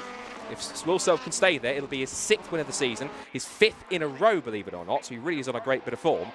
And again, just darted to the inside, he's forcing himself to go for it, and Lewis Barker's off the road, and that is 3 wheels on his wagon, sadly. That's not how he wants that to happen. Now, whether that happened by itself or whether or not he had some help with that, we didn't see. Well, there's a replay that our guys at Alpha can bring us.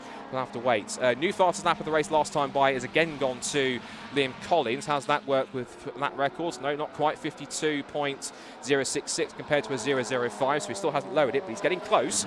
And Collins is getting really close. And he won't be able to pass here because there's been yellow flags. So he backs off, double wave yellows because the car is stationary.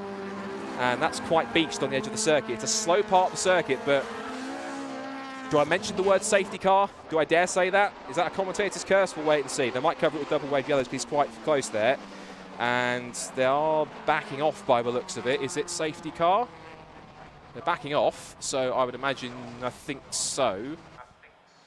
Yeah, safety car deployed. So they're going to have to stack this up because they have to drag Lewis Barker's car out of position because it is right on the edge of the circuit, and that's kind of a natural part of the racing line. When you take that run through Clark Curve and then McLaren and clearways, you do sweep naturally outside, let the momentum of the corner bring you back all the way around so that you then manage to go to the inside line to keep you running down the inside of the circuit back towards the pit straight.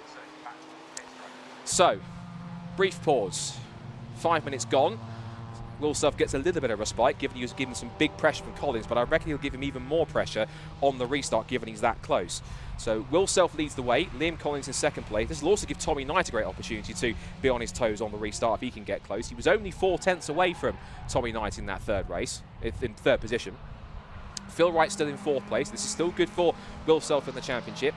James Kiff in 5th position, so he's dropped a couple of places.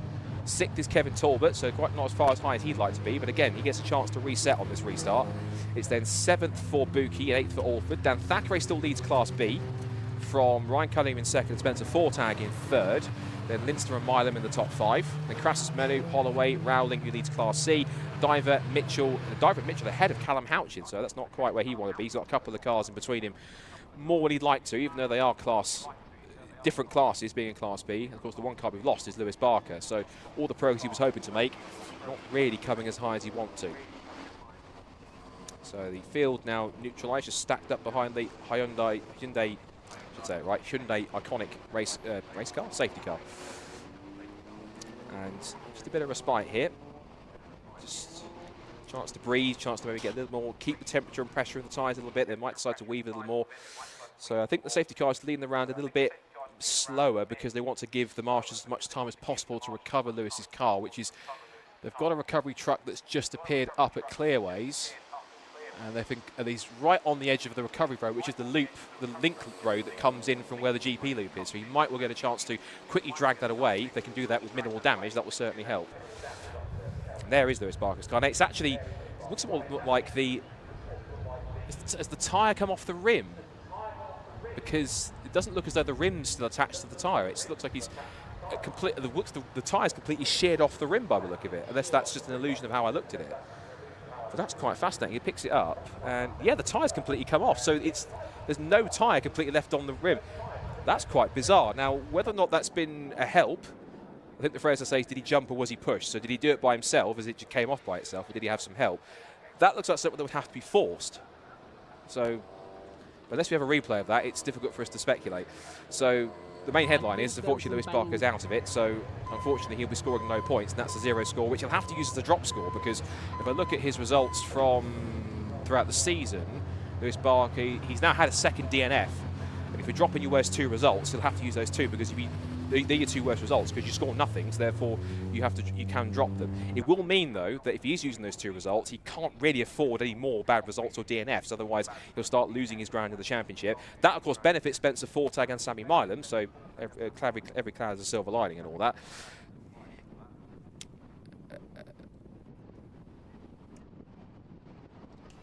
We're just hearing in my ears, there's no replay of it, but he thinks he's made contact with somebody, so it would have been side-to-side contact at some point, and that looks like he just popped the wheel off the rim, which is quite bizarre. I've never seen that before, but there's a first for everything in motorsport. So 6.5 minutes to go then. The recovery, they've got the full low loader out, in fact, actually, so fingers crossed they can get this going pretty quickly, and they'll quickly hopefully get that car away. So maybe just to make some loose calculations of where this will be in terms of points if they finish where they are. So it's 15 points for a win, so Will Self will then gain 15, so that will put him on to, use my rudimentary GCSE maths, it's funny because it's true, 142 points that will put him on then if he stays where he is. Liam Collins will go from 100 to 112, plus the 1 for fastest lap that he currently has, so 113. Tommy Knight will finish, if he finishes like this, depending on what happens in the next 6 minutes, he will get himself, that will be 10 points. So that will put him on to 89 if this stays where it is. 4th is Phil Wright, who came into the weekend on, time here, 113. So that will put him on to 121. And then 5th place at the moment is James Kiff, and he came into the weekend on 35, plus the bonus points he got was 37. So that will then give him 6 points, and that will put him on to 43. You know I could do maths. Anyway, 5 minutes to go then in this race. Just checking the progress of the... Yeah, they've just about got... They're quickly trying to get Lewis Barker's car to that low loader because they realise the time is ticking. Just about 5 minutes to go. And I think they might well get that off pretty quick. I'm pretty sure as soon as it's off the circuit, they will certainly go ahead and release them back again. That's going to mean that we're going to get a real dash for the cash here. There's some good news at the site there. That's Lewis Barker's car quickly on the low loader. I'm sure they'll very quickly zip it to the little area where you can see just where the GP loop comes on. And they'll get that out of the way, and they'll send a signal to race control. Circuit is clear, away we go.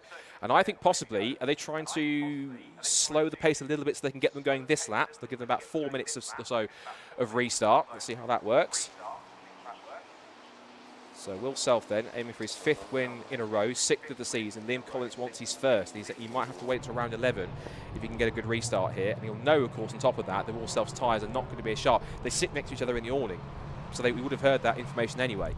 So he'll have that knowledge in the back of his head, thinking, I've got some better tyres here than you have, so see what your restart's like. And then if you're not on your toes, I'll be straight on you. Right, safety car lights are out, so we are going to get a 4-minute dash for the cash then. And Will Self, is that him going early? He's created quite a gap, so I think he's almost caught Liam Collins off guard there.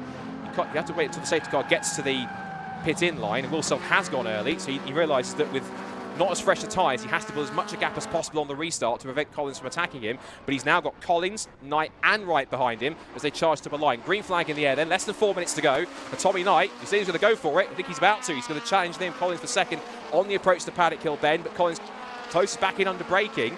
So he might have a chance here. And here he comes. He's got a good run here. Again, self to the inside to defend. Collins tries to get himself up the inside, but now finds himself almost boxed in because he has Will Surf right in front. Knight's right behind him. Phil Wright's closing up again. If these four scrap, it'll bring both James Kiffin and one car's off the road at Paddock Hill Bend.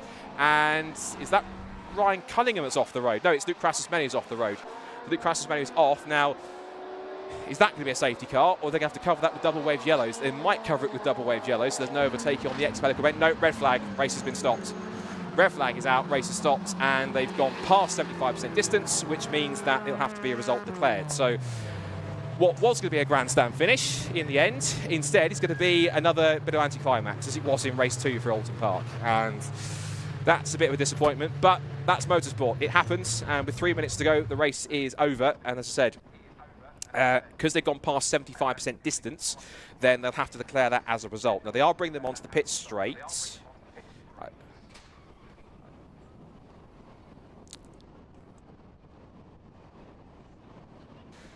Yeah, there is also what we're hearing as well, another car that's off at Druids.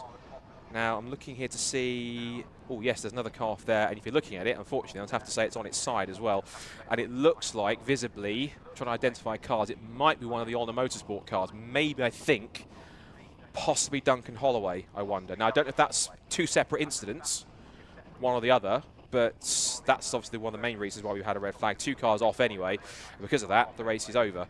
So as I say, 75% race distance is 3 minutes 45 seconds to go in a 15-minute race. We've passed that, which means we're going to have to declare it a result. There's Luke Crassus-Menu who's jumping back into. He's okay. Obviously, the main concern is that Duncan Holloway was there, but it looks like is that him clambering out the car? It is. And if it is coming out the car, guys, give him a round of applause. Give him a show of appreciation, because it looks like at the very least he is visibly okay. So that's the key thing on that. So any kind of incident, the first concern should always be that the driver's all right. So that's the key thing. So that's good to see.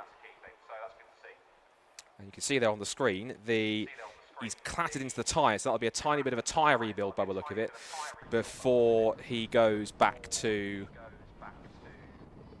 We go back to track action, because the next track action we've got coming up is back to time attack.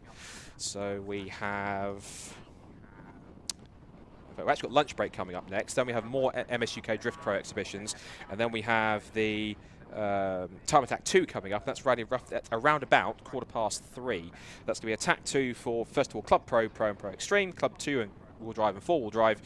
And then we have Classic and Retro, Clubman and Pocket Rocket. And then after that, we have our second Racing Hondas race, which is scheduled for around about 25 to 5.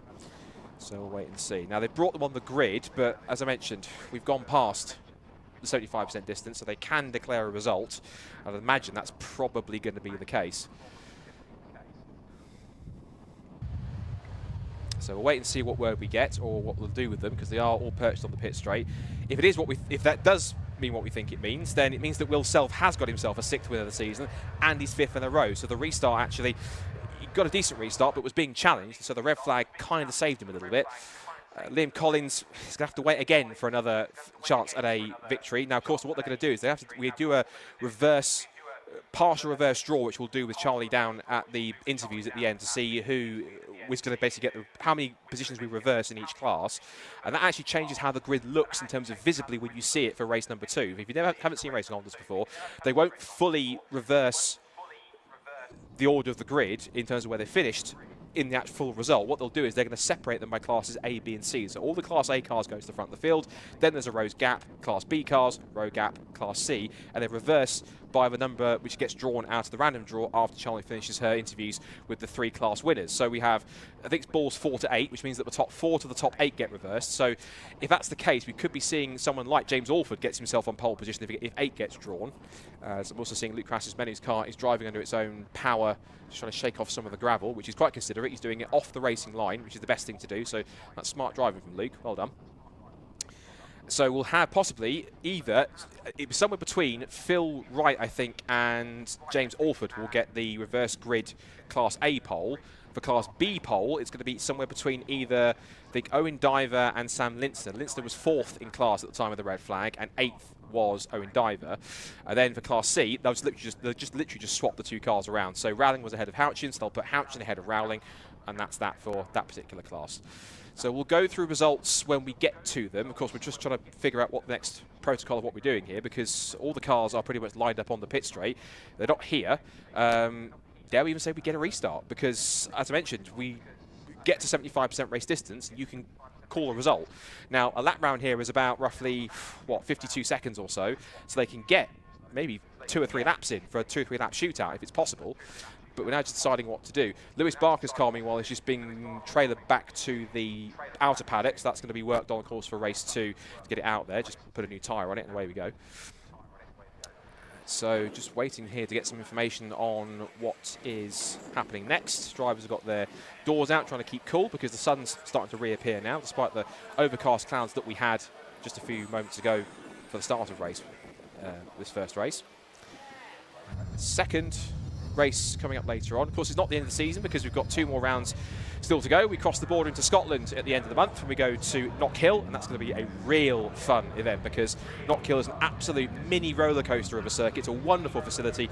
It's a fantastic, great circuit in Fife in Scotland, and it is going to produce some great racing. Lots of ups and downs, lots of big curves to hop around. It's going to be quite a spectacle to see. And then the season finale takes us back to Snetterton, but this time on the 200 layout. This is as far as I'm aware it is, and that will be where we will, if it hasn't already, see our champions crowned both in classes A, B and C, and indeed overall on top of that as well.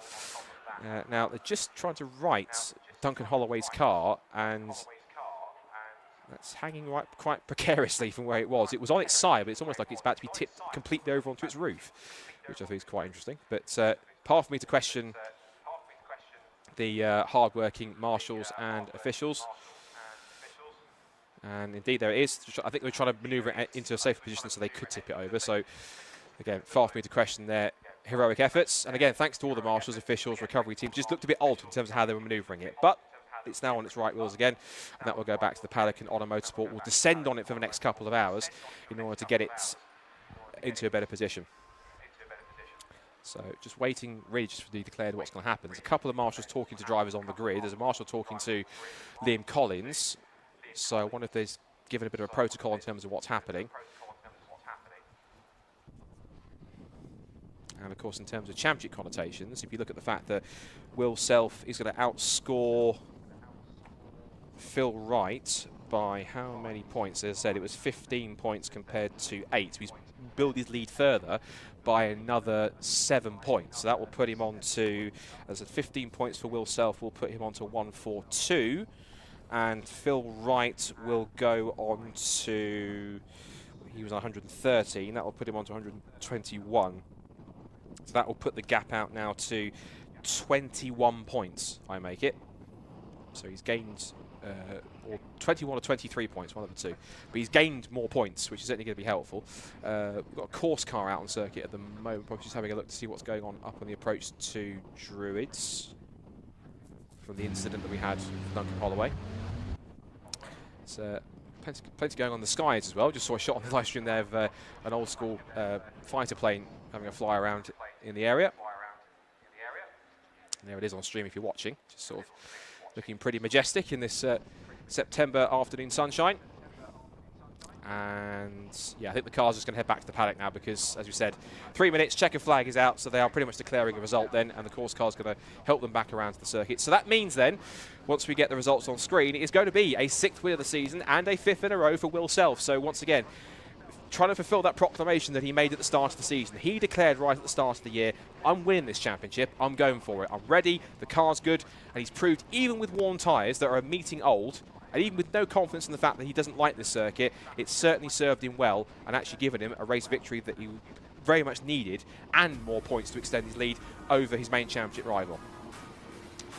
So, in what was a bit of an anticlimactic finish, as it was at Alton Park in race 2, unfortunately, but here's the result declared after the red flag. So Will Self then takes his 5th victory in a row and his 6th of the season by just 0.8 seconds from Liam Collins in second place. Tommy Knight gets a podium, so he'll get third place as the silverware on his home circuit. Phil Wright can't match a victory. It's fourth ahead of James Kiff in fifth, but it's Kevin Talbot, Dave Buki and James Alford who round out the top 8 and the runners in Class A. Then Dan Thackeray takes Class B victory. Once again, it's another victory for him. That's his 9th win in 11th races.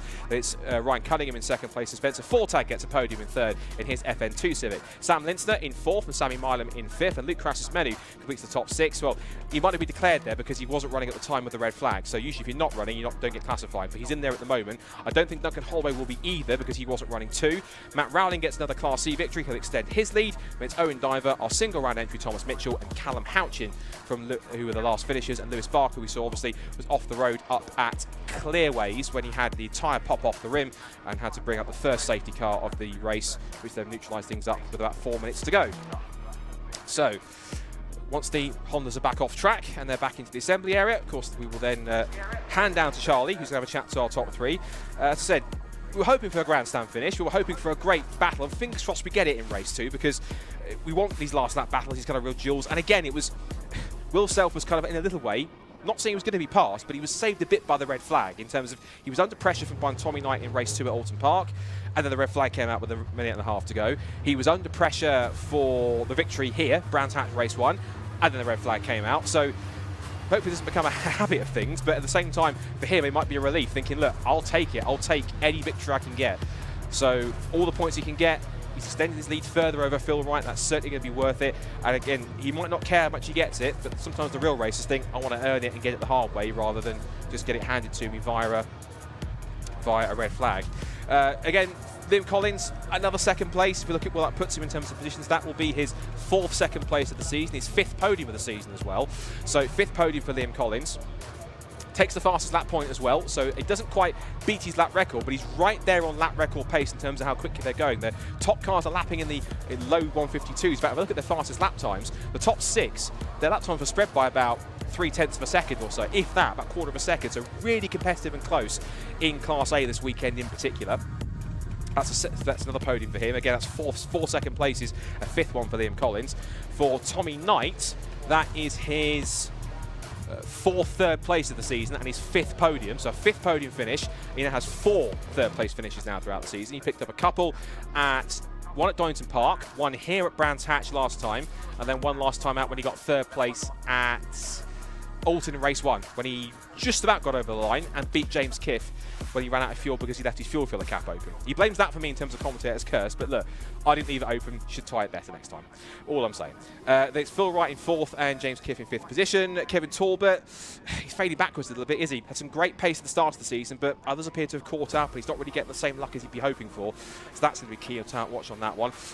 James Kiff, another top 5 for him. In fact, if I look at where he's finished, he's basically finished all but 1 race so far this season, and he's only finished outside of the top 5 twice. He's had, in order, he had 7th, 5th, 6th at a DNF, 4th and 2nd at Alton, and now he's picked up 5th here in race 1 at Brands Hatch. So he's certainly getting the grips with this circuit racing lark, and also with this DC2 Integra, which he keeps on adding bits to, which is pretty impressive. You've then got Dave Buki in 7th place. You might be disappointed with that because he was maybe hoping for a bit more. He was hoping for a bit more pace from the car, considering some of the work he's done between Alton and now. So who knows? 7th place isn't a bad result, but at the same time, it'll be frustrating to him because he might know there's more pace, or at least it's not the pace that the data graphs are showing him. So that he should have. So that's something to go and think about and work out for race 2. James Alford again, lacking a bit in that pace, but still in 8th place, still scoring consistently, so that certainly helps something. Then we get to the Class B runners. Dan Thackeray still proving why he's a championship contender, and for once it seems as though at least Brands Hatch is being kind to him because he's now got himself a victory and he'll be in good contention to make it another win. If he can come away from Brands Hatch with 2 wins, it'll certainly do something to banish the demons of 2023 when he lost the title in Civic Cup. But in order to really do that, he needs to actually go ahead and win the title, and do that by scoring once again well through Not Kill and then the season finale at Brands Hatch. Ryan Cunningham, there's not much more we can do. He's another 2nd place for him. If I look at how many he's had throughout the season, that is once again his 7th second place of the season. And outside of that, he's taken 2 wins, which is 1 at Brands Hatch here when Dan retired with mechanical problems. And last time out, the very last race before this, Alton Park race 2, where he beat him on pace because Dan was stuck in the pack after the reverse grid draw and couldn't get himself further, and a pair of 3rd places as well from Donington Park and Snetterton. So he's doing everything right, but he just Dan has that little bit extra pace, and it's not really giving him much more. It's nothing really more he can do to try and get himself really further up the order, which is quite fascinating. Third place also Spencer Fortag. Now Spencer, that's only his second podium of the season, so and also only the 5th time he's finished in the top 5, because he's had a really rough this kind of last few races. In terms of the last 5 races he's done now, that's 3rd in class, but he's also had a 4th, 2 DNFs, and a did not start. So 3 races out of 5 he hasn't scored anything.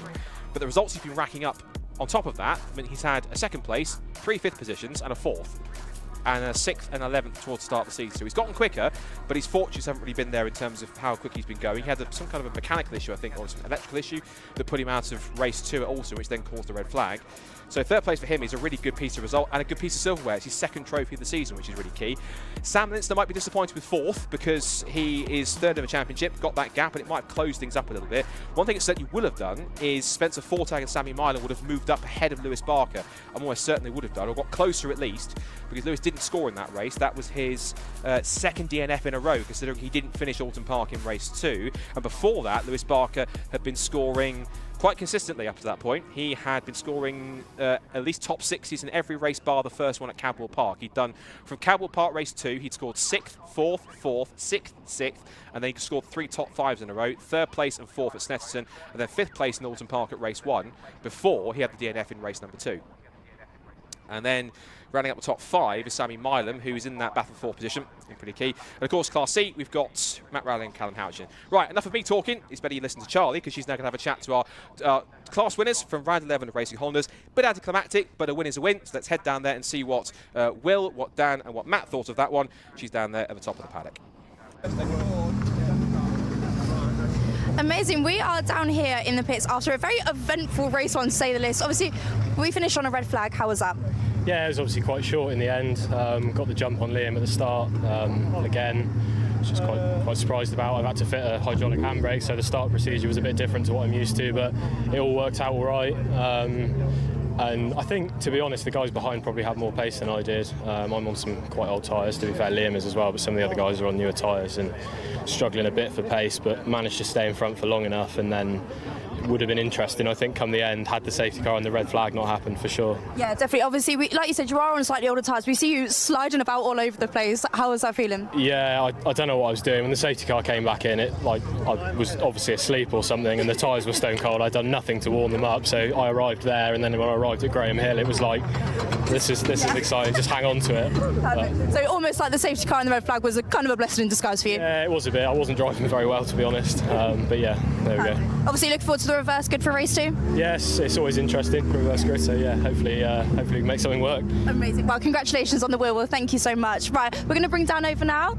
Dan, 9th win of the season. Incredible. How was that? Yeah, good. Well, it wasn't actually too much of a race, was it? Yeah. Unfortunately. Hopefully everyone's all right, because there's some damage on the cars, but yeah, I mean, it was kind of just a good start. I saw Rye was having a battle behind, which is, as long as I had a clean lap, was quite handy for me. It gave me kind of a gap straight away, and for the laps we were racing, it was just kind of do a steady laps, and then yeah, unfortunately it ended. No, of course, and then hopefully, obviously, heading into race 2 with the reverse grid, get a proper race. Yeah, well, like last time you mean, yeah. Well, hopefully we're not reverse too many. It's tight around here. There's only a couple of places to pass. I know that's good for everyone else, but obviously I want to try and maximise what I can. So either way, I think it's going to be a good one, to be honest. I think everyone's pretty close on pace. So well, congratulations on the win. Good luck for race 2. Thank you. Right, we'll go Matt over. Thank you for joining us, Matt. Disappeared earlier. Sorry about How was that for you? Yeah, it's a shame. Obviously, a couple of incidents on circuit, so yeah, I hope all the drivers involved are okay. Hopefully they get out for race 2. But yeah, the car actually felt all right in that. I've been struggling all day. We're trying a different setup today, and it's not really worked. So that's actually the best the car's felt. So, but didn't really get enough laps to kind of turn it on. So yeah, see if we can chase down a lap time and yeah, go for race 2. So back to the drawing board for race 2. We're going to stick with the new setup and just go for it. I'm going to try and tweak this new setup because I think there's something in there. Okay. I just need to unlock it. Yeah. So yeah, so we'll see. So fingers crossed. Fingers crossed. Congratulations. Good luck for race 2. Thank you very much. Right, we are going to grab Luke over from Yokohama Tyres so we can do the reverse grid for race 2. Hello. Hello. Right. Yeah. Good. Well, let's go for it. No peeking.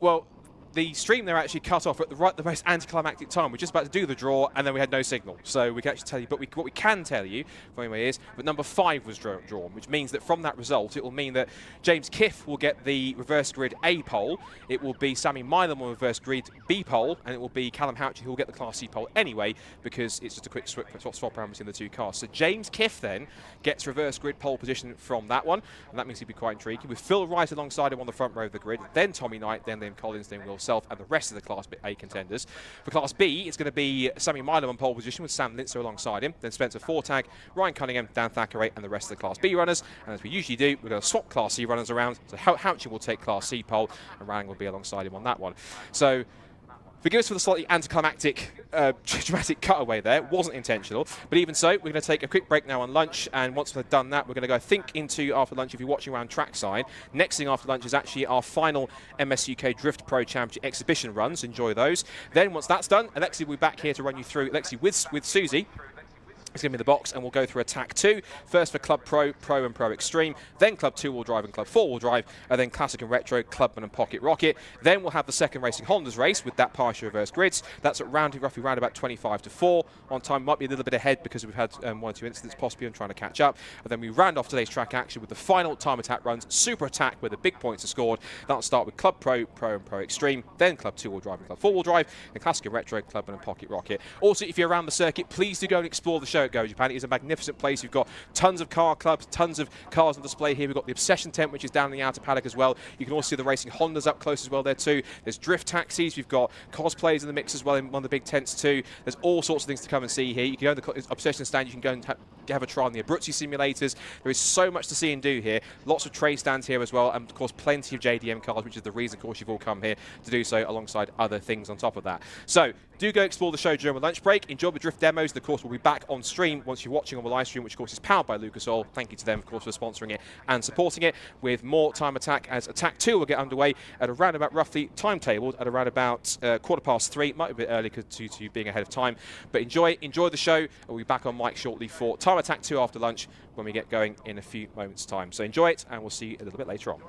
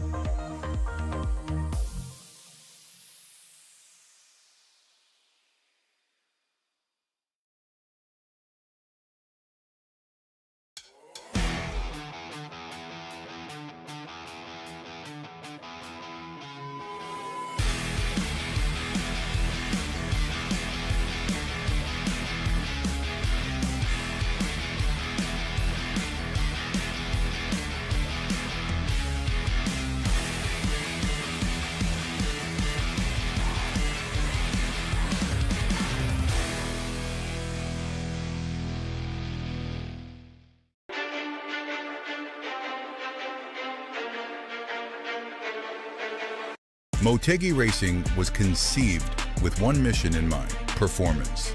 Each wheel is over-engineered to ensure industry-leading strength, lightweight design, and seamless connection to your unique style. From our storied past in motorsports to our stylistic contributions to the aftermarket culture, one thing remains: Motegi Racing is built for enthusiasts.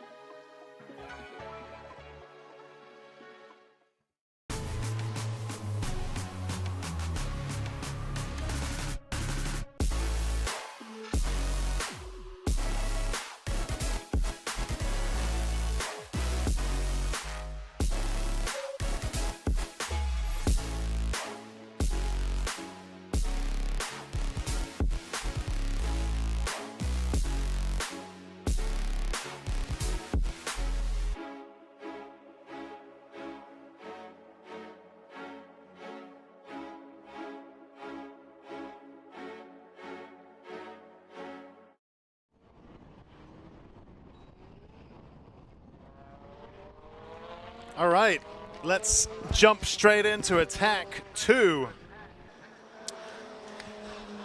So this is the second of the point scoring sessions in the new time attack format for 2025. The 20th anniversary reshuffle of the format. So we had attack 1 earlier on, attack 2 now, and then super attack later on in the afternoon. All of these scoring points for our drivers. I can see a few questions here. Let's maybe tick them off while our drivers get themselves up to speed. What do you guys think about the about the 2000R? Damien asked in the previous session, I wasn't sure what he meant, but that Honda S2000R that Tegua were showing at Alton the other week. I think it's amazing. It's super cool. I think it's really a real bargain as well, actually, for what you get. And I'd very much like to take part, and but wanting and doing are sadly the budgets don't quite match. The budgets of the wants don't match the budgets of the needs. But I think that 2000R is super cool. Be interesting to see, yeah, what others watching the Lucas Oil live stream think the Tegua S2000R. Would you reckon? Do Type R asks, what are the rules for HP per ton? In time attack, we don't have that.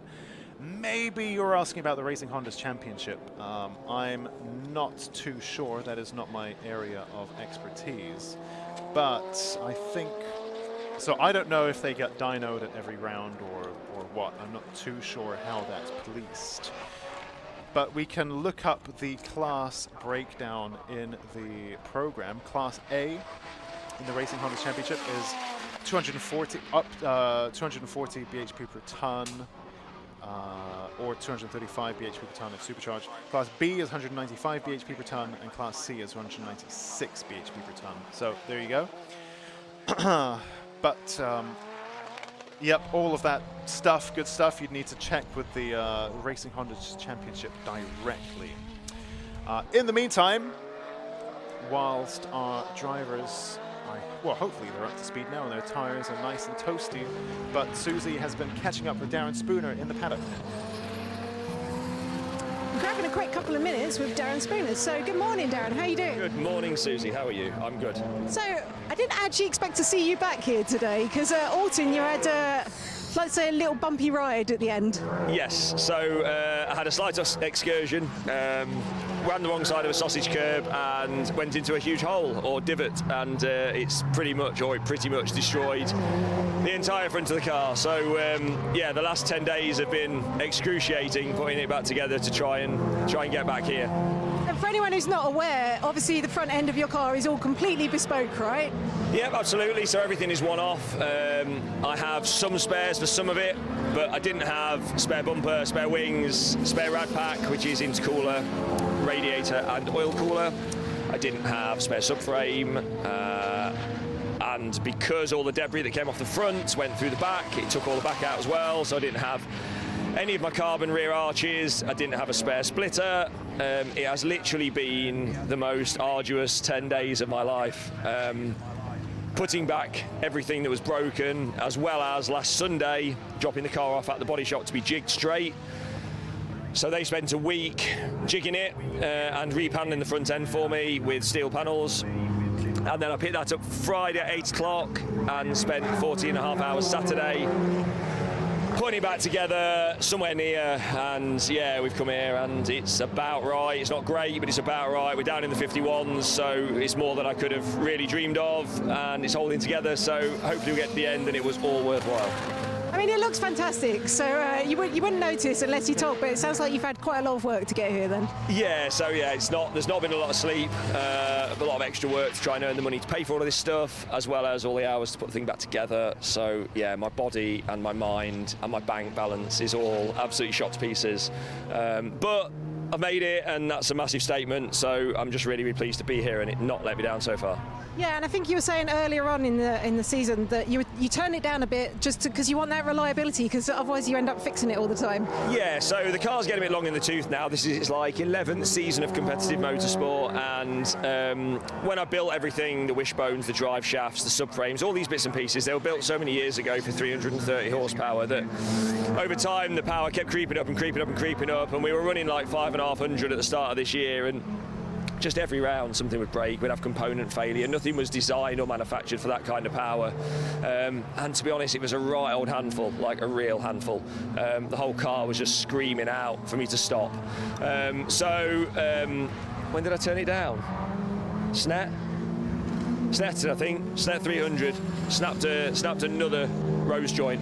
So turned it down to 330 and instantly fell back in love with it. It's brilliant. You can get all over, you can drive it really, really hard, and nothing's broken since then. So yeah, we're going to run the rest of the season out at 330 horsepower.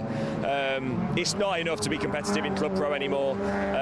It'll midfield finish, but it's not a class winning car anymore at that sort of power. So it's a bit sad, but we're still having loads of fun. We're still setting PBs, so I've got to be happy with that, really. Oh, that's amazing. If you turned it down, you're still setting PBs. Yeah, it's good. It just shows that the rest of everything else is good, and maybe I've learned something over the past 20 years about how to drive the damn thing. But no, it's really good. We're having a great year. It's just hard, a lot of hard work. Well, hopefully, fingers crossed, a not eventful afternoon, and good luck out there. Thank you ever so much, Susie. Thank you. Cheers. So, I think our headset's the wrong way round for the buttons, but actually Susie is now in the commentary box with me. She pre-recorded that interview, of course, and she's up here in the commentary box. How are you doing, Susie? Good afternoon. Yeah, I'm doing very well. So, what have you been up to? Just catching up with people in the pit lane as normal. Luckily, not nearly as much drama as Alton Park. Yeah, touch wood. We seem to be doing... Although we did see Ilya stop on track during that interview with Darren. Saw Ilya come to a stop somewhere, not quite sure. So well, let's just have a look. Krylov... Oh, he's got an exclamation mark next to his name, so I'm not too sure what that means. I'm glad to see Ross Hampson back out on track as well. Yeah, so do you know what happened there? Let me see if I can recap. I think he was having issues when changing gear and then going into the new gear, then the revs were all dying. So they were trying to figure out what that was, and I think they were hoping that it was a map sensor, and they were hoping they could get around that. But I was just looking. He is out on track. He's only done a 1:12, which obviously isn't the kind of speed that we'd expect from Ross. So I don't know if they're still continuing to have issues. I'd imagine so with a time like that. Or he might be on a warm-up lap, so we'll see. Yeah, just looking. So he's done 2 laps. So I guess one of those is a flying lap. But yeah, let's keep an eye on that one. Interesting stuff. Yeah, and I think it's just these really, really highly tuned cars, you know, especially the Pro Extreme cars, everything is literally at its max and at its limit. And, you know, sometimes you just run a little bit past that limit. So, yeah, I think issues are somewhat inevitable. But, yeah, Ross has had a little bit of a bad luck, I would say, after Alton Park as well. Yeah. Interesting. So Luke Sandziakowski in the Honda NSX there, I feel like he's kept quite a low profile this year. So that Bourne HPP powertrain really, I think, beginning to yield dividends, because I think there was quite a bumpy few seasons since going K-swapped and all of that stuff, since launching that car. And then this year, Luke's just got his head down and just done the business in that Honda NSX. Yeah. So there think doesn't even very much to talk about. Well, I mean, nearly every round he's been setting a lap record, Yeah. and as I spoke to him earlier, he said, I said, are you looking out to set another lap record? And he was like, well, yeah, it's my own lap. It's my own lap Right. record, and then he has to set that, and then he said, but then I make life more difficult for myself next year. Yeah. Very true, very true. But that's a good place to be in, right? Yeah. When you're, your biggest issue is worrying about improving on your own lap Yeah. time for next year. So, and that is already lap record setting pace. So, yeah, like you say, really great reliability from the team this year. Yeah. It's such an interesting car, and there's a lot about it on the Tegawa blog online, but in terms of what happens on the day at Time Attack, there's never a great deal to talk about in Luke Sandrzejkowski's case, because they've got on top of everything, and it just works now. So I think great job by Tegawa and Born HPP for putting together such a solid car. Well, just looking at his lap time and this again was the lap record he set when we were back here in June. So not long ago, but that was a 45.5. And so looking at the timing board at the moment, he's running 46.3. So a little way to go till he's on that pace. But yeah, it'll be interesting to see, because it has been quite warm here today. It was quite warm again in June as well. But I think there's a little bit of a breeze out there, and I think that's definitely helping with temperatures. Because as we know, again, especially for the pro cars, but for everyone here, keeping the engine in the right temperature, keeping the tyre in the optimal operating temperature as well. That's really the name of the game when it's so hot. Yeah, interesting to see. Is he going to be happy with a class win, or does he actually want to go out and beat his record from last time? Because if that's the case, he wants to beat his record. I'm pretty sure he does. Well, he's currently in the so pits, and he needs to get out and get a wiggle on then, really. Yeah. Because he's a second off his personal best. But I mean, he's still leading the class.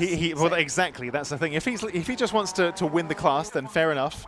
If he wants to beat his personal best and lap record from June, then he'd better get back out, because currently he's a second adrift from that.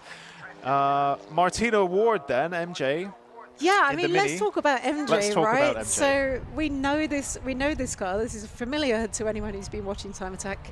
I don't think it used to have the angry eyelids. That's quite a cute. No, the angry that's very eyelids cute. is pretty new since the last time I saw it. But That's obviously, cute. Normally piloted by Dave, our other half, and we see Martina here driving it and doing an amazing job. So obviously not familiar with the car. She's driven it once before on one track day. Yeah. So still very much getting into the swing of things with this car, but and it's quite surprising to see the Mini lumped in with these, nearly it looks 1,000 quite jarring, horsepower doesn't it? cars. Yeah, as Martina was saying earlier, it's like 300 horsepower. But a big aero package on that Mini that's now, he's up in Club Pro class and doing an amazing job. So I think what we want to keep an eye out for is Dave Ward, so Martina's other half, is the lap record holder with a 52.03. What class is that? But again, this was in Pocket Rocket because the car was previously in Pocket Rocket. So basically, but what is their Dave's rivalry record? is between the two of them. So Okay. with a 52, dead, pretty much. 52.03. Okay. But so MJ did a 53. but she did a 52 something Oh, in the okay. last session.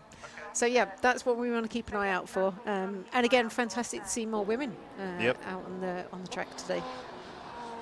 Ilya Krylov. Yeah, see, he hasn't even set a lap, so yeah, not sure. There's somebody here in the comments, I think, saying I think he came off. Majutsu again. Seems very knowledgeable. Well, I feel like maybe he's watching. He's here in the paddock. I'm not sure who this person is. He, she, they. But this person, they are somewhere in the paddock, I think, because too well connected and too knowledgeable. Apparently, Ross has been on the phone to Mapper to try to get it sorted. Again, Majutsu somehow knows this. But yeah, seems like you've got competition Good in terms of there. who's gathering the intel. But yeah, as I was saying, so with MJ and this car, pretty underpowered, I would say, for this class. Yeah, yeah. And all but that huge, aero to push along as well. Huge aero. So, and I think, on a track like Brands Hatch, you've only really got the two straights. Yeah. But it's very different driving these kind of like high downforce cars. So you've got to have a real trust in the car, and you can take the corners much faster, but you've really got to trust in the car to especially to turn into paddock, which, as we know, is as you turn into it, is a blind corner. The corner kind of dips away. You can't see the apex when you turn in, and just trusting in the car that it's actually going to stick to the road and keep you on the track. Yep. I've not driven a high downforce car. No, so and it is very, very different. But I was saying, MJ's got a little bit of background of, I think, either driving radicals or lots of sim driving. So yeah, and that's kind of like really helped. Because also the MX-5 championship that she did, those are just stock body MX-5s. Yeah. No aero there either. Yeah, completely different car from that. So, very different to what she's used to. Yeah. We don't actually have too many cars on. It just seems like Josh Barrett and Martina Ward at the moment. I mean, it's always Josh Barrett just piling around. He's always there. Lap after lap. I'm pretty sure he must need an award for most reliable car out there. As we see, he tends to go around and he just does lap after lap, and he just chips away at his time, tiny little bit each time. But he was saying actually he was suffering from understeer issues earlier, and I'm pretty sure so he's got lap record in Club Pro already, so he will be going out for that. I'm just seeing how close he was. So actually, so the lap record for that that he holds was 48.916, and at the moment he's got 48.973. So really, really not far off that pace. We're talking 600ths of a second. Wow. So yeah, he'll be really honing in on that. Yeah.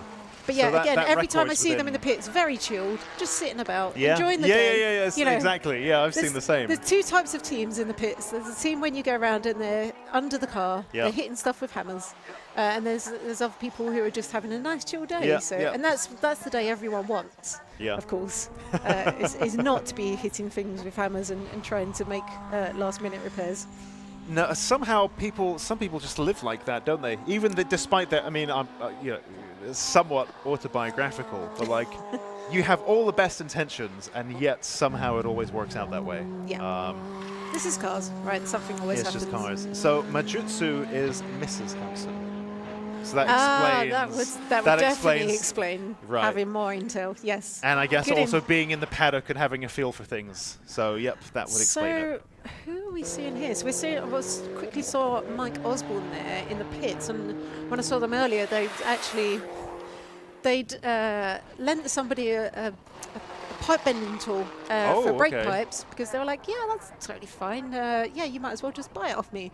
And then literally afterwards, they had an issue with the brakes with one of the pipes. So they were trying to remake some of, I think one of the pipes going up to the clutch, actually.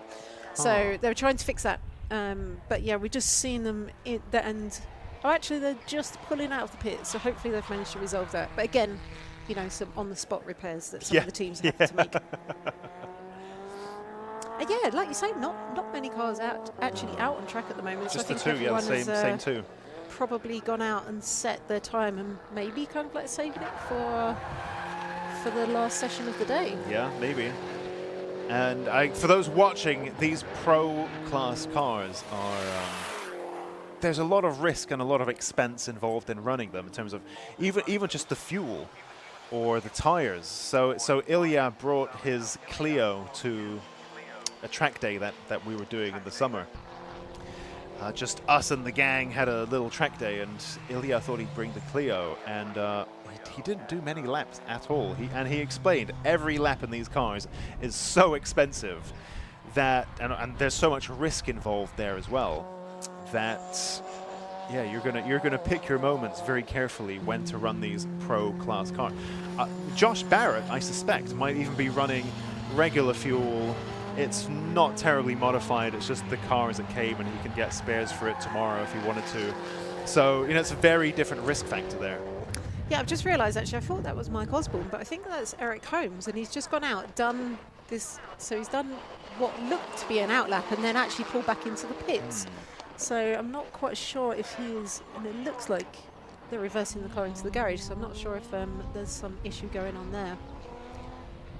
Because of course in Club Pro we've got this battle of the two white Evos, right? So we've got Mike Osborne leading at the moment from Eric Holmes. So I know Eric was having a few issues, and I think maybe a little bit down on power.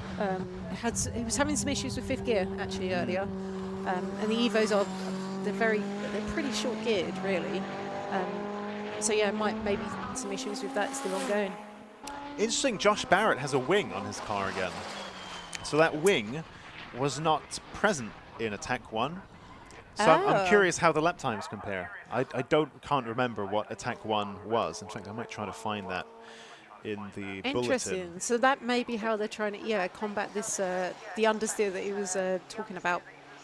Let's put the extra wing on there and, you know, hopefully get a little bit more grip around the corners. Yeah. So here we go. So Josh Barrett in Attack 1 did 49.5 and now 48.8. There you go. So he's found a bit of time with that wing. Perhaps maybe temperatures come down. Lots of variables. Yeah. But I think that's a pretty good test. Yeah. Of Attack 1, Attack 2. Both of these are classified point scoring sessions. They're going to be on the attack. Difference is, in one session he had a wing, and in this session, well, now he does. And seems to go about half a second faster as a result, which, if that's purely down to wing, that's a massive difference. Yeah, and I suppose, Brands, you've only got these it's two just all straights, corners, right? isn't it? So yeah, it's a lot of corners. And so, yeah, maybe the extra grip is helping and not too hampered by, because I remember him saying that he does have that reduction in top speed as a result because of the extra But drag. here it doesn't make a difference much, yeah. But the straights are pretty small, so in comparison to some of our longer tracks, so it's a much quicker lap. Interesting. Let's take a look through our provisional Attack 2 results then. In Club Pro, it's Michael Osborne on top ahead of Eric Holmes, Martina Ward, Darren Spooner, and Ilya Krylov. In Pro Extreme, it's Andy Hughes ahead of Ross Hempson. And in the Pro class, it's Luke Senjakovsky on top, followed by Bradley John and Josh Barrett. So our Club Pro, Pro, and Pro Extreme drivers will now take their machines to Parc Fermé to get checked over. And we will be getting our Club 2-wheel drive and Club 4-wheel drive Attack 2 underway in just a few minutes.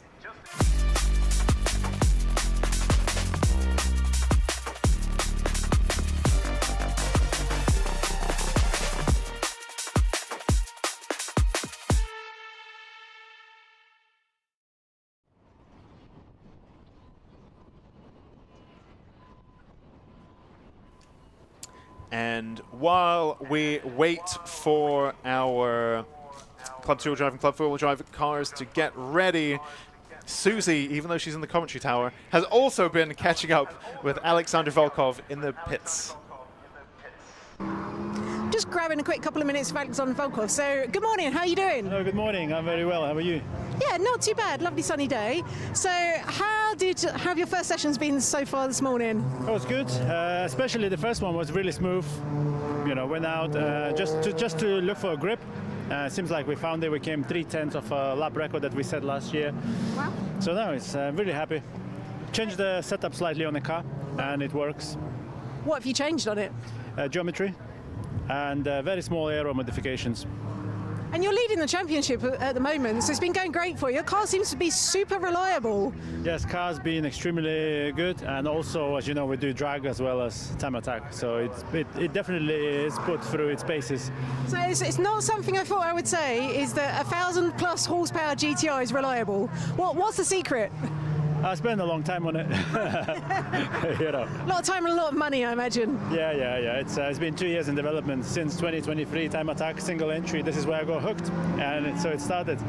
But you really had no problems all season, and I think what we're seeing with the championship points is you've got to be consistent and keep getting out there each round and getting the points. And you seem to be doing that every round. Correct, that's the plan. Because we came second in championship last year. We've learned a lot, so we're just trying to implement everything that we've learned into this season. So yeah, and it sort of works. And you're very happy on the new tyres, right? Yeah, tyres amazing. You know, Yokohama, well done for that. It's just, it's unreal. You know, that time talk for themselves. And it really suits your car? Yes, yeah, and you can get a few more laps than we used to on different tyre before, so yeah. And temperatures are concerned today, because it is quite warm out here today. Yeah, but that's up for a driver to manage tyre pressures and, you know, not to abuse too much. If you manage the tyre well, it will reward you. So just same again then today. You hold the lap record, so are you looking, is that where your aims are today? That would be the goal, really, you know, is if we can improve on 49.3. Yeah, well, fingers crossed, because I think it's not that many people in Club 4-wheel drive today. We've got Andy Grady is out today, and I think Dean, maybe a few issues still. So, like I say, consistency is the key. Yeah, Dean is still running, so really good. Yeah, shame about the Andy, but yeah, hopefully we'll see him next round. Okay, well, good luck out there this afternoon. Thank you. Really interesting stuff there from Alex Volkov. And you know, he's talking about reliability. Well, you both were reliability and so on. And like you were saying, despite it being a 1200 horsepower GTR or whatever it is, big, massive numbers, it's somehow also one of the most reliable cars in Time Attack. It doesn't feel like two things that should go together, does it? Yeah, yeah. And also that he then had that little stoppage. You recorded that interview in the morning, I guess. Was that in the morning? Yeah, I believe after right. the second session. Oh, okay, because in Attack 1, he then had that little moment on track and pulled over briefly. So do you think might be fuel related? Yes, I think, so obviously a lot of the cars, run, especially when we're getting up to club and above, run fuel cells. Yeah. And obviously they're not as big as normal fuel tank, so I think just simply run out of fuel while we're out there. So. And then it cut out, and then I think he was able to kind of like bring the car back in. Right. So if that was the same issue, but yeah. It might. I mean, he's only ever had the one issue, so I guess it must be that one. And I mean, again, if you're going to have an issue with your car, then just not having enough fuel in it. Yeah, that's not bad. That's pretty good. Yeah. That's good going. So as we say, it just doesn't feel right that you should have 1,000 to 12. You know, depending upon I guess what map he's got it in. To 1,200 horsepower, that's an incredible amount of horsepower. It should be unreliable, but it's been, he's had a fantastic season of reliability. Yeah. And it's a 25-litre fuel tank, I think, fuel cell. Yep. And on a GTR with 4 figure horsepower, you're going to go through that really quickly. Quick. Yeah. So he was showing me the fuel gauge, and I think it showed like a quarter. But but yeah, again, small amount of fuel for a car that uses a lot of it. Yeah. So. So we've got Ilya's car getting recovered there, which is what caused this delay. Something looks a bit wonky on that car as well, like there's been contact. The front bumper doesn't look quite straight on that. So maybe to tow it, maybe they had to bend it or something. Maybe it doesn't have a towing eye. In the meantime, while all of that's happening, you've also been catching up with David Dyson. So let's have a listen to that. So I'm just grabbing a quick couple of minutes with David Dyson. So how are you doing? Yeah, I'm doing well. We're leading the championship, so that's good. This isn't my favourite track, but we've done a few little tweaks to the car. So what have you been changing? So I only like to do one tweak at a time. So Nine Meister look after my car. So after each race, I'll take it back to them and then give them some feedback. So it's all about trying to get the geometry set up. So we've put some extra camber on the front, so we've gone from 3 to 3.3 camber on the front, which seems okay. The other tweak we probably want, which after having a go on the track would have been better, I would like to get a bit more rake on the car, so there's a bit of a weight onto the front of the car. That's what I'd like them to do next. So. And is that just like a permanent change, or just for Brands Hatch that you want this? Well, really, you would normally change your car for different tracks. I put the extra camber on for Paddock Hill Bend to see if I could get round there any faster than I have done previously, and it's only like a mile an hour faster. We'll see if in the next Time Attack I can go any faster. So really, you would tweak it between different tracks. So. You had a great last round at Alton. We watched you going around with Luke Capehorn following you. Then Luke snuck in front of you a little bit, but you said you hadn't shown him all the lines. So. Well, I don't like people to be following me. Not because, I didn't want to show him the lines, but if you've got somebody really close. I mean, Luke's a good driver, obviously, and he was, you know, he was really close up on me. So if I make a little bit of a slip or an error, you know, somebody in your mind, it's just sort of another thing in your mind as it is. But I just prefer to be out on my own. But when he was behind, I knew he was behind. Didn't want to show him my lines, and because I knew he'd not been there that much. But I was also conscious that I had to get a lap in, a banker lap, didn't I? Because sometimes you can get red flagged and finish up with nothing. Yeah, that was it. It was just the importance of, like you say, getting that banked lap. With we had quite a few red flags, unfortunately, at Alton Park. So, but great to see the close competition between two very, very different cars as well. Yeah, the competition's good. You know, mine's a road-based car, but will have a good chassis, but is heavier, whereas there's more like a stripped-out, you know, car specifically for doing this job, aren't they? So, but yeah, they're very balanced, and it's nip and tuck. It's very close, so that makes it enjoyable. So, have you had to make many modifications to the car, or is it relatively kind of like stock? No, it's more or less stock. Nine Meister have put me some camber arms on, which allow me to get more geometry on the camber arms and a riser bar on the rear spoiler. So I think that's one of the problems. That's why I need the rake, because I think now I put the riser bar on a faster corner, you know, the downforce at the back of the car is probably lifting the front of the car up. But when we put the rake on, or when Nine Meister put the rake on, that will help to, you know, balance it back towards the front of the car, hopefully. And a great platform just to be using for time attack anyway. It's been very reliable, it seems. Oh yeah, well it's good. It's you can't get to the engine or anything. It's all bolted there. Porsche don't want you messing with the engine, do you? So that's how it is. I just leave it, and reliability is good. So. No. Fantastic. So we look forward to seeing what laps you could do this afternoon. Yeah, I'm excited to get out there, and it's competitive, and I'm excited to get out there, which is what it's about. Brilliant. Good luck out there. Okay, thank you. Thanks. Wow, as interesting as that was, and I've been so curious about David Dyson's car forever, it looks like we've had a bit of an incident between, looked like perhaps Jeff Kershaw. Well, there was stopped by the trackside, Jeff Kershaw's car, and Stu Summers as well, with a wheel not where it's meant to be. So, yep, red flag, which I think was the only possible outcome in this case. So, yep, Andrew Kimes' Saxo is in the pits, which means that is Stu Summers' Yeah, we machine. can see it from the commentary box out the back, unfortunately. So that does look like Stu Summers. So I'm not quite sure. I presume it must have been contact, because that happened down the back straight.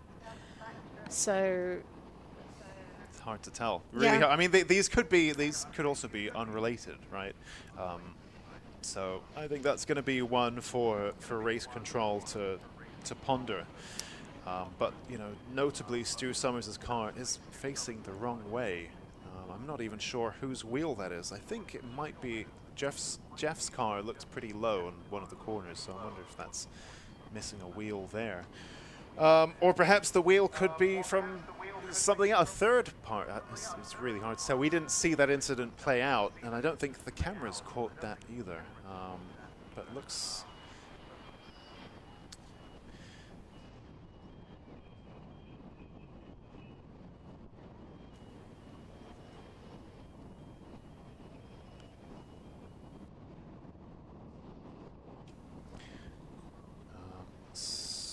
So we're just looking down there. Obviously, the marshals straight onto the scene, and all of the track crew.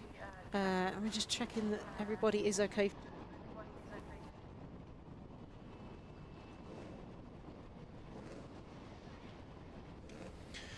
Yeah, it looks like a pretty You can see, I believe that's Stu Summers, so that is very good news to see him out and about, walking around the car.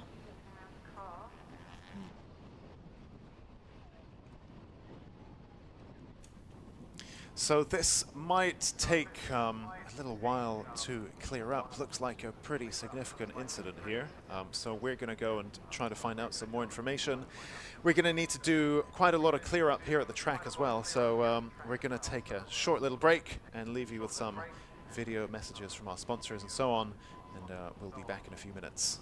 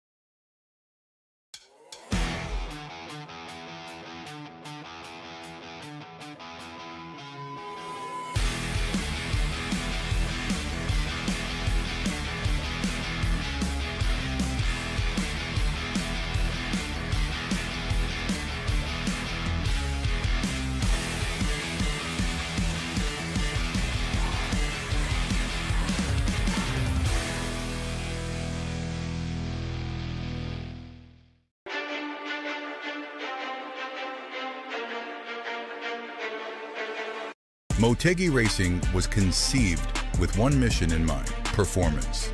Each wheel is over-engineered to ensure industry-leading strength, lightweight design, and seamless connection to your unique style. From our storied past in motorsports to our stylistic contributions to the aftermarket culture, one thing remains: Motegi Racing is built for enthusiasts.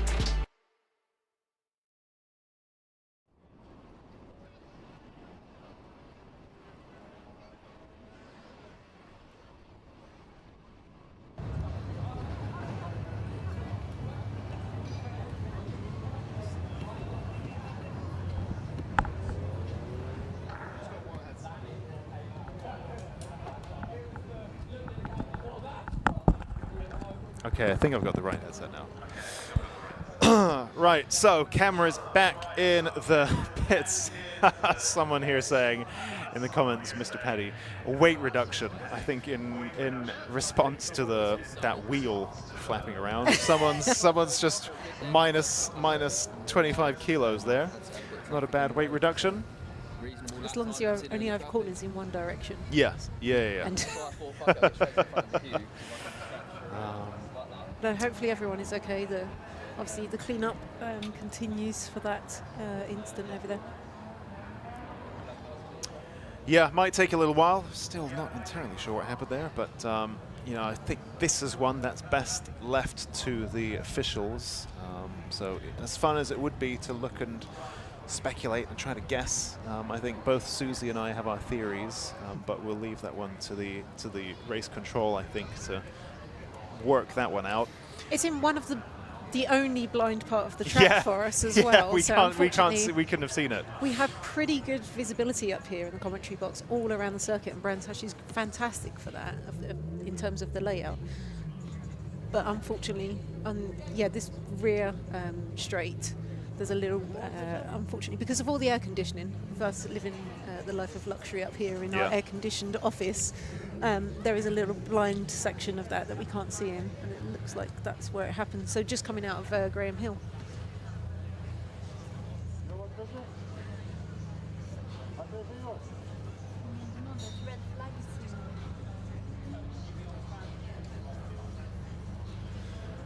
So, as we look around the pits, what do we got going on here?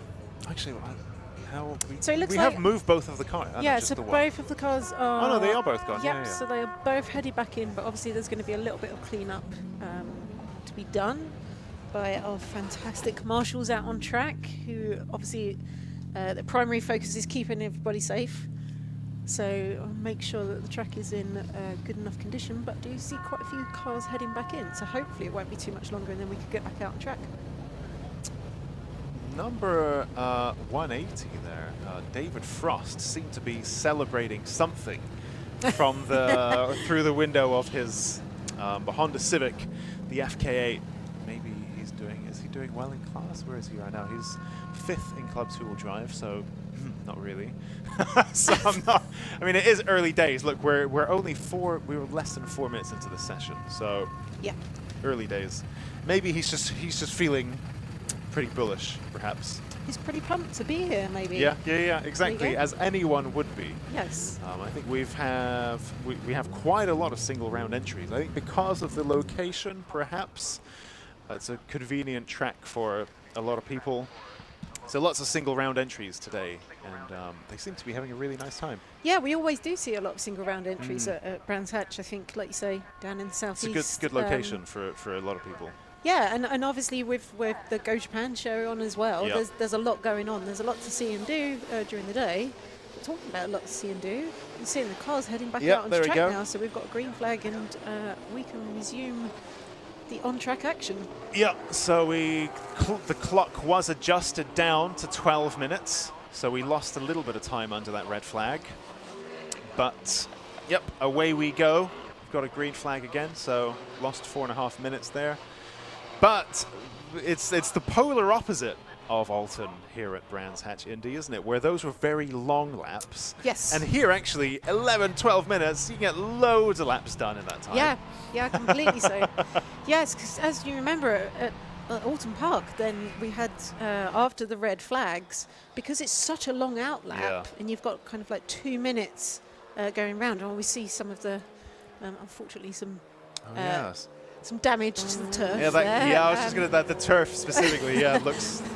But yeah, Alton Park is such a long out lap, so you've got kind of like 2 minutes before then you can even turn a hot lap. Whereas here at Brands, they're already going across the line. And of course, if you're at the end of the queue at a session like this, you've also lost a couple of minutes before you've even got out of the pits, and then another 2 minutes to do your out lap. So you've lost 4 minutes between the checkered flag, green light, and actually doing your flying lap. Yeah, but here, very different. Comfortably less than a minute lap in a lot of cases. I mean, it's early days. So currently Luke Capehorn, he's at the top of the leaderboard with a 51.8.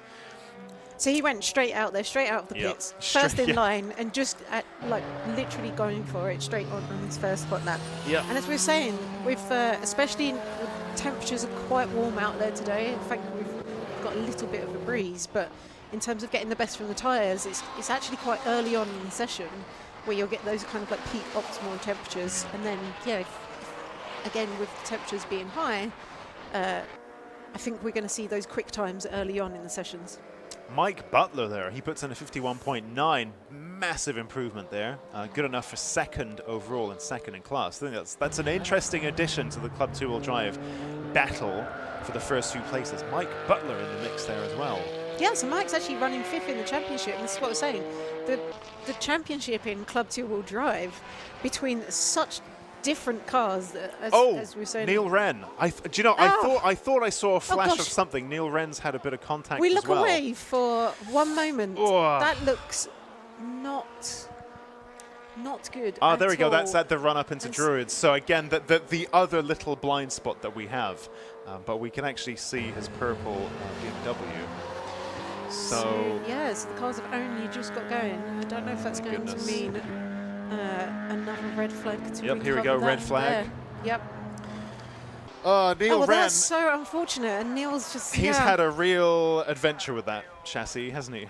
He really has, and he's had some particularly bad luck. Yep. Not quite sure. Is that part of his front bumper? That's his front bumper on sideways and right. partly so on the presumably bonnet. he's had some contact with the barrier, maybe?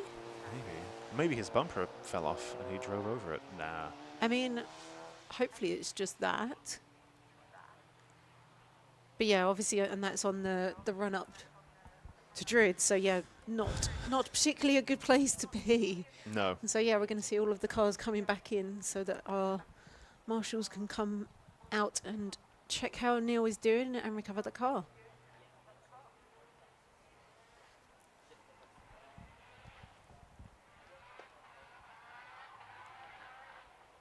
So we're hearing that he did hit a barrier there.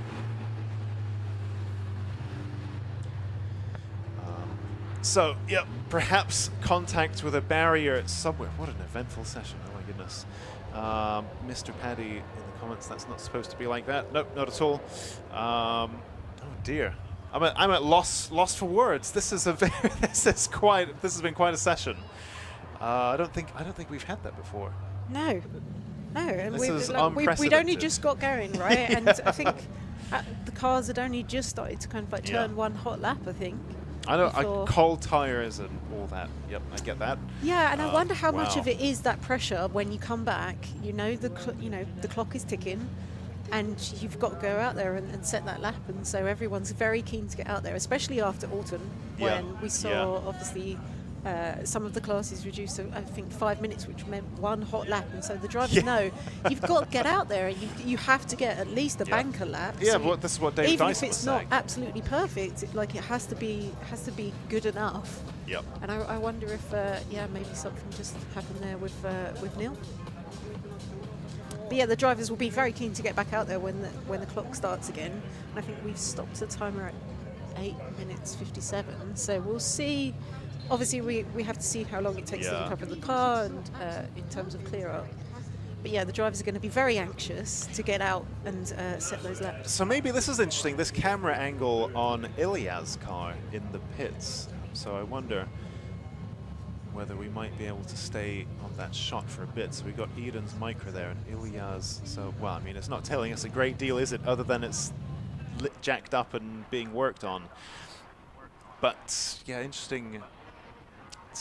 would be interesting to be a fly in the wall in the garage and It would indeed. understand Well, a bit more about what happened there. I'll do a quick run after this session is finished, Yeah. and we'll see what we can find out. Yeah, because of course, even the pro session had a stoppage potential contact as well. Yeah, interesting stuff.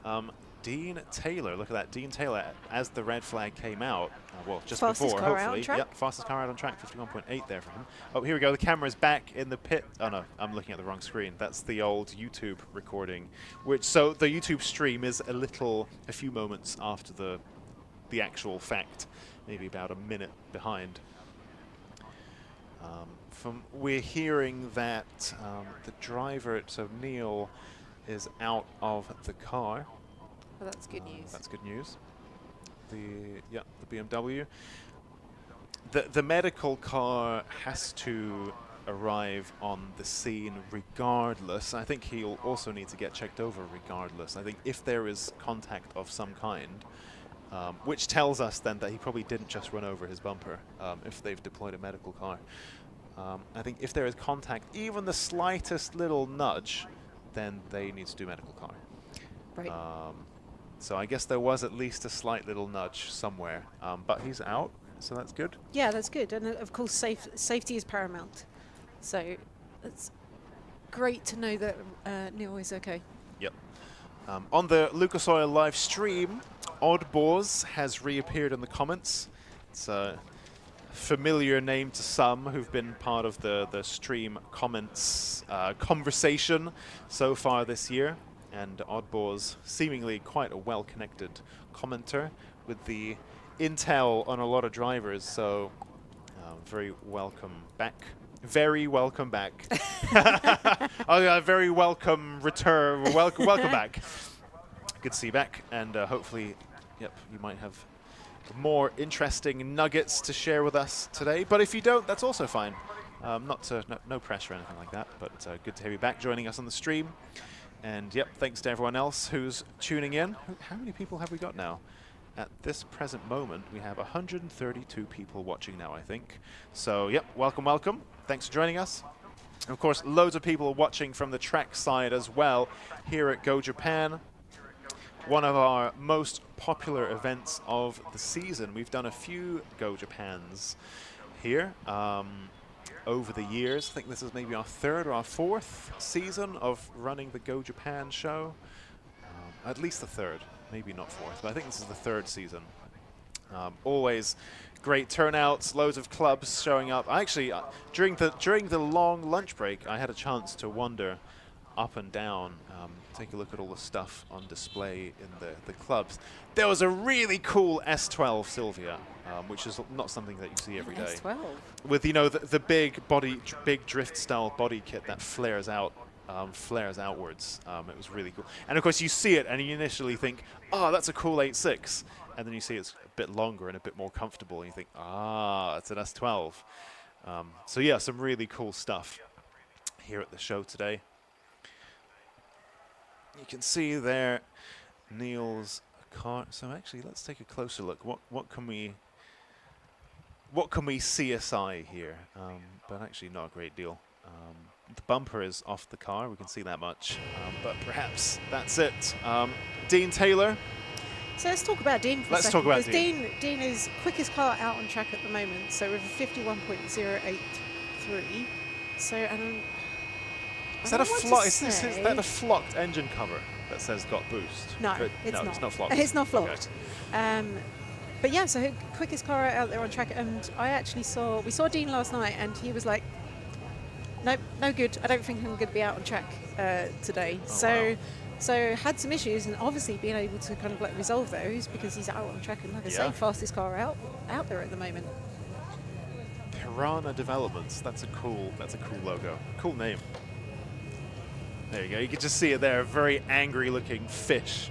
I'm not sure why they chose a piranha, but it's quite cool. So yeah, I think they were having clutch release bearing issues. And I think, again, Dean's had like a few niggles throughout the year. But again, was looking very dejected last night when I saw him. But again, we've seen him go out on track, and the car's obviously okay enough for the moment to set a really good time. So that is fantastic to see. And again, as we're talking about these high horsepower cars, normally, you know, that means unreliable. You're putting a lot of stress through them. They're high maintenance. You have to replace bits all of the time. But yeah, seems to be going. I mean, I get blamed a lot. I don't know if you do. Commentators curse. Oh yeah. Because we kind of like try and chat to everybody in the pits, and so yeah. If I walk up and down the pits, if anybody's car is broken, it's my fault. Oh apparently. yeah, absolutely. So I apologise to anyone. No, I really do not want any breakages. So, but yeah, very happy to see people having a good day. You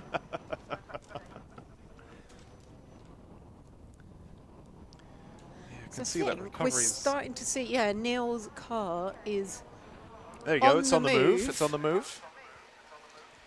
And what's that other thing? Oh, that's the fire truck or something with loads of gear in the back. Okay. Oh, that's yes. that was a great shot then, but I didn't get a. Definitely contact down the right-hand side of that car. Missing, I think, the rear light as well. Yeah, I wonder if we might be able to go back to that shot, because that showed really well what the situation was. But at least, well, Neil's out of the car. He'll be getting checked over now. And he's had a really bad run of luck as well, right? So I think I talked to him at Snetterton, And then the next time I saw him, he was being recovered on the back of a truck. Then, where I think his intercooler fell off. Yep, here we go. We might get But another that was look. easily repaired. I'm not so sure. He's that lost his is gonna wings be somewhere as well. As easily repaired. I mean, yes and no. I mean, it doesn't look that bad. It's not where you want to be by any means, but No. it doesn't even, yeah. Well, Let's hope not, and hope he can get that fixed. Again, we've got the rounds quite close to each other, don't we? So Knock Hill is, I think, 3 weeks away. Yeah, yeah. So we'll see if we see him back in Scotland. But from the sound of things, I think Neil has quite a lot of spares and even potentially a few shells. So I think he'll be able to mix and match some bits. And to me, handy. Armchair expert, it didn't look. You know, will he need to jig it and bend it back like what Darren was saying? Alexi said it was easy. That's yeah, what I'm hearing. yeah. I get blamed for this a lot. Yeah, where exactly. I just say things are easy when they're really not in practice. But it's just I have that much confidence, that much faith in what Neil could. Neil's seemingly he can bounce back from anything. Yeah, exactly. He has to. He practices that skill very well because he seems to have a lot of things that need to bounce back from. But he bounces back very well. So now what we're seeing is the clock has been reduced. So we've got just over 4 minutes left on the clock. So again, when we're talking about it's a short out lap, but you do have to do the out lap before you can come around for your hot lap. And we've got, what, 4 laps probably in it before the checkered flag is going to get thrown. So we have seen cars go straight out. And obviously the cars that you see going across the line now, they're all on their out lap. And then, yeah, you're going to see people, I think, just going straight for it on their first hot laps of trying to get that time in. And this is part of the game with time attack as well, right? It's not just about you have to manage the traffic, you have to manage the car. Yeah. But then obviously if something does happen and the session is cut short, you need to get that lap in. Yeah. And it's consistency as well. And I think the change with the point scoring system that we've seen this year is really proving that consistency and getting out there and getting that good lap every time you go out is really key. So the reliability of the car is a really massive factor of that as well. That chassis on David Dyson's Cayman looks so planted and so good. Mm-hmm. And he's still got the aircon in as well, as you said. So some of our drivers are cooking a little bit in the pit lane, and he's sitting there in all comfort, got the listening aircon to on. podcasts and yeah, stuff exactly, as well. exactly. So it really, a car that really does it all. Yeah. But again, just a really good example of the difference that we've got such a close battle between such different cars out there. And over the space of a lap, that it all kind of equals out. And as we've been talking, so Alexander Volkov's gone across the set, so a 50.477. That is very sweet. Johnny Fletcher also sets a personal best and moves up the leaderboard in the Astra GSI on your screens now. So Johnny was saying earlier, so he had boost leaks all morning, so so we'll see. But he did say he'd beaten his PB. So even with a boost leak and down on power quite massively, he'd set a PB. So we'll see. Hopefully, he's managed to fix it and has got full boost, and then we'll see what he can do this afternoon. And obviously, Johnny, is it unfair to call him an old timer? I don't mean that. I mean, but obviously, has been around a familiar face to time attack familiar for a long face. time. Let's go with that. So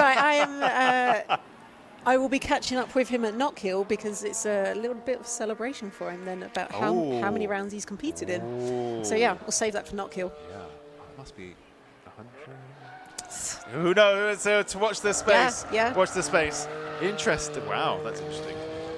So actually, we've seen Dean Taylor go out there and beat Volkov's time. So he's gone across the line with a 50.38. So yeah, Dean obviously managed to get the car into a good place. Oh, although never Volkov mind. just picked him over 50.1, so what a great battle, kind of like between the two club four-wheel drive cars.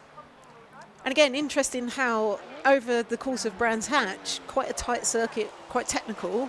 As we said, Alexander Volkov with the big power, but it does kind of like even it out a little bit. So yeah, good battle in club four-wheel drive. Be interesting to see, what kind of response does Dean have to that?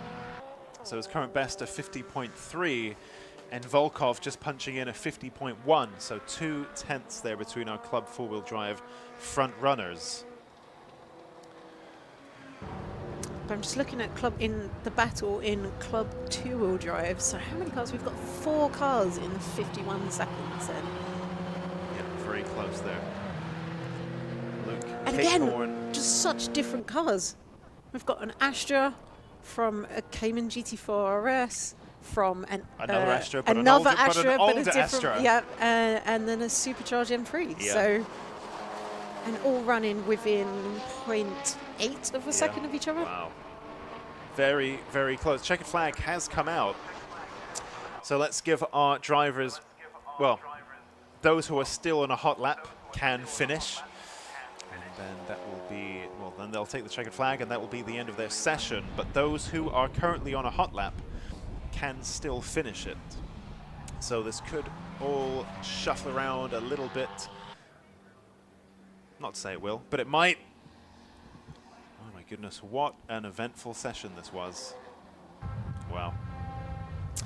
In the meantime, assuming no big changes, let's run through our provisional results then. So, the winner of Attack 2 in the Club 4-wheel drive class is Alexander Volkov ahead of Dean Taylor. So just 0.2 of a second there between them. And then the provisional winner of Attack 2 in Club 2-wheel drive is Luke Capehorn ahead of David Dyson, Johnny Fletcher, Mike Butler, Andrew Kime, Neil Robson, Nicholas Good, Neil Wren, David Frost and Stu Summers. And then in Club Pro, running out of session is Jeff Kershaw, the only car in that class. So those are the provisional results.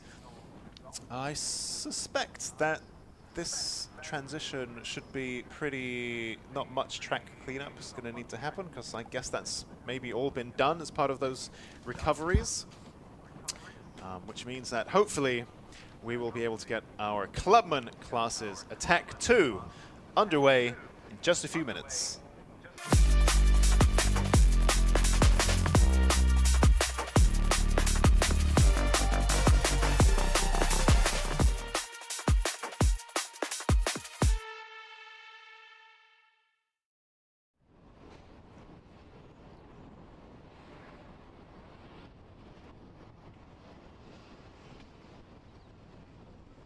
Ben Brooksmith.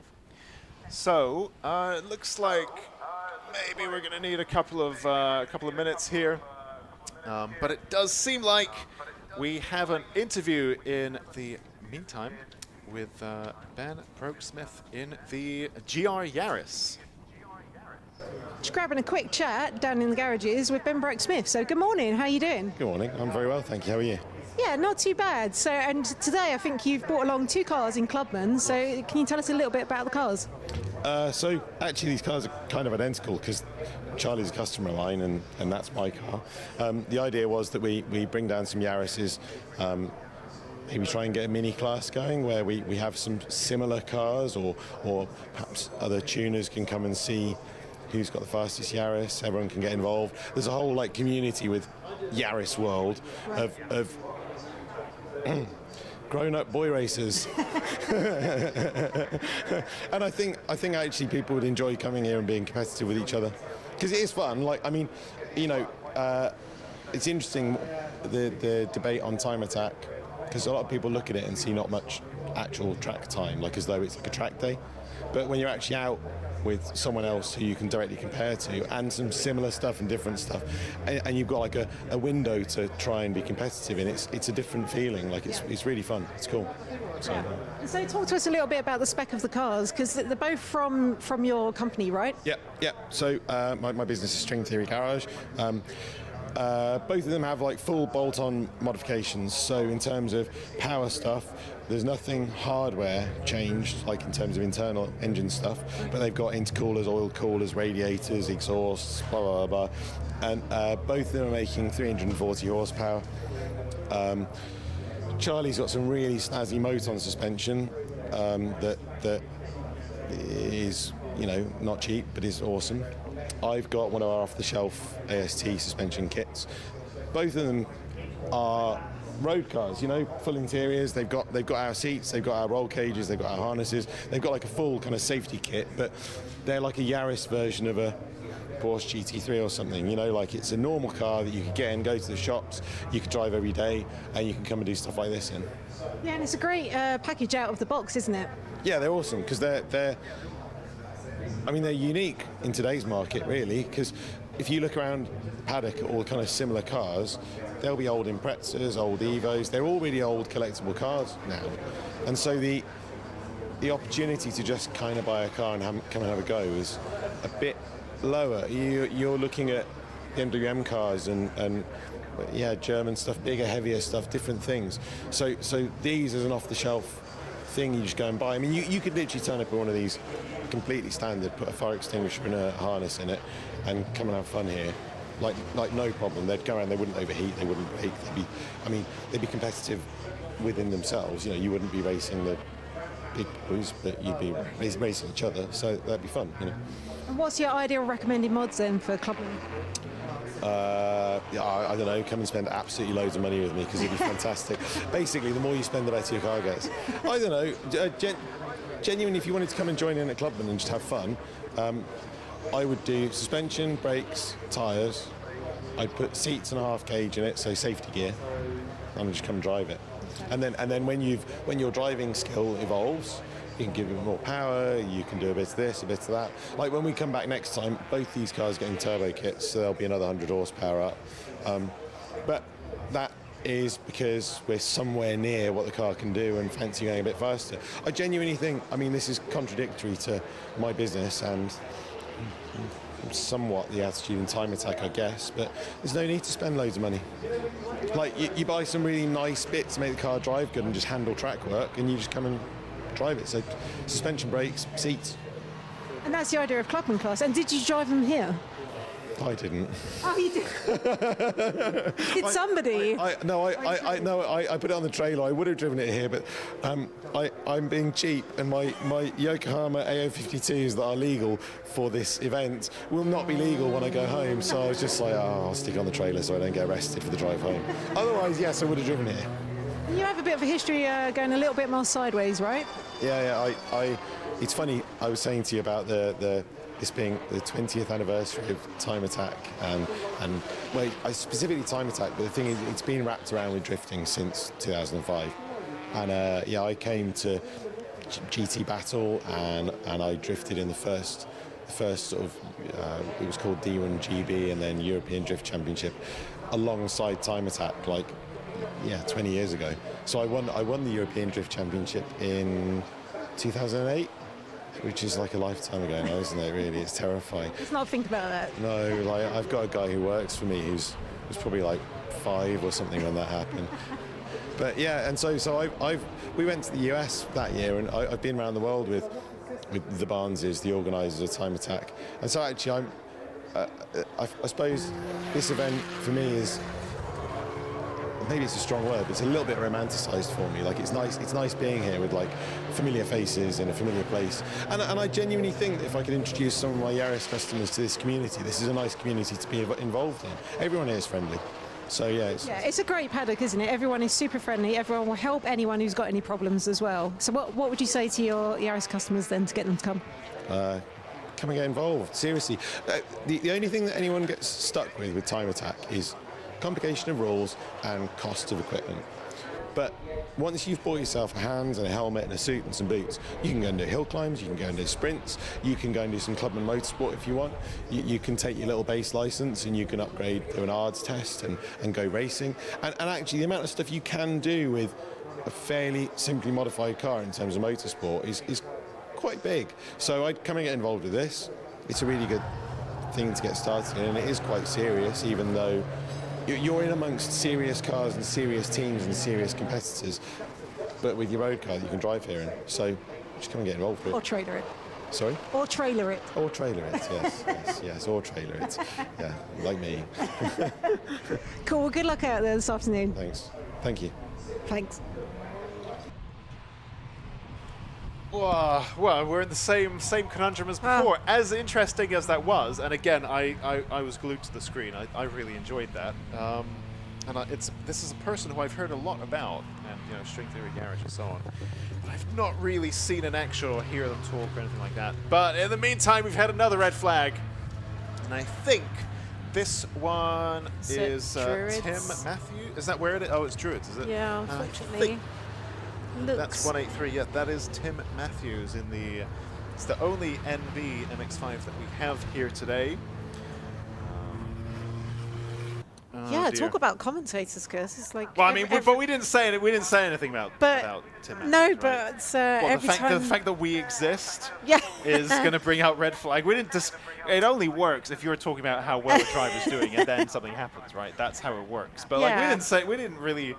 I mean, we said a bit about Tim in terms of I thought that was Radu Stan's, BMW swapped car and so on. But it's not. This is a single round entry. Nice little MX-5.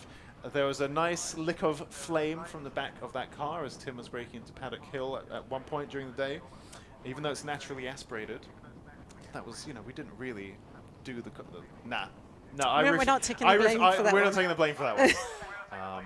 But he's out, and I mean, if I may say so myself, that doesn't look. I was just going to do the same. I'd be like, oh, that doesn't look too bad. Easy peasy, lemon peasy to fix that one.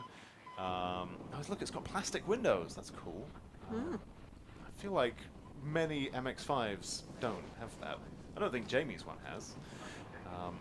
And of course, that is on the outside of Druids, so that is a particular problem, and that is obviously why we've seen the session be red flagged, because obviously it looks like, I'm guessing, just from the some of the cameras, we can see that probably just maybe locked up under braking. Something happened, maybe brake too late, and just ended up. And obviously, yeah, the gravel will slow you down a bit. Yeah.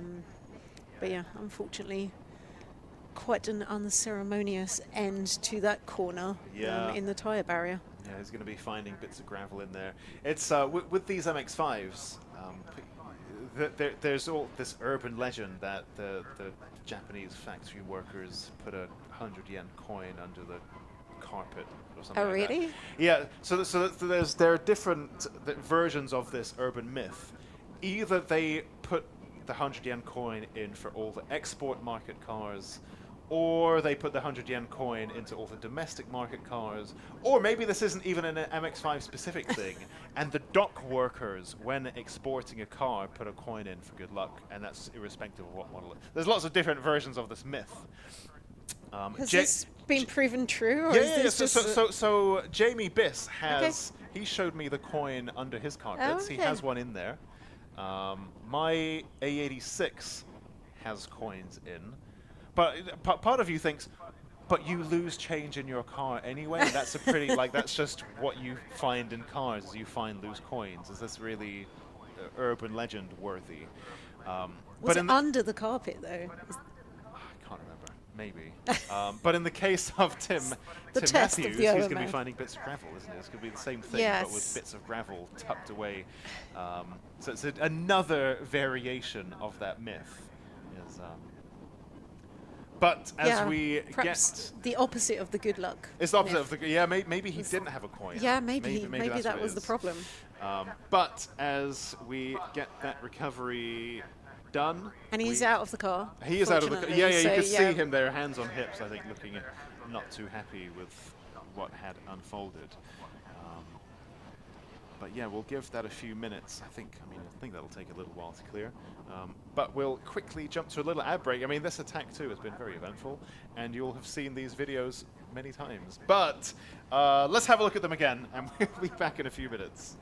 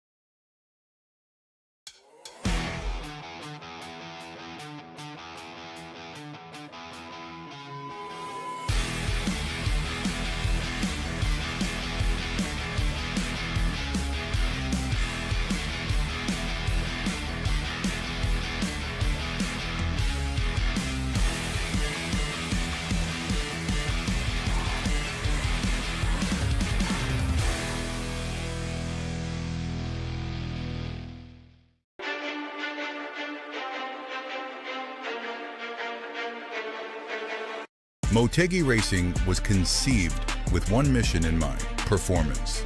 Each wheel is over-engineered to ensure industry-leading strength, lightweight design, and seamless connection to your unique style. From our storied past in motorsports to our stylistic contributions to the aftermarket culture, one thing remains: Motegi Racing is built for enthusiasts.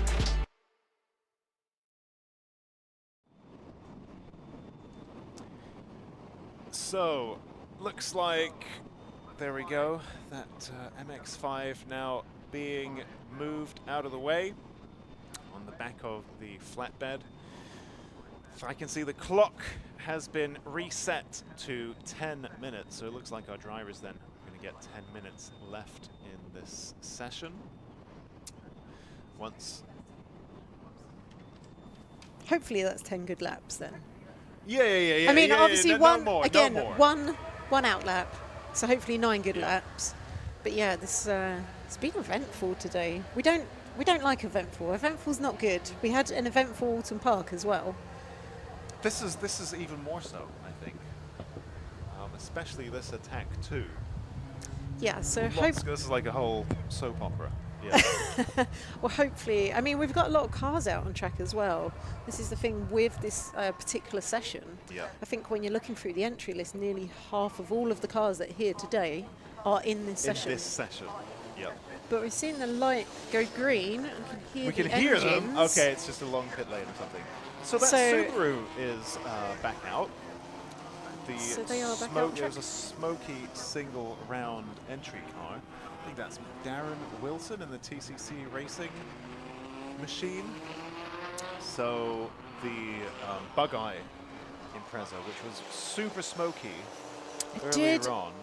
I had a very, very quick chat with them, Right, trying to recall. It's back on the track now. It is so back on track, so couldn't have been that bad. yeah, some older see. Japanese machinery. Yeah. I think very, very on brand for this Go Japan show. Look at all the entries down the side of the screen. This is very. Yeah, I mean they barely fit on the screen. They barely fit. there. Yeah.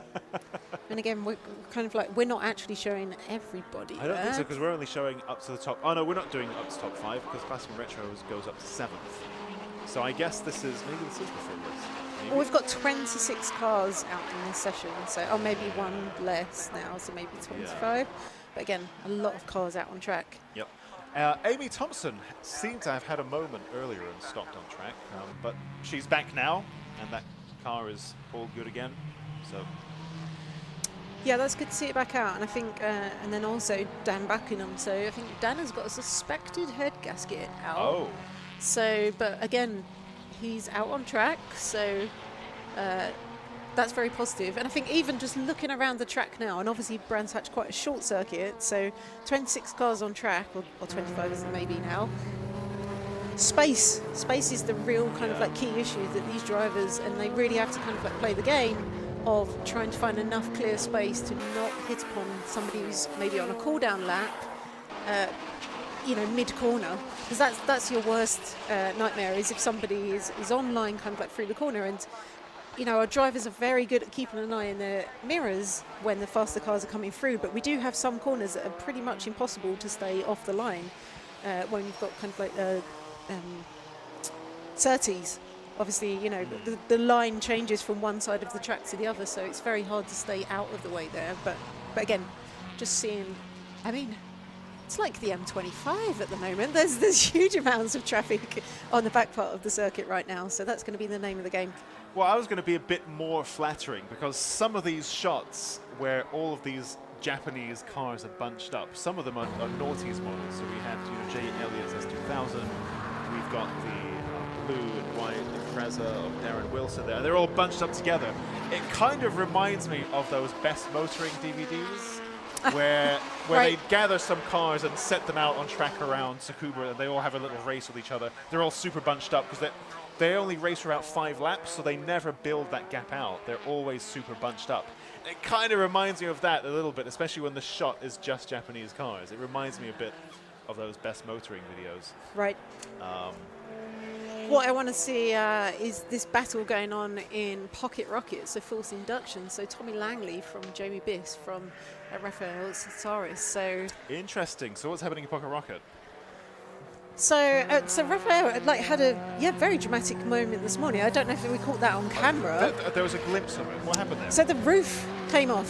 So when I was speaking with Wilco, is it like a carbon fibre roof? So it's a roof skin. Right. So yeah, and unfortunately it looks like that kind of like cracked and then came off, and Wilco actually had to dodge it when he was out on track. Wow. So yeah, that's not exactly what you want. That's not what you expect when you're out racing. But obviously, Rafa's been having an amazing season. So I think he's got 5 wins to his name, leading the championship. I went down to catch up with him earlier on. Unfortunately, the moment I chose, not particularly great timing. So we'll see if we can catch up with him at another round. But yeah, actually having a fantastic season. And I'm just going to keep an eye on their times and the battle between them in that pocket rocket force induction class. So do you know what? There are a few. It happened just now with Rafael Cesaris, and it happened with Annie Thompson, where again I thought they were stopped or going very slowly, and I think it's because when they're on a cool down lap and there's so much overtaking traffic coming past them, they have to slow right down and for a long time to allow everyone to come through. So it looks like they've got a problem, but actually what they're doing is slowing right down. And they're doing it on the straights where it's safe for people to pass them, so that by the time you get to the corners, hopefully there's a few less cars. I mean, I say that, but as I stand here looking around the track, there are cars in every direction on every part of the track. So yeah, they've really got that work cut out for them. I think for me that's one of the attractions of time. I quite like that in Time Attack, because you get the feeling of racing in a pack, but you're not actually smashing doors together. So I quite like that, you know, compared to sprinting or hill climbing. You know, I've done all of this stuff, and I enjoy Time Attack the most because you've got all the action going on around you, but it's in quite a nice way. You're not worried about banging wheels and banging doors. You know, it's not about that. So you're all trying to let each other through, but you've got the fun and the excitement of having a pack buzzing around you and having to find space and the traffic and so on. And I know the fastest car out there on track at the moment is Dean Riley. So I think again the car really suited to the track, because I know Dean will always say he's a little bit down on power, but he's obviously like he can really pedal that car. And good battle between him and Mark Donnelly is another car I did not expect to see out at Alton. Oh, really? Brand, sorry, because at Alton he had issues, and then so he needed a new gearbox. So I don't know if you remember. So he was actually having to hold it in gear as he was driving around, so driving one-handed. So last I saw him, I did not expect to see him back at Brands Hatch. But yeah, again, good battle between them. Just a point, what's that? 2.25 of a second between those two cars in Classic and Retro. We had some great shots there of Jay Biss in the Pocket Rocket Force Induction MX-5, the first generation one. Firstly, overtaking Emily Birch in the Birch Racing 335D. And then just some great shots, especially coming around the second sector there, Clearways and Clark Curve, where the little MX-5 was moving around quite a lot on its, rotating quite nicely. It looked really good. Great few shots there. I think he'll want to clip that one and save it to his desktop. So as you'll probably notice, and do we have them both out on track? So we've got 2 Birches out on track. Yes, we do. So we've got the GTR. Is that a coincidence? So that is, and I think perhaps Time Attack first, father and daughter team. Oh, nice. Yeah, so fantastic. We've had a husband. We've got a husband and wife team. We've got boyfriend and girlfriend. I think we've had those. Yeah. So this is father and daughter. That's really cute. Fantastic. Yeah, so dad in the GTR and daughter in the BMW. That's really nice. Yeah. That's really nice. So what a fantastic mix. What a fantastic father-daughter bonding experience. Incredible. And there we go. That's the number 271 GTR there of Jason Birch. 2017. I guess hence the 2 ones. 271. Anyway, that's 2017 Nissan GTR. So nicely facelifted and so on. If you're wondering what the yellow sticker is on the back, that's a novice sticker, just placed in a very prominent location, but that signals to other drivers to give a little bit more room, because this driver is not necessarily experienced in competition yet. Now, Lee Fletcher saying, come on, Mark Roberts and JPR Racing, and also Chris C. What happened to the Spicy Micro? Now, there's a question. What did happen to the Spicy Micro? It's only done 2 laps. And, oh no, 5. So sorry, it's done 5. But the best lap was on lap 2, but it's done 5. But Eden Young's at the bottom of the leaderboard. So what happened there? It says he's on his out lap. Is that the case, or is that a little glitch on the timing screen, or Maybe what? that's a little bit out of date. So many cars out there on track at the moment. So again, I'm just keeping an eye on, because we do have multiple different classes out in this session. Between, so in Clubman we've got Dan Buckingham. So as I mentioned, like Dan Buckingham suspected has gasket, but it's enough to get him. He's gone out and set a 53.5. So actually the fastest in Clubman. Right, so we have the Spicy Micro. There it is. So it is on the track, but I guess it was just out late for some reason. Okay. Maybe waiting. And, I mean, maybe very waiting late, because we're looking at the time. There's only 30-odd seconds on the clock. So, I mean, he'll go across the line here, and looks like he's going to go across before the checkered flag is waved. I wonder whether he wanted to get some clear track, something like that. I mean, good luck, because even with all the cars in the pits, we've still got 20-odd cars on track right now. So, because he looks like he's going very quickly, actually. So, Eden looking pretty racy there. I think he's got sunglasses on under his helmet as well. what a cool guy. I'm just looking down. So as we were talking in Pocket Rocket, so Pocket Rocket NA, because of course we split into the Force Induction and NA. So in Pocket Rocket NA, Mark Roberts is leading with a 55.239. And then Ryan Barker is with 53.286. And we also have another car between them with a 53.2.8. So really, really close racing from these guys. So, yeah, literally down to 0.05 of a second. Mark Roberts, one of the few Renault-engined Clios that we have. Quite a few of our hatchbacks here in Time Attack are K-swapped. For example, even multiple Clios that have been K-swapped, but Mark Not Roberts as many there. this year, though. Not as many this year. Not as many. Not as many this year. We've had very much a K20 class almost. Yeah, in previous years. Not so much this year. Yeah, I'm kind of glad that we've moved on from that chapter. I think when everything's K-swapped, it just feels a bit uniform. Is my personal opinion. But of course, if you do have a K-swap car, you are most welcome in Time Attack, obviously. But I like having some variety as well, as we do at this particular round, especially. So, checkered flag then. Whew, what a session. So let's take a look through our provisional. Oh my goodness, the timing screen is all jumbled up. So well, let's look at our provisional results then. So top of the leaderboard is Dean Riley with a 51.9. Great, that was just at the very end there. Great effort there from him. Everyone heading into Parc Fermé now. So Riley ahead of Donnelly, Young, Buckingham, Langley, Cyrus, Broke, Smith, Biss, Thompson, Elliott, Bowen, Jason Birch, Dakar, Roberts, House, Barker, Wilson, McConnell, Moon, Wilkinson, Matthews, Vieira, Greenhue, Freeman, Emily Birch, and then D. Taylor there, number 169, Luke Taylor in the Matthews Motorsport 36W. You can see there in the Parc Fermé, the dark blue E36 there, also with novice sticker. So I think that particular machine then is Luke Taylor's. So that concludes our Attack 2. Don't go anywhere yet, because we have the Racing Honda's Championship Race 2 coming up very shortly. We're going to need to do a little bit of housekeeping, especially after such an eventful and incident-packed Attack 2.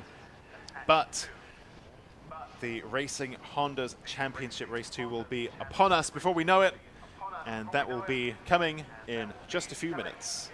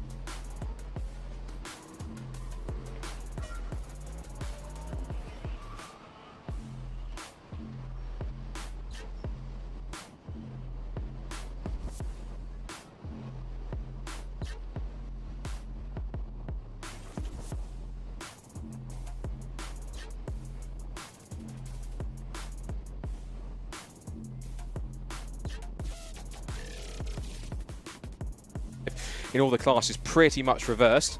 And we're going to wait and see how this all plays out, particularly when you've got Class B with a little bit more of a mix, and then Class A with all the different contenders and all the different reasons that you want a race victory pretty much playing out for all the drivers that are currently involved.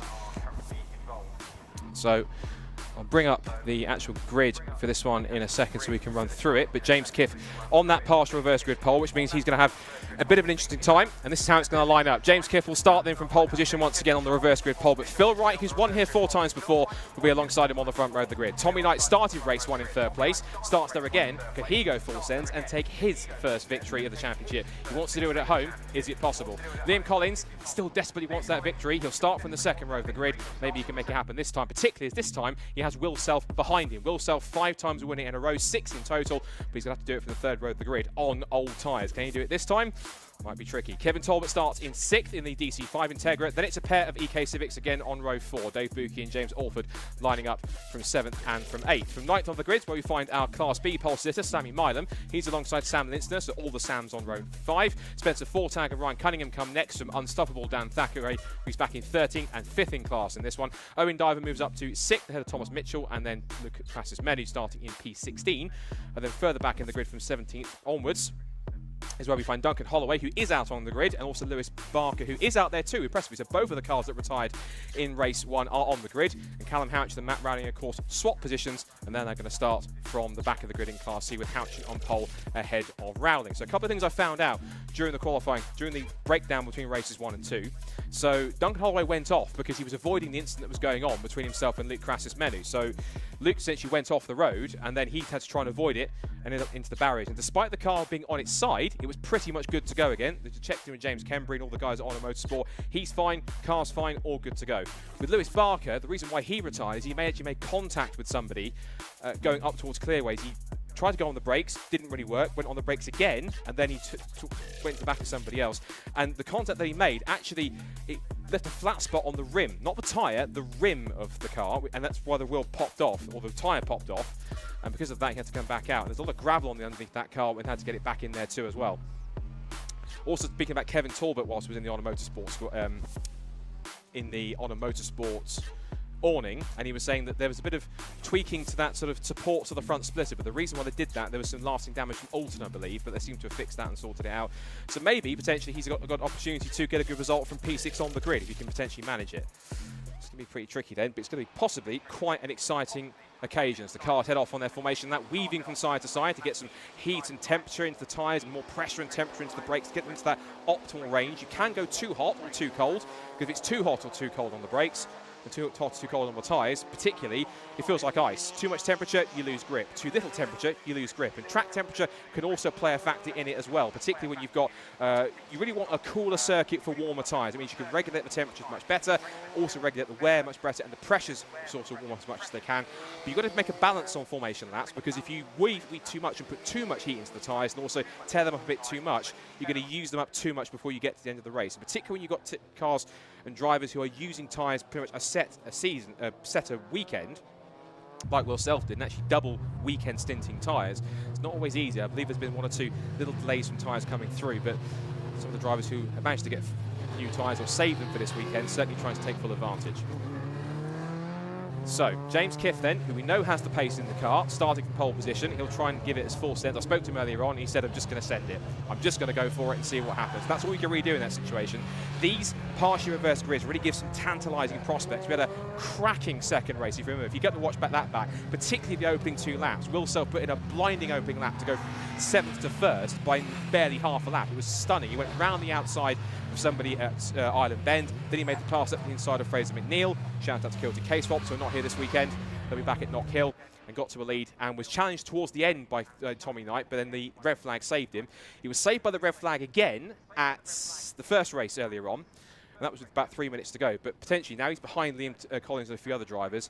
He might not get that luxury, but we'll wait and see if he can move his way through. So just a quick ID check. It's the white Integra DC2 of James Kiff on pole position, the grey and yellow EP3 of Phil Wright, then the blue EK Civic of Tommy Knight. 4th place is where we find Liam Collins, then Will Self, Kevin Talbot in the green DC5 Integra, Dave Buchy's white EK, and the black EK of James Alford. Then we have the Class B cars in their separate rows, and Class C just lining up at the back. You know the drill. It's all calm and quiet in this championship until the VTEC kicks in, and it will do in a few moments' time. Green flag at the back. Is this going to be a tantalising race? I surely hope so. Right, 5-second board is up. Round 12 of Racing Hondas 2025 from Brands Hatch is go. It's a decent start for Kip, but not as good as it was for Phil Wright. He's up the inside, but a better second phase of the start does give James Kip a lead. Here comes Tommy Knight. Tommy Knight on his toes, up the inside, down towards Paddock Hill Bend. He got inside, there's contact. Round goes James Kip into the gravel. James Kip is off from pole position. That's a disaster for him. He's off into the barriers. That might well be a safety car. But Tommy Knight hits the front, but I'm not sure if there was contact. There might have been a bit of a touch into Paddock Hill Bend up the inside. But Tommy Knight hits the front in the EK Civic. Phil Wright's into second place. Will Self's up to third from fifth. But it's Kevin Talbot, Dave Buki, Liam Collins has dropped back. I think he dropped back to avoid the contact between the two of them. There are yellow flags down at Paddock Hill Bend. Whether there's a safety car or not, we're yet to be seen. In fact, yes, it is. Safety car boards and flags are out. Safety car has been deployed. And that is a bit of a disappointment, particularly when James Kiff was so optimistic of getting a great start, and it all comes to nothing at the end of basically turn one. Now, all we can say is it looked like there was contact between them. We're not going to portion blame. That's for the stewards. That's for Stacey, our race director, to work out and talk to a bunch of the drivers. All we can say is the facts at the moment. It's Tommy Knight in the lead of the race, Phil Wright's in second place, and Tommy. It's then third place for Will Self. He's up for fifth on the grid. Fourth is Kevin Talbot. Fifth is Dave Buki. Sixth is Liam Collins. Seventh is James Alford. Then we have the Class B contenders, and that has Sammy Milam at the front. Ryan Cunningham second. Dan Thackeray up to third already, past both what looks like Luke Crassus Menu and Spencer Fortag. But Luke Crassus Menu is up to fifth, so he's had a cracking start from the first couple of positions. Owen Diver's up there as well and holding position. And both Lewis Barker and Duncan Holloway are also still there too. So that's pretty crucial for that run. So under the safety car we go. And hopefully it's a short one. They're going to try and very quickly snatch James Kiff's car out of the barrier. But that's such a disappointment. James Kiff, he was so optimistic coming into this race. He felt that the pace is there. They've lots of great work. And that's important. Sammy Lintzer's also in the pits as well. I should call him Sam, not Sammy, but that's not the point because he's in with trouble. That's a left front they're changing on that car as well. So whether it's puncture, wheel damage, something else that's happened, but they're changing the left front on Sam Lintzer's car. Now, if he can get out quickly enough, he won't go a lap down. He can try and catch the back of the train before the safety car comes in. They're trying to get him out as quick as possible. I think they're done. And safety car is up at McLaren, and Sam Lintzer's moving. So that means he is possibly going to get out, and he won't go down a lap. And if he can go quick enough, he should be able to catch the back of the train. So a quick recap of where the order is. Tommy Knight leads the way. Phil Wright in second place. Will Self is third. Kevin Talbot fourth. Buki's up to fifth. Collins is down to sixth. He started fourth on the grid, down 2 spots. Remember on the bottom right there, you can see you can vote for your Lucas Oil top driver by using the QR code. So be sure to use that and to vote who you think has impressed you the most. And then outside of the top 6, we've got James Alford 7th, Sammy Milam, who leads in Class B for Ryan Cunningham, Dan Thackeray, Spencer Fortag, Luke Crassus Menu, then Owen Diver, Thomas Mitchell, who's our single round entry, Lewis Barker, Duncan Holloway, Matt Rowling, Callum Houchin, and then Sam Lintzler, who hasn't gone a lap down. Whereabouts is he? He's just at Graham Hill Bend, so he's going quick enough, I think, to catch the train. Now they have also, at Paddock Hill Bend, you can see in the background as it's coming to shop, they have pulled James Kiff's car away from the barrier. I think they're going to try, if they can, to get it across the circuit so they can try and get it going. Because ultimately what they want to do, typically, is get this race back underway as quickly as possible with 11.5 minutes to go. And hopefully we get a run all the way to the flag and get a pretty competitive race out of it all. Because we're a bit disappointed with the fact we finished 3 minutes before the end under red flag because of the incident we had with Crassus Menu going off and then Duncan Holloway's car up on its side. Not as dramatic, but just poor James Kiff, basically, off the road. And that's another retirement. It's his second retirement of the season, and not what he was planning to really have at any point. No one plans to retire, but... So, just stacking up behind the safety cars, just slowing the pace a little bit so they can try and give the snatch vehicle some more time, because it's just dragging or bringing James Kiff's car across the road. So it's bringing it to the inside of the circuit, so it's a much quicker route than trying to get it back behind the barriers through the gravel, just so it's a safer spot on the inside where it's less likely to be tagged, fingers crossed. So I think they're going to get one more lap around behind the safety car, because it's not going to come in this time by. It's way too soon for it. You'll know it's going to come in because the safety car lights will go out, typically on the back straight, on the Cooper straight running towards 30s, and then the pack will start to stack up, and Tommy Knight becomes the safety car basically when that happens. He decides then to set the pace, to pull everyone together, on the restart. It's up to him, and he chooses when to restart this race. It's him that decides to pull the pin. And everyone just stacking up a little bit. Just have a little feeling that now things are a little more charged under this safety car now. Tommy Knight will be feeling the pressure, but he's been talking a big game all week, since Alton Park, since all through this week, coming into the weekend. He even said it with Charlie on the interview as well. I'm going for it. I want this victory. I'm going to go for it. He certainly went for it into Paddock Hill Bend. Whether there's connotations from that, it's not for us to say, but ultimately what happened happened, and Tommy Knight finds himself in the lead. So they should get one more time around. They have pulled, yeah, James's car is fully to the inside of the road now, so shouldn't be an issue. Track is clear, so I'm expecting that race control will extinguish the lights on the safety car. So just a reminder of where we are then. Tommy Knight leads then. It's 9.5 minutes to go. Time is going really quickly. Time flies in racing Hondas when you're having fun. We do have plenty of fun in this championship. So safety car getting a little quicker. Just keep my eyes open. Are the safety car lights out? I expect they will be. Yes, they are. Exit Granny Pond Bend. Right, stand by then. Just about 9 minutes to go in this race. Still just over halfway, and you'll see Tommy Knight just starting to back the pack up a little bit, just trying to go at his pace. Everyone starts to kind of line up behind him. Possibly a bit of a dummy. I think he's gone a little early. He's gone quite early before 30, so he's not hanging around at all. And the Class B runners are not on their toes either. They've actually stepped back a little bit. Sammy Marlin's gone a little too late and not really going with them. Different class anyway. But Tommy Knight with the early restart might have worked a trick because he's now got through the final couple of corners. Safety car just came in as he came past it. Timed it beautifully. And now on the pit straight, Tommy Knight's got a clear gap on the restart. We're back to green flags in round 12 of Racing Hondas. Down towards Paddock Hill Bend. And it is Knight who leads, right in second place. Self in third. Then Talbot, followed by Buki, followed by Collins, followed by Alford. That's the 7 Class A runners. Milam leads Class B, Cunningham in second place, then Thackeray, Fortang, Crassus Menu, Diver, Mitchell, Barker and Holloway. And in Class C, Matt Rowling has managed to get past Callum Houchin quickly on that first start. He's got ahead of him, and Lintzner has joined the back of the queue, so he'll pick his way through as best he can. Out of Graham Hill Bend we go on the restart then.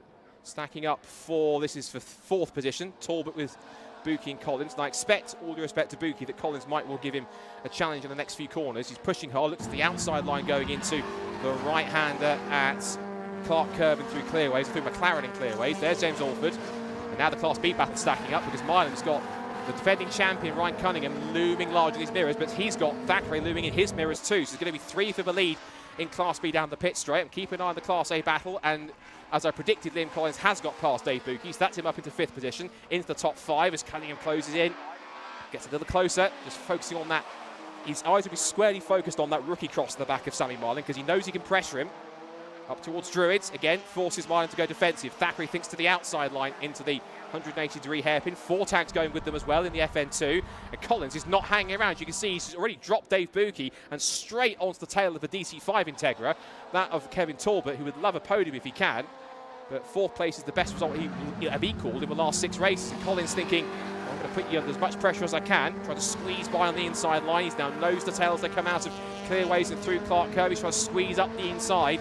But Talbot's got the racing line and track position. But Collins might have a look into Paddock Hill Bend. He's in the slipstream, down the pit straight towards Paddock. Thinks to the outside line. We'll try and get the up and under here. Not quite the high, wide and handsome line, as Brian Jones would say.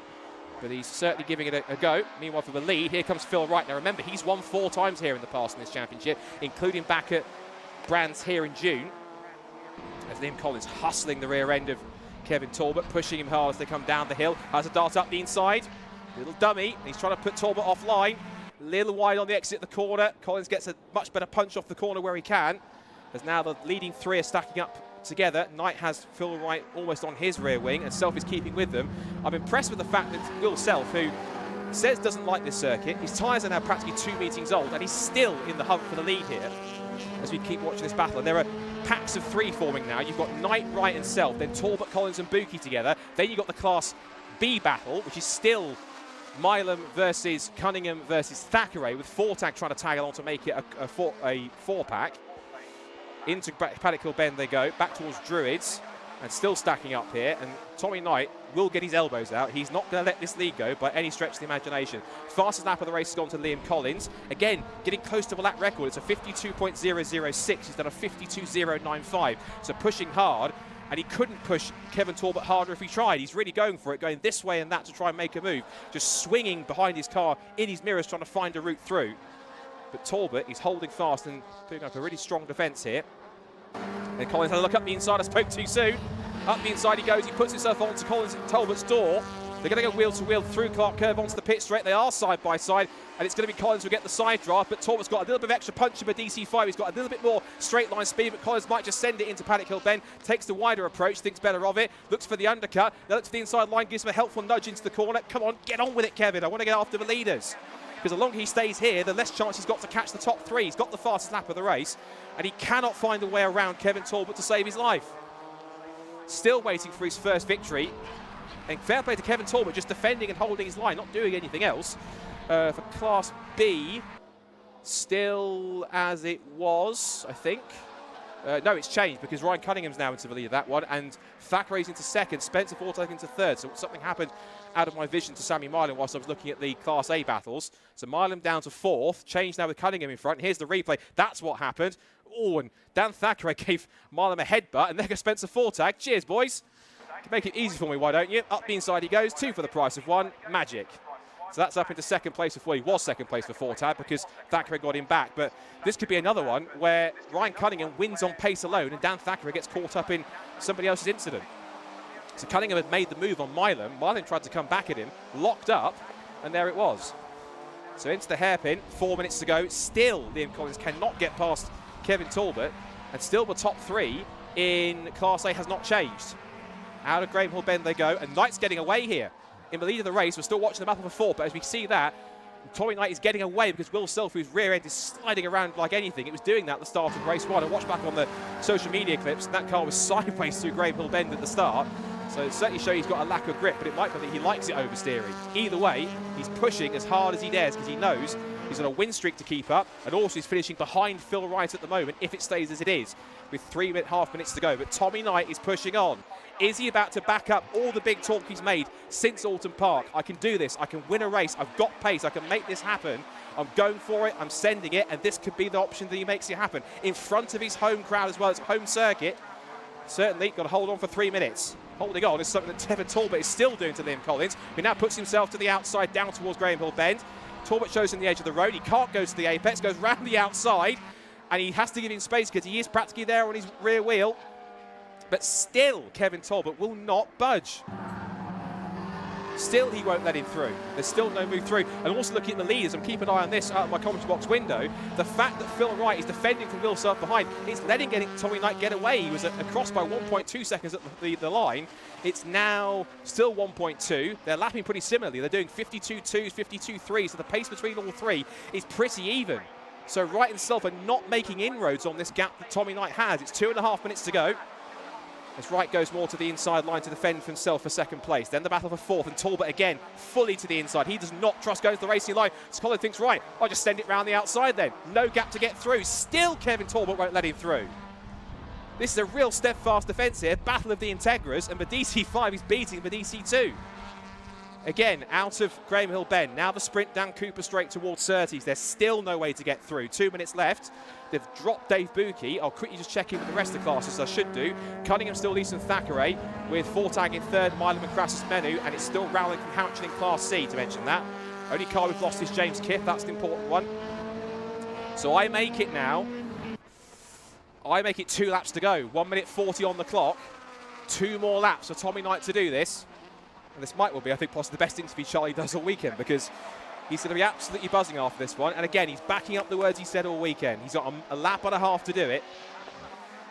Can he hold on? Back to the battle for fourth. Still Talbot. Still Collins tries to get the up and under on the exit of Graham Hill Bend. Tries to put himself alongside. He's got enough poke to get himself on his door down towards Graham Hill Bend, but still he can't do it. Thinks, right, screw this. I'm going around the outside. That's an incredible pass down the outside from Liam Collins. He just took some caution to the wind, went round the outside, confirms it at Surtees. That's one of the passes of the season, never mind the race. Absolutely sensational from Liam Collins. Took that like he absolutely meant it. Fantastic. And Liam Collins thinks, right, thanks for that, Kevin. I can't catch the top 3 now, so I'll just give you that and absolutely send off into the distance. Magnificent. Now then, I think we're on to the last lap of the race, because now Tommy Knight is heading up through towards Druids for the final time. Will Self is still giving Phil Wright as much pressure as possible, the top 2 in the championship, and Will Self looks to the outside. Again, Wright defends, but the harder these two fight each other, I've said it so many times, the easier it is for Tommy Knight to get away. 25 seconds left on the clock. It's certainly going to be, I think, the last lap of the race. Could be a late change for third between Fortag and Milan for third position. Cunningham's away and gone in third in the lead. Second place still for Thackeray in class, and this battle goes on all the way to checkered flag. Now, is Tommy going to get to the flag before? Is the flag going to fly first, or is it going to be there? Checkered flag is out, and so as he comes to the checkered flag, it is going to be finally a first victory at the championship for Racing Hondas for Tommy Knight. He wins round 12 of Racing Hondas 2025, and he has waited a long, long time for that victory, and he will be absolutely buzzing. Tommy Knight, his first victory in Racing Hondas. The EK Civic comes good at last. Phil Wright takes second place, and importantly points away from Will Self. Third goes to Will on used tyres, and again towards the end there's a battle for third place between Spencer Fortag and Milam. Milam's up the inside, he's got the run he needs. It's FN2 versus EP3, a drag race as Cunningham wins Class B from Thackeray. Now it's side by side for third. Fortag, Milam to the line. Who's going to get it there? Just a little bit edge across the line. It's going to be Fortag, only just by 0.127 seconds. And also, Liam Collins, to show his frustration, out of all the things he does on the last lap of the race, he sets a new fastest lap. He does a 51.7, and I think that's by far a new class lap record on top of it. Incredible. And Class C, we should mention also too, Matt Rowling across the line takes another class win and more points. But if you're around the circuit, he's a local boy. Give this boy a round of applause. Tommy Knight, he's a local driver, and he certainly deserves it. He has worked very hard. He's been working on that car. He had the pace at Alton Park. He really did try so hard to make it happen. And he was a lap and a half away from challenging. And he said it all week. I've got the pace, I've got the car, I can do this. And he's done that, of course. Now, I don't want to put a dampener. Of course, there was what happened at turn 1 with Paddock Hill Bend. We'll wait and see. But let's just enjoy the moment for what it is, because Tommy Knight is victorious. Phil Wright second, Will Self in third, Liam Collins in fourth, and Kevin Talbot. So there it is, a first victory in the championship at round 12 of Racing Hondas. Tommy Knight takes the win by 2 seconds in the EK Civic, with Phil Wright in second place and Will Self rounding off the podium in third. Liam Collins fourth, Kevin Talbot fifth, and Kevin Talbot got his elbows out for so much of that race, and Collins, in this frustration, just pumps in a new fastest lap of the race just for good measure. It's 6th for Dave Buki, 7th for James Alford. Ryan Cunningham takes another Class B victory. That's his third win of the season, and another one on pace ahead of Dan Thackeray. Spencer Fortag just held on to third in the end of the flag, with Smile in fourth and Crassus Meadow in P5. Lewis Barker in sixth and Thomas Mitchell in seventh place. Our guest driver for Honor Motorsport picks up P7. And then it's Sam Linster who had to pit with a wheel problem, so he comes home in 8th in class from Duncan Holloway. And then it's going to be Matt Rowling who beats Callum Hatch as the flag for another Class C win. And the only finisher we had, retiree later on, was Owen Diver in the pits. And we lost James Kiff, the pole sitter, didn't get further than turn 1. And sadly, we never got the chance to find out what would happen if he would send it, but incredible. In fact, his car's just heading back towards the Parc Fermé now. And that was certainly a race where there was lots of tension, lots of battling going on, and some great moments for the season. I think the key moments was Liam Collins, his pass around the outside at Graham Hill Bend. You don't normally make a pass down the outside at Graham Hill Bend. That was phenomenal, and he got it signed, sealed, delivered by swept across and towards Surtees.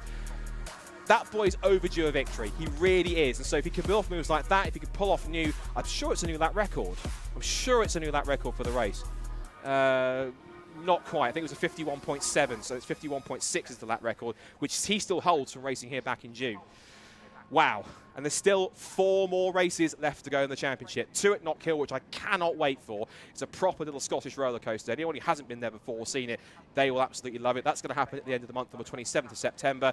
And the season finale, if you can make it for the final round of the season at Modified Live at Snetterton on the 19th of October, do it, because if that's the action that Racing Hondas can provide and the tension it can provide, you do not want to miss the season finale. If you can't make it, of course, tune into the Time Attack streams as well. If you want all the information on the championship, including stuff for next year, including the new S2000 Cup that's coming in for 2026, a new class coming in for next year, head to the website racinghondas.uk and find out more on social media. Give them a follow on social media and subscribe to all the channels that are broadcasting Time Attack as well on top of that too. So we're just waiting patiently to have a chat with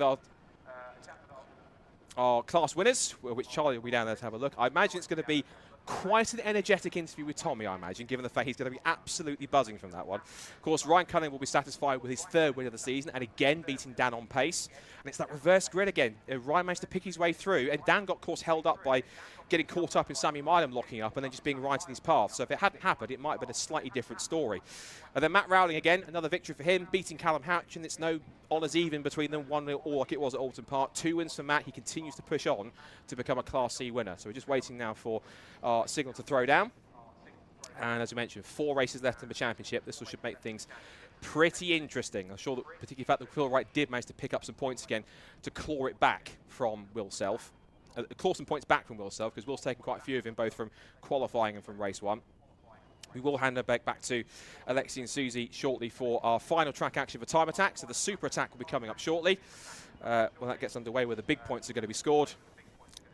And it's crazy how quickly the season's gone in that case. We're already up to September, and so we've got 4 more races left in Racing Hondas. It's been an incredible year for so many reasons in this championship. 3rd year for Racing Hondas. It's evolving again next year with the class structure that we have and the new S2000, and it's going to be quite fascinating to see how this championship continues to grow and evolve and get better and better as the seasons, as the race weekends, and as the years go on. It's going to be pretty fascinating. If you want to keep along for the ride, if you want to join in, if you've got a Racing Honda, if you want to just keep following the championship, go to the website, go to the social media channels, watch the live streams. Everything else will give you all the information that you need. So waiting for the signal to hand down. And this should mean some pretty interesting connotations in the championship. Of course, the battling which you saw between Phil Wright and Will Self was what allowed Tommy to get away.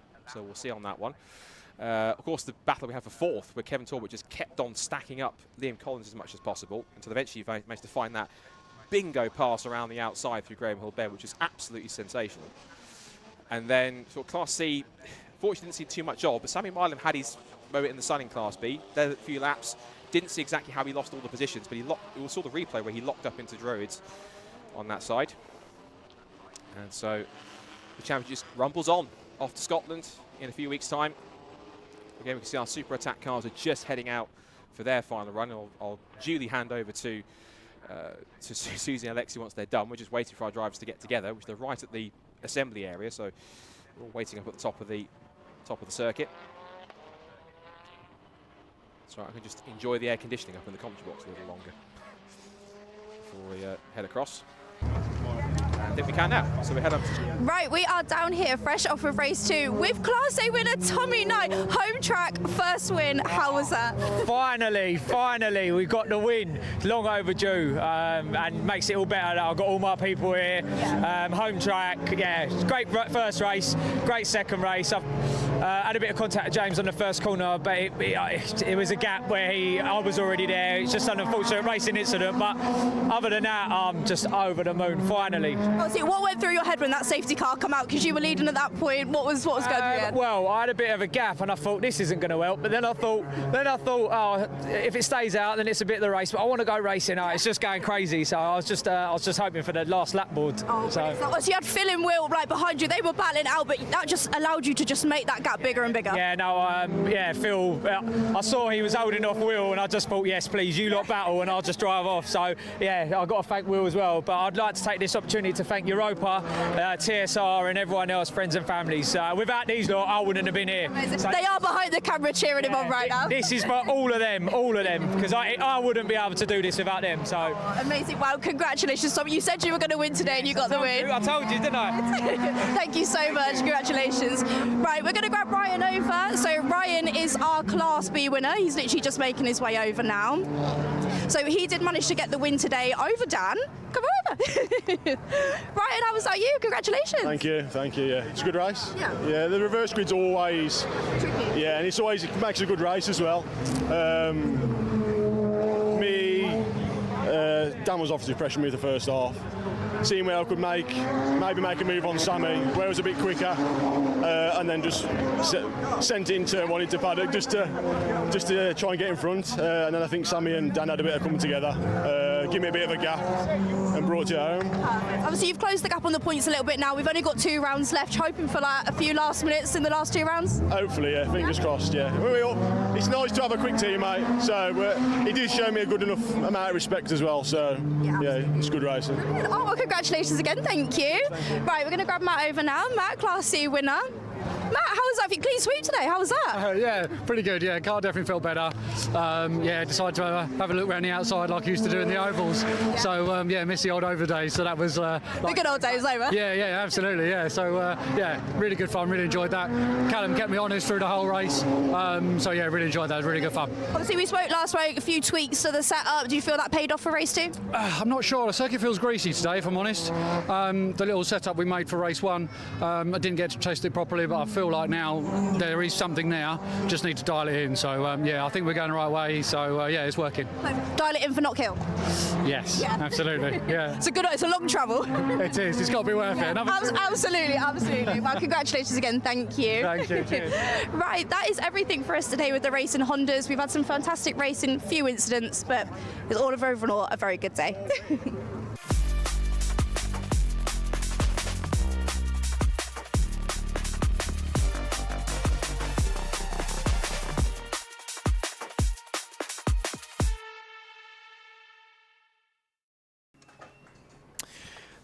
And we jump straight into our super attack here for our pro classes. That's Club Pro, Pro, and Pro Extreme. Very short change over there from the Hondas to the time attackers. And Luke Sędziakowski already right off the bat with a 46.2. Very, very speedy there for the Tegawa machine. Bradley John second overall with a 47.9. Andy Hughes 48.5. Josh Barrett 49.1. Michael Osborne 49.4. Ilya Krylov is back on track and lapping pretty quickly, which is good to see. 51.0 there for him. Eric Holmes 51.1. Dennis Winner 51.7. And Martina Ward 54.2, although she did do 52s earlier on. I'm not sure how many laps we're going to see from Ilya actually today. He said so wheel bearing issues. Oh no! So I think he wanted to get a lap in, as we said again, a banker lap, and then might have to call it a day whilst all the wheels are still attached to the cars. So it does tend to be a top tip for getting a good time. So. Looks pretty. Something was a bit smoky on the back of Bradley John's car. I thought that was mist, like from rain, spray, but of course it's not raining. Maybe that's dust, gravel, dust or something. Maybe they put down dust to clean up a spillage or something. Yeah, I'm not sure, but there was a lot of particles coming off the back of Bradley John's car there. Martina Ward here in the 997 That Mini. Yeah, just had a super quick catch up with MJ, and she was saying actually really not happy with her performance in the last session. Oh, okay. So again, we'll keep an eye out on times. Did she elaborate on that? I think she said probably just pushing a little bit too hard. Sometimes laps were, as she said, a little bit scrappy, so she wasn't very happy with that. But she's set a 52.2. There you go. So she's back. So she's literally, what is that? 0.2 of a second off Dave's time. So that's not bad. Absolutely fantastic. Again, for a car that's. There you go. Bradley car, John so does have something wrong. Oh yeah. So that does not look good. Some smoke coming out from under the bonnet. They're not running around, are they? No, they looked pretty chill about it. Yeah, hopefully that's nothing too serious. Maybe some oil burning off or something. Yeah, it might be oil dripping onto something. Yeah, and then kind something of like burning like off. They looked pretty relaxed about it. They did look pretty chill, so hopefully that's a good sign. And then meanwhile, what's happening out on track? So we've got Andy Hughes out in Pro Extreme. Is he out on track? Yes, he is. Coming up in the very wide white Impreza there. It's cool how we've got two matching ones, both in Pro Extreme. Yeah, both with huge aero, right? Yeah. It's like just to stand in between them. It's all of the wings. So that's what Andy said last night. It was like, even the little side wings, he was like, oh, you can stand on those. He was like, just step on it. I was like, I don't want to. I would not step on a man's carbon. That would be sacrilege. But obviously, it has to be strong enough to take the weight of a person, because the amount of downforce that they're generating. You can see all of the sparks. Very cool. Flying so off cool. that. So again, these really kind of like big aero, but it's and it's crazy aero. In a way, it looks almost ridiculous, but they're very much for a purpose and serving to press those cars right down into the floor. Yeah, so you see there, and actually just catching all of the sparks around clearways, where, and actually just going down the straight, sparks going down the straights as well. So, yeah. And of course, on the straights, you're going to have the biggest maximum speeds, downforce, and you're going to have the maximum downforce. So, yeah, that was really cool. Yeah, and these are, and you can very much see Andy's new get out of my way lights, basically. And as we know, when the lights are on, someone is on a hot lap. So yeah, he's got those lights on and flashing away there. Darren Spooner, it was so interesting what he was saying earlier about how much happier he is with the car now that he's dialed the power back. Yeah. Even if it's theoretically not as competitive as it used to be or something like that, but he was just so much happier with how it drove. Yeah, well, this is the thing, you know, between rounds, our drivers have to do, and their teams have to do a lot of work to keep these cars going. And obviously, if you have to fix the car between every round, you know, it's a lot to do. Yeah. And I was quite frankly amazed to see Darren Spooner here today, because obviously they had that off Alton hit the hole and actually almost pretty much demolished the front end of the car. And so he's had to kind of remake all of those parts. Nothing's off the shelf. But yeah, great to see it back. Absolutely loved this car. As he said though, dialed down from the max power it can run, but just so that hopefully he gets to take it home and he has fun with the car. I mean, he said he built it 20 years ago or something, and he's been driving this exact chassis for a long time. Yeah, and it's you know, it's an older car as well, Yeah, so it's so cool. Not easy to kind of like find parts for. So, but yeah, it's great to see him back out today. Like I say, only 2 weeks to kind of like turn that around from Alton Park. Yeah. So Incredible. Yeah, what a turnaround. Fantastic effort. Yeah, I must admit, I thought that was going to be him out for a little while because it looks pretty big. Well, there's several people here today that I did not expect to see today in different classes. So yeah, again, just a real testament to the drivers and their teams of the work that goes in behind the scenes to get the cars here. Luke Sadrzykowski's back out, so the man currently at the top of the leaderboard with the 46.2. He was in the pits for a while, but he's back out now. Yeah, he's not going to be happy with that 46 there. I know he's wanting to better his time, like to get down into the 45s. So, and it is a little bit cooler out there now, so we'll see if that kind of like helps the cars to put in that optimum time. Yep, let's see. And again, what the he big can do. sparks come from, again, big aero on Luke's car as well. Yeah. Just keep an eye on. It's interesting, you see the car, really moving around a lot. Just looking at his, trying to see his. I'm not sure. Okay, Sector 1, 28.4, so no improvement there for Sector 1. And indeed, that was a 47.2. Yeah, 47.2, so. A little bit of drift from his personal best. But of all the sessions, this one has the least cars and the clearest track. In fact, it looks pretty normal, actually. I think a lot of, big slide there as well. Quite unusual to see in a car like this with all that downforce, but of course still rear-wheel drive and still incredibly torquey. But moving around more than I'm used to, than I'm used to seeing. And again, I guess that was slide coming out of Druids, right? So it's, again, slower corner, and then I guess then your downforce is not working for you. True. Again, if you're used to the car when you're absolutely flying around high-speed corners, then you've got all of that downforce working for you. So as we see, like now going down into paddock, fast corner, and so, but also big. You have to be very brave going into this. But yeah, then the downforce kind of like really helping. But Druids, maybe not so much because it is so much of a slower corner. He did set a personal best, a session best Sector 1. Okay. No improvement overall. Let's see what his Sector 1 time is going to be now. So we'll keep an eye on him. 27.7, so he improves his Sector 1 time again. Yeah, as he comes around 30s, and you see rear of the car really kind of dancing around there. on grip limit. I don't feel like we've seen that before. And running right to the edge at clearways. Really tricky corner to get right because it goes on for a very long time. No improvement again. Wait. Oh, 46.6. Yeah, 46.6, Close, but yeah, no improvement on his time. Now he's come across traffic and flicked the lights off. That's it. Yeah. That's the end of his little run. Well, he had 2 flying laps there as well. Yeah. Again, when we're talking about the cars, trying to keep them in that optimal temperature, 2 laps, 2 hot laps is quite a lot for the cars. So I watched on this video review of all of these different tires that I watched yesterday.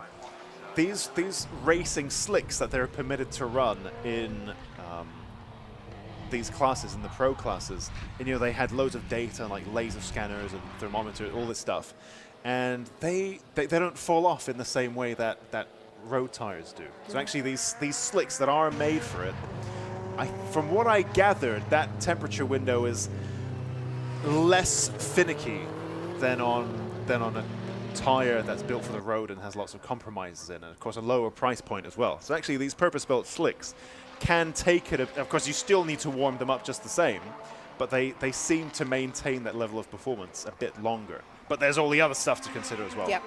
Yeah. And actually we're still seeing Ilya out on track, so he's still putting in the laps. Yeah.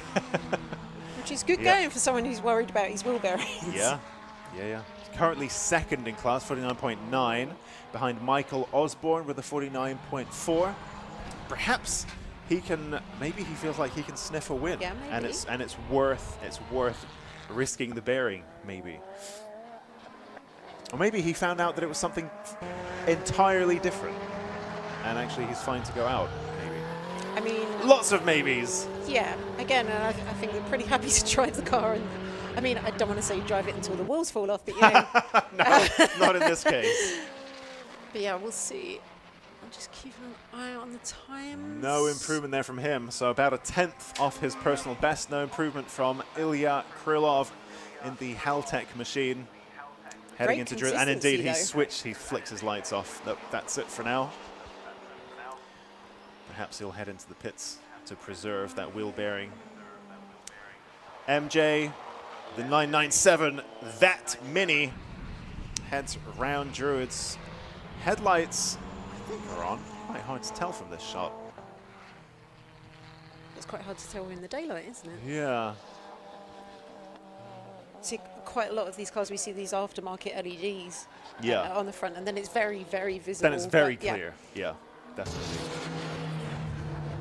Oh yeah, definitely. They're on. on. Yeah, you can see the reflection. Yeah, okay. No improvement in Sector 1, though, it would appear.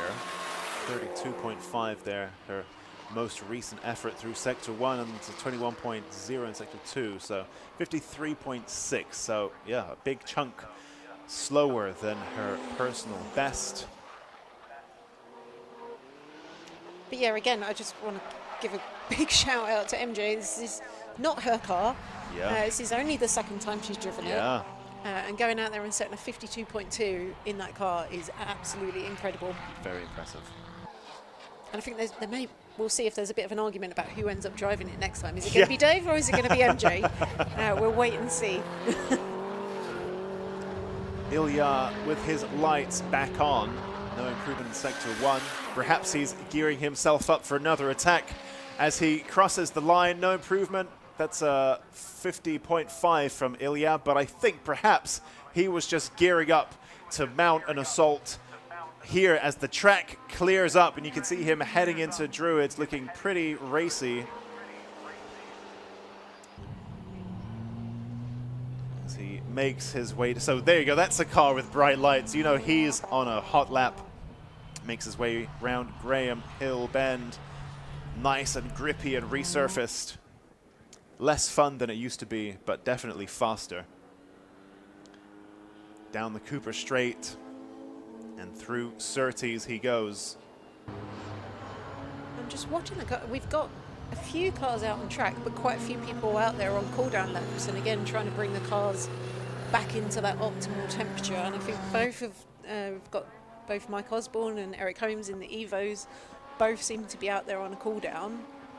Josh Barrett, of course, pounding around every time on a flyer. Yep. Car never seems to need a cool down. It just goes around flying every time. So I was watching, I wasn't sure if it was the camera or what, but Ilya, although his lights are on, appeared that he was driving quite slowly. And indeed, that last effort was a 101.6, so 12 seconds adrift. So that was definitely a cool down lap, but his lights just happened to be on, I think. Right. That wasn't actually a hot lap from him. But Josh Barrett, and there you go, you can tell he is definitely moving at some pace. Currently a 48.3 there, Josh Barrett's current best. It's good enough for third in pro, fourth overall. That's interesting. So when I'm looking down the list, so I'm frantically trying to reference some old sheets. See, I'm looking at lap records, basically. Okay, no improvement there for Josh Barrett. So not quite. So in Club Pro, we've got a 48.9 as the lap record currently. So everyone running around the 40. Oh no. Oh no, because Josh Barrett isn't in Club Pro now. Right. Ah, because he's in Pro class. Yeah, I'm actually looking at completely the wrong class. So that would help. But yes, because he moved up. I totally forgot he ran in Club Pro last year, didn't he? So yeah, actually, and obviously the lap record there is held by Luke. 48.8 there from Josh Barrett. So again, no improvement, at half a second adrift from his current personal best. Josh Barrett sitting currently third in Pro. Bradley John and Luke Senjakovsky both ahead of him in the standings, but currently in the pits. And we have 22 seconds left in this session, so if Josh Barrett were to find some time here, then his rivals wouldn't have any chance to answer. So we've just seen Eric Holmes go across the line. Something, his car, I don't know if he was hitting the rev limiter as he just kind of like went across the line in front of us there, but something sounded a little bit off with his car. But he does seem to be out on a flyer, so we'll see what he can do in that last lap. And of course, we've got the checkered flag out, so it means anybody who's out on track and has already crossed the line can finish their lap. And of course, a short lap as well, so we'll see those times coming in soon. Yep, no improvement from Josh Barrett. It seems like he was on hot laps the whole time. That, you know, none of these laps were super slow. He never seems to need a cool down lap. But, so. but that said, yeah, a little off his personal best by consistently by about half a second or so over the past few laps. So that's that from Josh Barrett. And Eric Holmes didn't manage to improve his lap, sadly, that time of 51.9, and his previous best was a 51.1. So looking at our provisional results then, in Club Pro, it's Michael Osborne who is the provisional winner of the Super Attack, ahead of Ilya Krylov, Eric Holmes, Darren Spooner, and Martina Ward. In the Pro class, on top is Luke Senjakovsky, ahead of Bradley John and Josh Barrett. And in the Extreme class, Pro Extreme, it's Andy Hughes with a 47.2. So, those are the provisional results for the Super Attack in our Pro classes. Now we're going to have a little switch over as the Pro class cars head into Parc Ferme. And our Club 2-wheel drive and Club 4-wheel drive cars will head onto the track for their Super Attack in just a few minutes.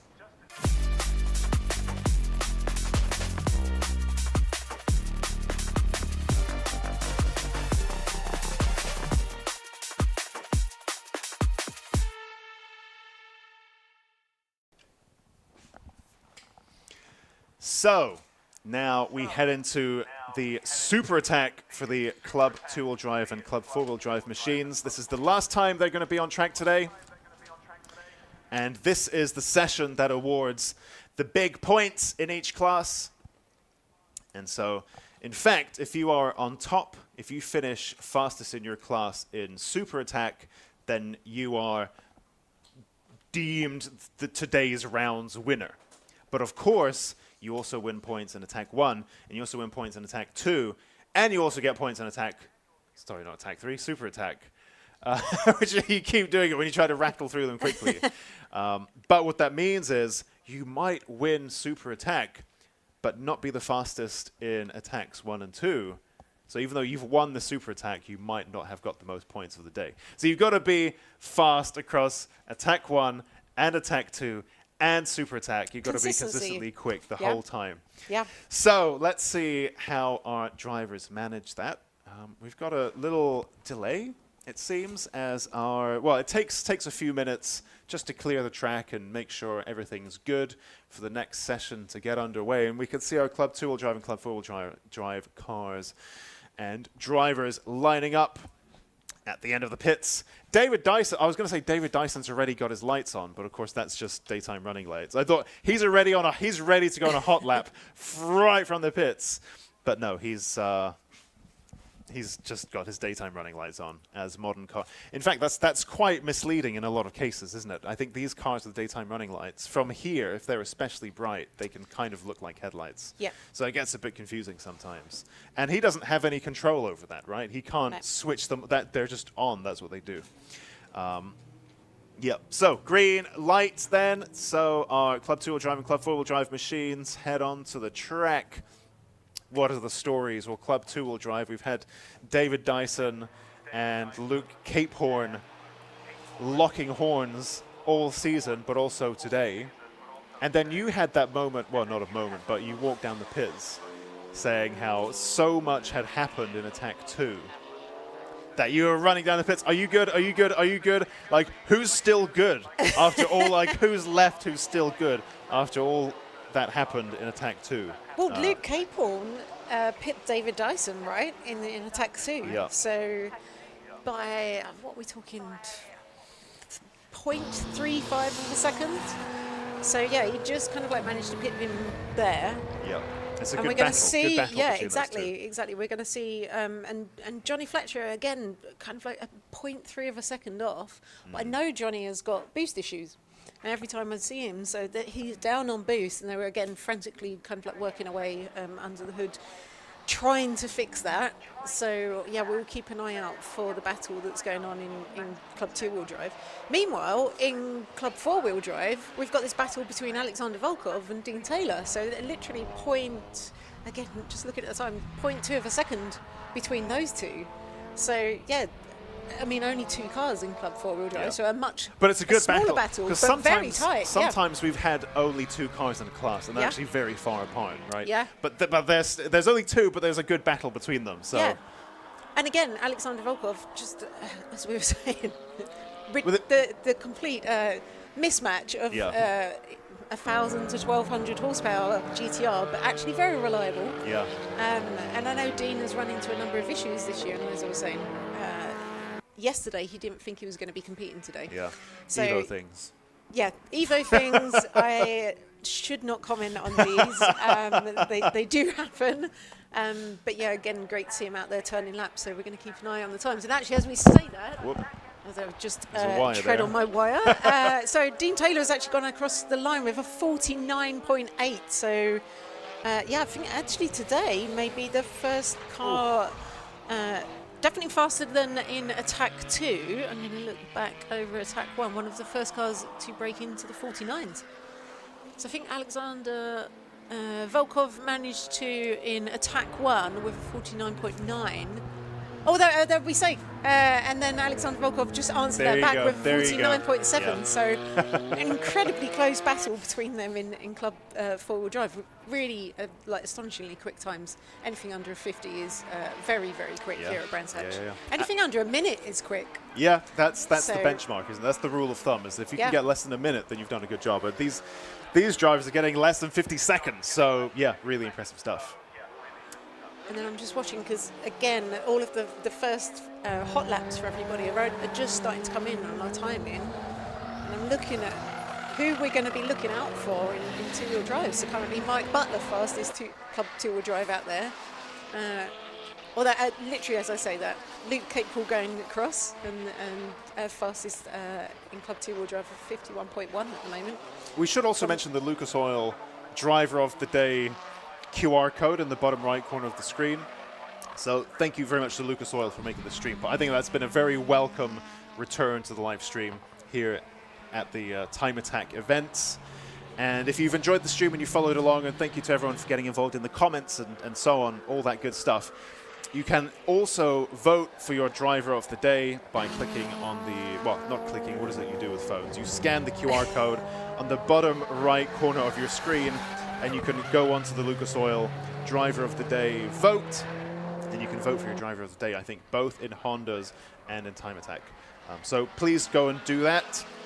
it makes a big difference. So thank you everyone for watching and liking and subscribing and commenting and all that good stuff. But also, please do take a look at the Lucas Oil Driver of the Day vote as well. I was just thinking about what you said about Alexander Volkov's 25-liter fuel. It's so funny, isn't it? Like that's nothing. And when you've got nothing when you have 1,000 nothing horsepower, when you have for sure. when you're throwing that much fuel into 6 cylinders all the time.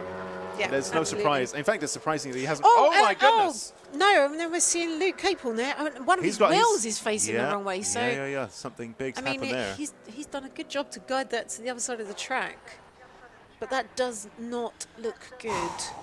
Wow. Someone running up to the car. Look, who's that? I wonder who that is. That is. Is it just to take pictures? Is that what we're doing? Oh dear. I mean, I'm pretty sure. I'm still seeing the green flags out at the moment, but I'm pretty sure. I mean, that is on the entrance to Surtees and coming up to that curb. So we're going to have to get that car. There we go, red flag. I was going to say it takes a Yeah. few moments for the decision to rattle through But and we're everyone seeing, to. I mean, Luke is out of the agree. car. No contact with the barrier, but yeah, one of his wheels very much not attached. Not looking where it's meant to. No, That wheel. not pointing in the right direction at all. Well, I think double thumbs up. Look, He's waves, waving, laughs. he's Yeah, there we waving. go. and pointing at the wheel. Yes, yep. That pretty much sums it up, Luke. What have you done? Flaps his arms. Oh well. Well, it's yeah, good that you can take that. He's Very what a good natured sport. about What a good that. sport. Yeah. Oh, that's funny. What a good sport. Dear. Oh, that's very unfortunate because he was fastest Club 2-wheel drive car out on track. Being the fastest also has its risks, It right? does indeed. Oh, so let's take a closer look at that. So that is broken. Ouch. There we go. Yeah, that in my does. professional opinion. Yeah. Is this Alexi's? There we go. But don't worry, it's easy to fix. Basically, your That doesn't look too bad, or whatever the other useless sound bites have been your from today. summary of the accident damage. Is That looks broken, but don't worry, it should be an easy fix.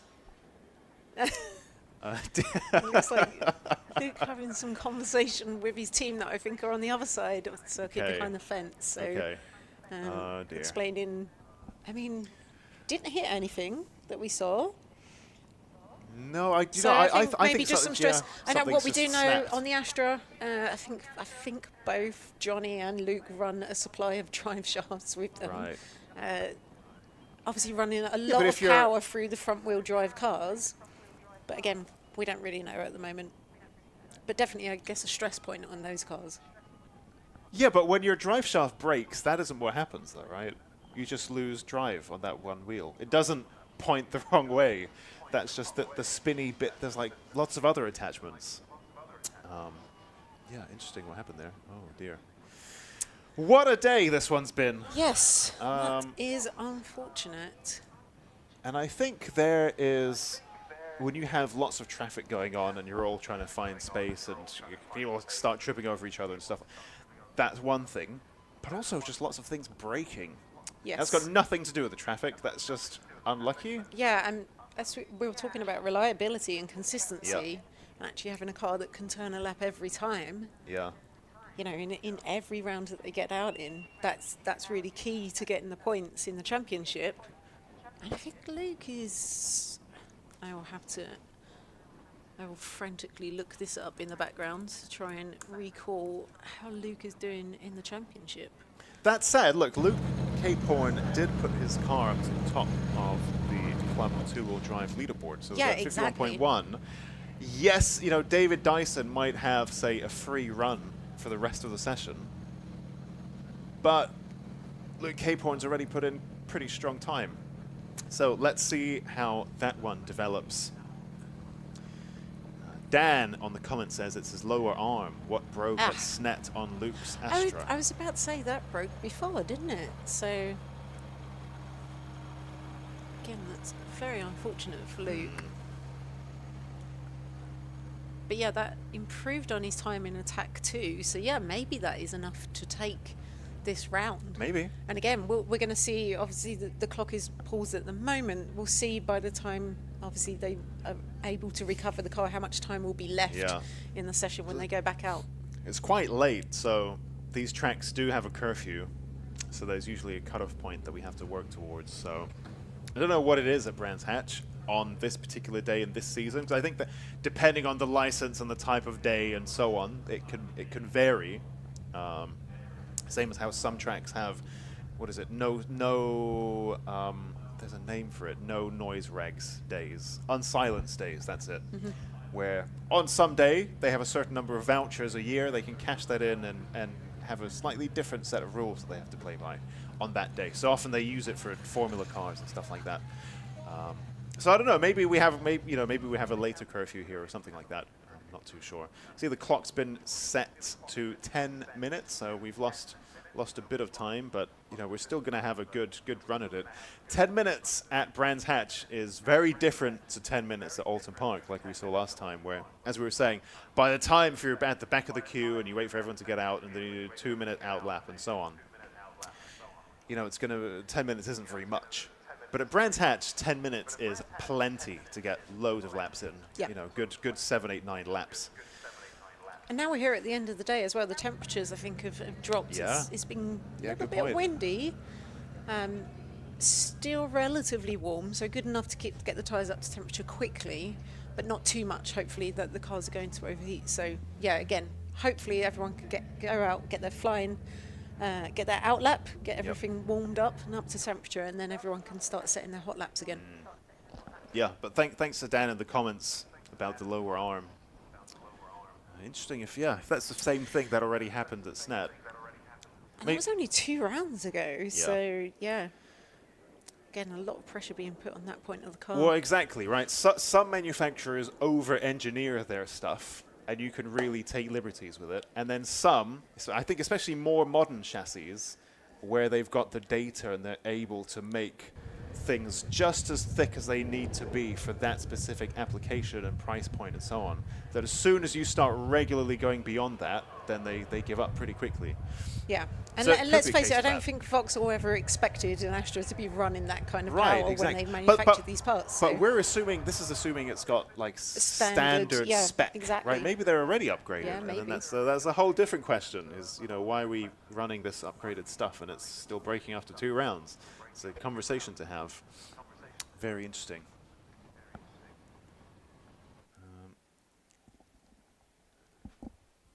So I might just wander over to the other side and see. Okay, so they've got Luke's. So Luke's car is on the bed of the truck. Or getting onto the bed, probably. Is it still getting it? I mean, it looks like it's on, but maybe it's about to be on. But it looks like it's mostly on, at least. We'll call it that. It's at least mostly on the bed. Yeah, and of course, because he managed to, he pulled over to one side, so there's no barrier damage, there's nothing to kind of like repair. Yeah. So as soon as we are able to recover that car, obviously the fantastic job being done by the marshals over there, then we can resume the session. So hopefully it shouldn't be too much longer. Mr. Paddy here in the comments saying proud of MJ, which I think is a pretty valid point. Yeah, absolutely. Yep, to jump in a pretty unfamiliar car and drive that around so quickly. Yeah. Especially if you're not used to downforce, if you're new to downforce cars and aero cars, then wow. A lot to get to grips with. Yeah. And obviously, Brands Hatch, as we know, Paddock Hill is a very daunting corner anyway. yeah. But if you've got the high downforce, then you are taking that faster than you normally would be. And so, to do that in a car that you are not familiar with, that you've only driven once before. Yeah. I'm interested to see. So next time that we see that Mini out, who are we going to see driving it? Is it going to be Dave? Is it going to be MJ? Yeah. I think Paddock Hill is a bit of a leap of faith anyway. I mean, it is because you can't see the apex, you can't see the exit, you can't see if something's stranded part way. You can't see through the corner, and then it's you've got the gravel trap and all of that stuff. It's a leap of faith anyway. But when you're putting your faith in magic aerodynamic stuff that may or may not work, you put a lot of confidence, a lot of faith in your aero, right? Yeah, and like we say, this is only the second time she's driven the car, but also, and we have 20-minute sessions, so you're talking max an hour in the car, kind of like before you get to that final session of the day. So yeah, it really is not a lot of time to get used to that at all. Yeah. Although, of course, she did do the track day. So what? So where was this? This was Blyton, right? This was track day at Blyton Park. So yeah, we just had women along for that. There you go. I mean, you organised. I think you've earned a little shout out. I did organise that women only track day. So yeah, we've driven live. So yeah, hopefully we'll do some more next year. But yeah, I actually got a chance to go out in the car with MJ. Did you? In that Mini, cool. Yeah, and that was the first time she'd driven it. Okay. And it was absolutely amazing. Okay. Yeah, absolutely fantastic. That's when I just said MJ is my hero. So yeah, it was a fantastic day.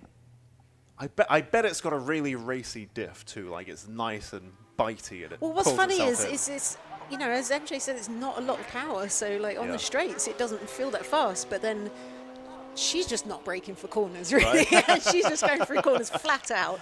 Yep. So yeah, doing an amazing job of piloting that car. But we're back out. We're back out on track. And again, I think, well, it's interesting. I think the cars they've all given themselves a little bit of space. But again, we're going to see. Relatively speaking. But we've got 9 minutes on the clock. We've got everyone out on their out lap. And I think, yeah, we're going to see people going out there and trying to better those times now. Pretty early on in the session, I think. David Dyson straight out there. So, yeah, because, I mean, so David Dyson currently running second fastest behind Luke. And obviously Luke can't improve on his time now. Yeah. So, yes, is David Dyson going to be able to kind of like pip that 51.155 he's got to beat? So, not much in it. But I mean, it's enough to put him in second place at the moment. Yeah, interesting to see how that one plays out. So we've got 8 laps, 8 minutes, roughly 8 laps to go. And yeah, if David Dyson manages to claw back some time, then Luke's not going to be able to respond to that. Yeah. And of course, that's never how you want to beat your competitor. But when you're locked in a championship battle, you're going to take any advantage you can. So yeah, interesting to watch that one. Andrew Kime sets a personal best sector 1 and a personal best speed track 1 at 102.4 miles an hour in the Little Saxo.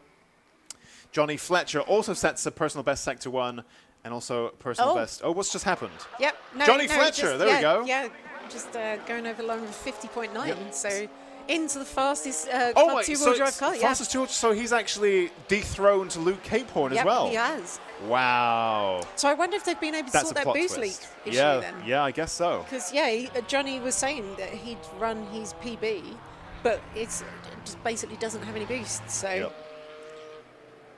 So yeah, we'll keep an eye out there. Interesting. That is a cool development. I didn't see Johnny Fletcher wrecking balling into that battle in such a way. That's a really interesting development. No. And then we've just seen Dean Taylor go across with a 49.5, so improving on his time and just inching in on Alexander Volkov there, who's got a 49.4. So again, really tight battle between those two in Club 4-wheel drive. David Dyson now with 2 Astras to worry about. As he now gets bumped down into 3rd in Club 2-wheel drive. So David Dyson does, looks like he's improved just then a little bit. Not quite enough. Yeah, that'll be interesting. There's all 3 cars in the 51s. Yep, very close. And that gap getting, David Dyson closing it just ever so slightly, at least the gap to Luke Capehorn. I think Johnny Fletcher is a big unknown now. Who's and just Johnny's dipped into the 50s as well, but then we've got the 3 cars in the 51s in Club 2-wheel drive. David Dyson improves to 51.1 to Luke Capehorn's 51.1. There's 4 hundredths. Luke Capehorn 51.15, David Dyson 51.19. So 4 hundredths of a second there between these Club 2-wheel drive front runners. But of course, Johnny Fletcher has pipped them both with a 50.9. Really, really fast from Johnny Fletcher. And that kind of came out of nowhere, especially like you were saying with the boost leak and so on. Yeah.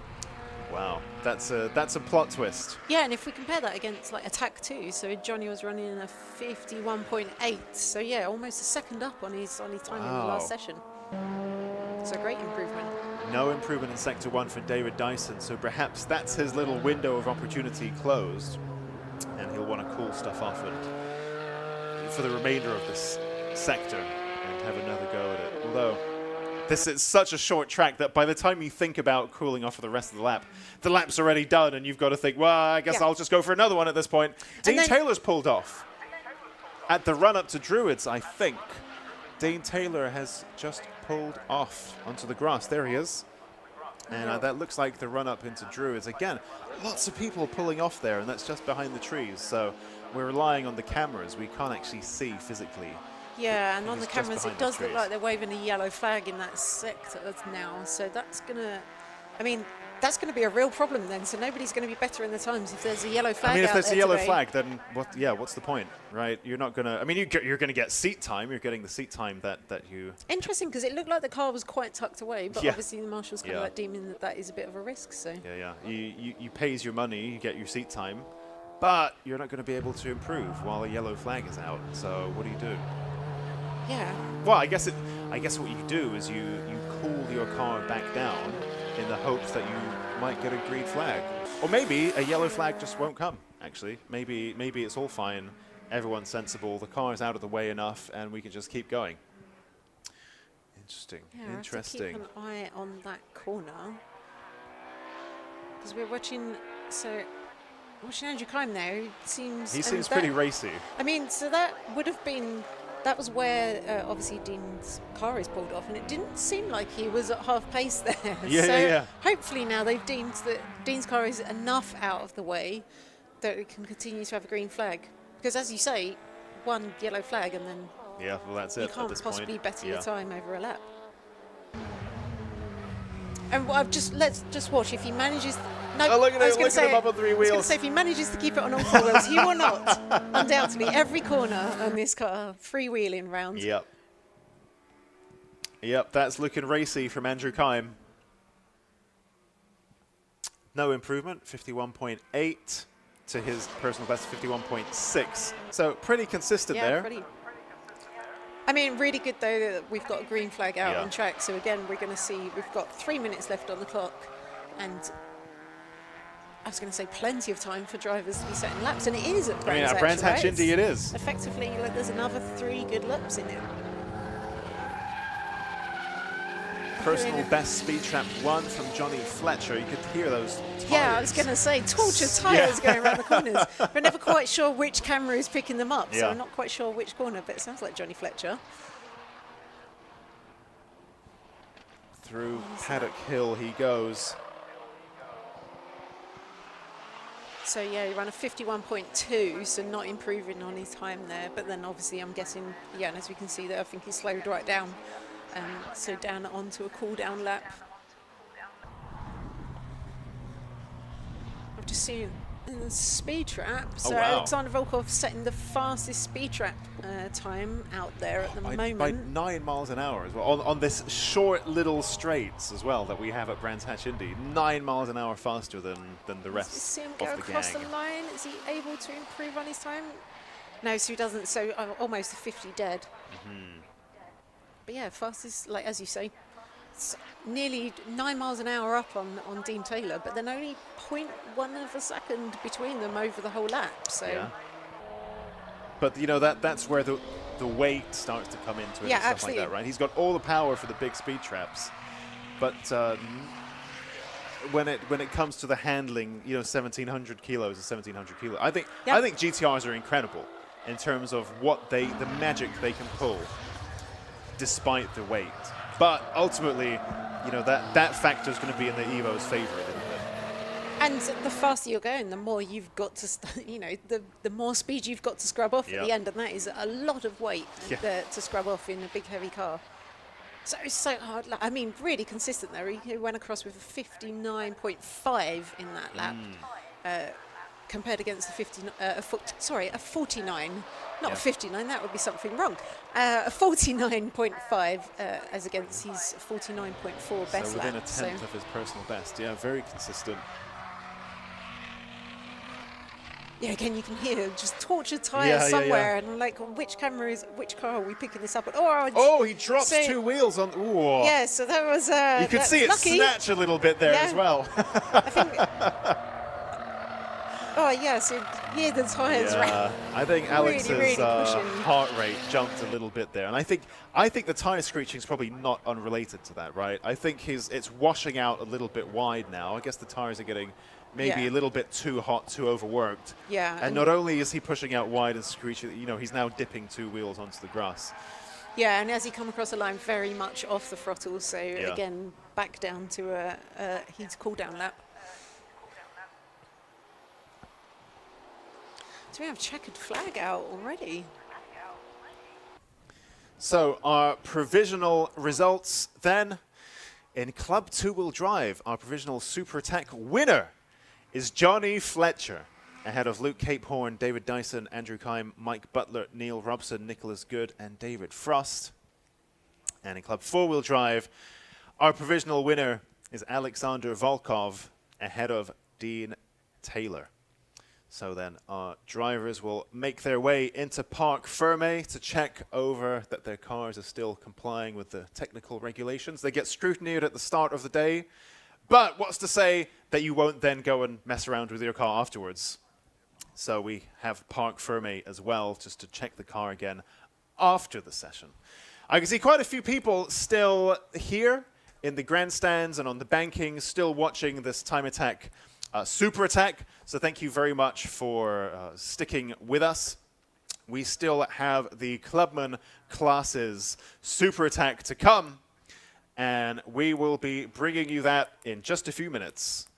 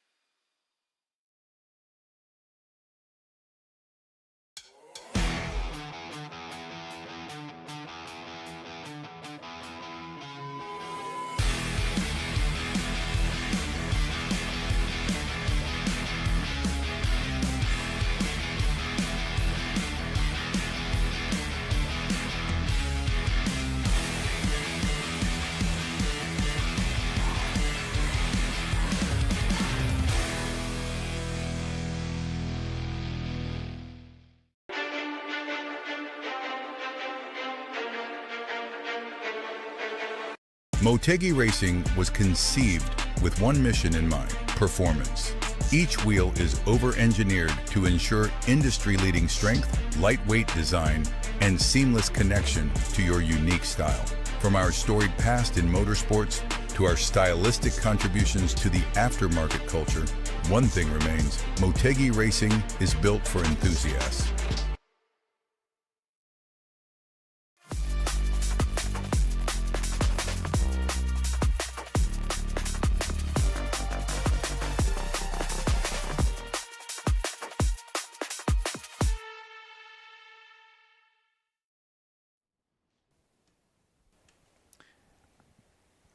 Our drivers then line up to hit the track for their super attack.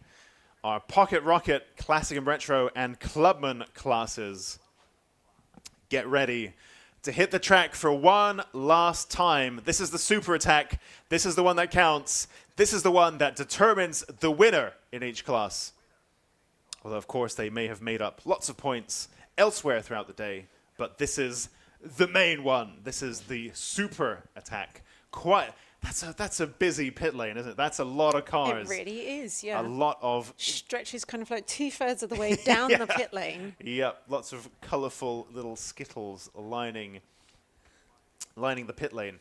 Especially the what is it, Fuchsia Impreza, the 181 of Clint Freeman.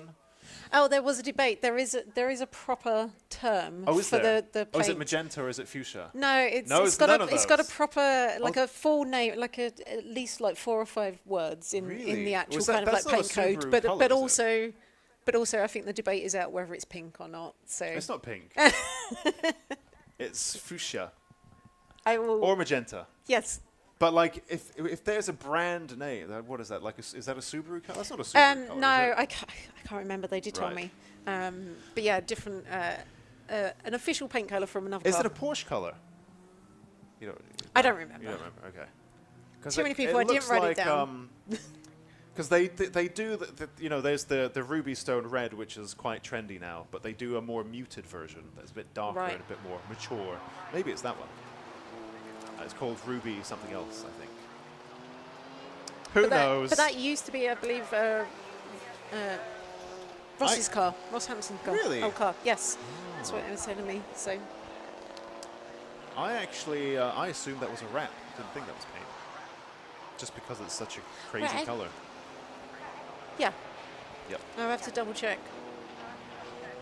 But yeah, so we're seeing the cars go out.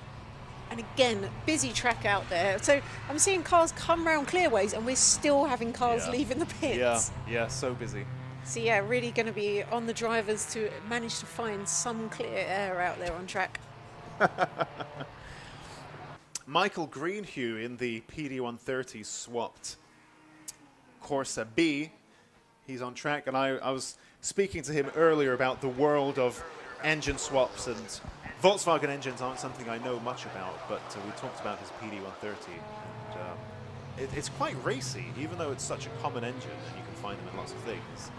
When you do them right and you choose the right little upgrades, you can really make them quite racy. Although they still redline at 5,200. Oh, it's a diesel, yeah. So but I was curious, like, can you actually make them rev as well? But huge amounts of torque in that car. Well, yeah. So, and I think, Mike is struggling with issues, and I know he's had issues kind of every round. And I think he was saying wheel bearings now is that's what he said. Kind of struggling with today. So, but yeah.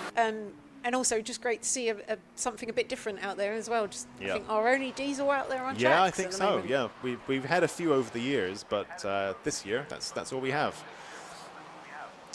The GR Yaris there of Charles Decker flashing its hazard lights as he brakes. Again, that's the thing that you see on modern cars. When you brake hard, they think emergency up ahead and they put the hazards on, which is ironic on a track car, like a factory track car. You think it would have a track mode or something. That would mean it wouldn't put the hazards on when you brake hard. But here we are in 2025. That's how it works nowadays. Interesting what Ben was saying. Ben, what was the other Bonbon? What he was saying about the world of GR Yaris's and so on. I heard from quite a lot of people that they are very. They're too grippy and too fast for the road. So a lot of people who got them, and I think he kind of made a maybe similar point along those lines, but people don't always get on with them. which is why bringing them to something like Time Attack is actually makes a lot of sense, because you can't use them to their full potential on the road, like whatsoever. Oh, interesting. I've got a friend who's I've got a couple of friends who've got one stock, and they were saying, as Ben was saying, basically they need suspension. They're a little bit wallowy.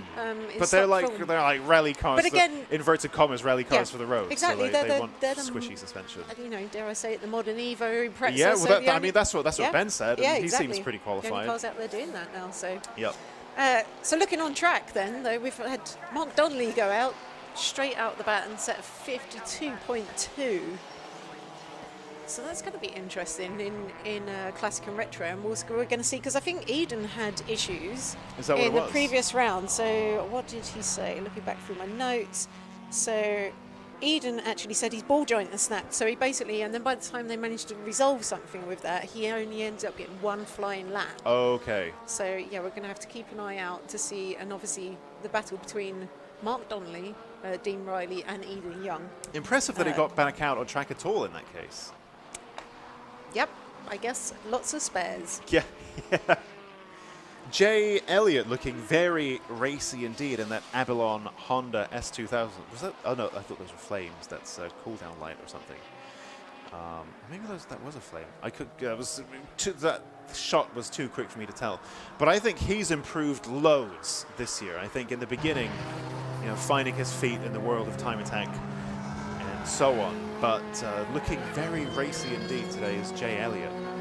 You can hear that VX220 also supercharged. Jay's S2000 is supercharged, and so is Dean's machine here, the DRS Racing VX220. Oh, Stephen Wilkinson is traveling pretty slowly there.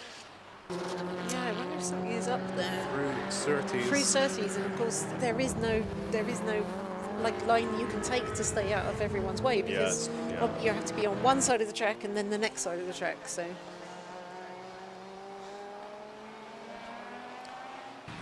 Number 90 there, Joe Bullen, the Joe 90 Racing Mini R53. Currently 10th overall, 3rd in class. That battle in Pocket Rocket Force Induction. And going back to the point about variety, you know, Tommy Langley at the top in the Fiesta ST, which is perhaps a tried and tested platform in this class. Joe Bullen in the Mini as well.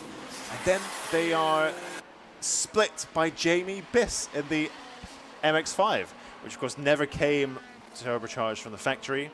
So DIY turbocharged MX-5 splitting the two factory Pocket Rocket boosty machines. So good little battle there, and again, very different machines. You know, very much the modern modifying lore represented by the Fiesta ST, and then the little MX-5 mixing it up there as well.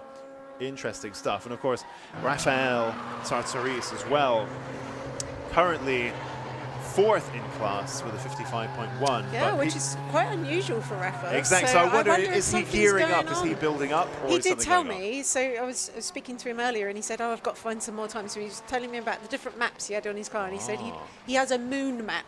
So basically, to send it to the moon. Yeah, to send it to the moon. So we'll see if he ends up kind of like utilising that today. Yeah, fantastic. So to name all of your maps. Yeah, that's really good. That's really good. The moonshot map. And I want to check in Clubman as well, because in Clubman we've got Eden Young. Hang on a sec. Did we see this? No, we didn't. When did that happen? Eden Young, actually, that was on his last lap. It's just that I thought I saw him go into the pits just now. So I guess he's set his hot and then, anyway. But on his most recent lap, Eden Young somewhere managed to set a 52.0. Faster than anybody else, and enough to take fastest in classic and retro. But it's quite a long session. We still have 12 minutes left. Sorry, Eden Young didn't go into the pits. What he did was he switched off his headlights. So just it all happened so quickly that you can get a bit mixed up. But yeah, Eden Young then setting that absolute flyer, 52 seconds, and then flicking off his lights. So I think maybe let some traffic buzz past and cool off his tyres and so on. And these top 3 cars in Classic and Retro, the time between them, again, all running in the 52s. So from Eden Young with 52.0 to Mark Donnelly in 52.2, we've got 3 cars running within that time, within 0.2 of a second of each other. So yeah, a fantastic racing between those 3. So did the other maps have names that you're aware of, or just the moon map? No, I think it starts with the Earth map. That's the sensible one. There's 9 levels of maps. So again, 9 level. Okay, and the top one is the moon. Yeah, exactly. Centered into the moon. Lift off, cruising altitude, something else, atmosphere, and then yeah, exactly. Moon. Okay. The pumpkin wagon of Tom Moon. Actually, look, he's being followed by the Bug-Eye Impreza there of Darren Wilson as well. So we've got the 2 Imprezas running nose to tail. I just wanted to recap on Clubman because I believe we've got 2 pretty wounded cars, is what they said. So Annie Thompson is running with 53.3.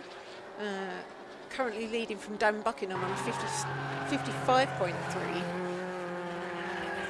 And there was there's a big slide there, four-wheel drive slide. But yeah, Annie Thompson, I think, has got issues with her car. Her car is poorly, down on power. I think the catch can was kind of like filling up, so they put a bigger catch can to fill in that as well. So a little bit worried about what's going on there. Dan Buckingham also saying, no question about it, definitely had gasket on his car. So oh, really? Yeah, so definitely 2 wounded cars there, but still out and running on track. So again, trying to set the fastest lap they can with what they have. So Majutsu here in the comments confirming that it is Porsche Ruby Stone. Oh, Jamie Biss has come off. Little spin there, 360, but he's still pointing the right way. And that is basically on the entrance to Clearways. Oh, and he's stopped in the escape road, maybe to gather his thoughts, gather his bearings. A 360 is quite discombobulating.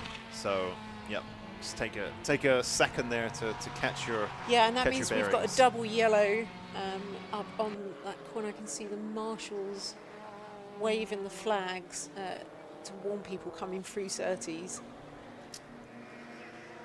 Yeah, when I last drove here in Anger, the Surtees had quite a big curb, and so if you took a nice little serving of curb, that unsettled your car quite a lot. And of course, it's at the end of the Cooper Straight, and so you're carrying quite a lot of speed through there. So I guess what I'm getting at is you can get very unbalanced through Surtees, actually. Yeah. Which is why it's extra important to wave those flags there, because there's a not insignificant chance that people fall off there. It's quite easily done when you're carrying a lot of speed through there. Jamie Biss, though, he's back on the road, which is great. Headlights on straight. He didn't even put them away. He's like, no, I'm still on the attack. Still going to send it. Still flat out. And I just wanted. So looking down on Pocket Rocket NA, so on the last session, we saw Mark Roberts leading from Ryan Barker by 0.05 of a second, so 500ths of a second. Wow. But Ryan Barker has actually kind of like come in on this session and is running at a 54.9, which is enough to see him into first, just pipping Mark Roberts on a 55.4. So again, really tight battle between them. Ryan Barker, again, someone I did not expect to see here again at Alton. After Alton. You're right. With that particularly nasty incident, but a completely new car, and that he managed to get all of the parts onto it in the space of 2 weeks. So it's just incredible to see him out there, and actually the fastest car out there in Pocket Rocket NA at the moment. So apparently Majutsu here, thank you again in the comments, that Clint Freeman actually painted that car himself. There you go. He is an amazing car sprayer. So I apologize for thinking it was vinyl, actually. I really apologize for that. But it's just like, that's the trendy thing that people do nowadays. It's quite a Larry color. I assumed that's what it was. But my apologies there.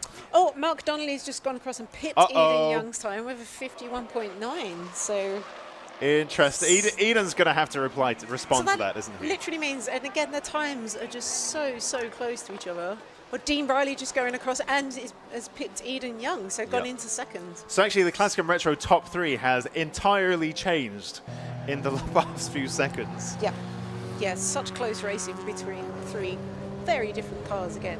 But we should also give a shout out to Pocket Rocket Forced Induction to Tommy Langley at the moment, so we're 53.1. So yeah, absolutely leading the class there from Joe Bullen and then Jamie Biss. But yeah, doing an amazing job in Pocket Rocket Forced Induction, 4th fastest car out there on track at the moment. I was just watching Eden on the cameras now because he was even, flashing his light. There you go, he's doing all of that stuff. So I thought, is he going to put in a really smashing lap now? But but he didn't actually seem to. Perhaps traffic or otherwise. I don't think there was even an improvement from it. No, in fact, it was quite a slow lap, 1:11. Yeah, I think we just saw him just locking up a little bit going into Graham Hill, so it looks like there you go, look his flash, get out of the way, get out of the way! And I think that GR Yaris was a little bit out of position. Like you said, that sequence of corners, you can't get off the line there because it's a left and then a right. Yep. Wherever you put yourself, you're going to be in someone's way. Yeah. And so that GR Yaris there of Charles Dacker trying to get out of the way. But I think that spoiled Eden's lap just then. Oh, big lock up there from him and smoke from the exhaust. All happening, all the particle effects on Eden's car coming into turn 1. So it didn't improve his time. Meanwhile, in Clubman, so Dan Buckingham and Annie Thompson, from Eden. Again, very, very close there. So a 53.3 from Annie Thompson and 53.4 from Dan Buckingham. So again, really, really tight battle going on there in Clubman from the 2 wounded cars. Mm-hmm. And again, I don't know where to look. Everywhere I look on track, there's stuff going on. Yeah. And obviously trying to keep an eye on the timing boards as well. This is Brands Hatch Indy, yeah, especially in this group of class. Oh, someone's come off big time. It's Eden. Oh my goodness. Wow, Oh, he was flying there. And he is actually on his side there. Hey, that is definitely going that's a big to one. be a red flag on the exit from Clearways. Yeah, hopefully all good there. Oh my goodness, that was a big one. But no contact with anything. But so we see the Eden's door out. Look at that, he's climbed opening. out. And of course we have a red flag for that. That must have been Hopefully scary. that means Eden is okay. He was coming. Do you know? I've never seen. He's that. out in the car, and Woo! yes, he is. You can hear the cheers. Big shrug. Yeah, there you go on the camera. Look at that! Come Look on. at that! Okay. Oh, we had a good shot of the micro there as well. So again, such good spirits here in Time Attack, right? What great sports men and women we have, where something pretty scary happens, and you get out and you can laugh about it. Incredible. I have never seen that. No. And we've done this for a while. Paddock Hill, every day. Yep. But multiple times a day. Clearways. But Clearways or into Clark Curve, I have never ever seen that. That is an incredible effort. But again, I guess it's the same thing. You go in. If the car digs in sideways in the gravel trap, if you go straight into a gravel trap, it will just very much slow you down. If you dig in sideways, there is a chance for it to kind of tip the car over. I wonder what would have put him so out of line, right?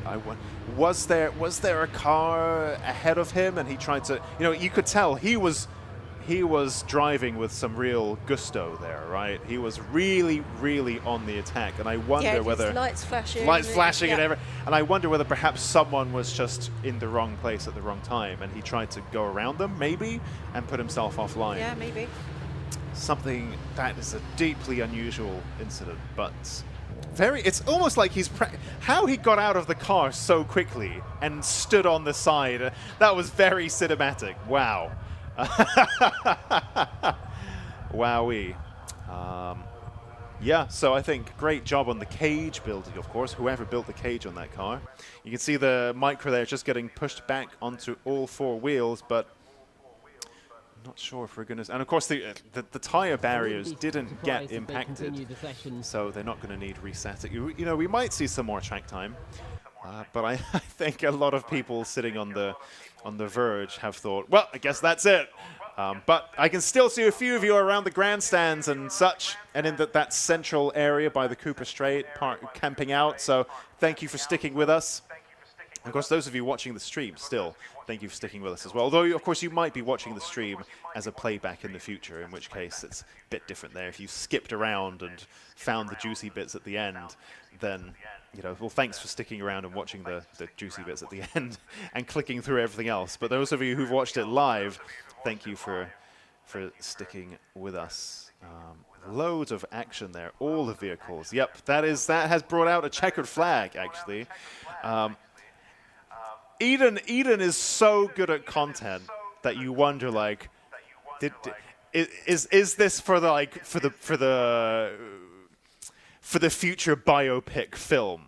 Is this like a key moment in the narrative? I don't think so, but he definitely took it in good spirits. Yeah, and just glad he's okay again. Yeah, incredible. To see a car on its side there is definitely not what we want to see and how to finish the day. But again, these things happen. Yeah, which is... Luckily, again, as long as everyone kind of walks away, that is the main thing. Yeah, I mean, the cage coming into play, the harness, the hands device, which not everyone likes to use, but definitely played a big role there. I think he'd have an even more sore neck if he wasn't wearing a hands. Yeah, absolutely. We've seen these big incidents, and then we've seen just drivers just get out. They just get out and shrug it off. Yeah, again, incredible. You cannot underemphasize enough the importance of the safety gear that is mandatory to run in these cars. So. Yeah, and I feel like this will somehow catalyze something really special. I think Eden will bounce back from it and do a twin K20 swap or something. Somehow he just has this way of bouncing back. Set of wheels? Yeah, exactly. Is there enough room a to quad fit it in engines K series, yeah, exactly. Well, all Haltech ECUs and all of that stuff. He has a way of really making the best of things. So definitely very interesting. That is an incident that I've never seen before. Yeah.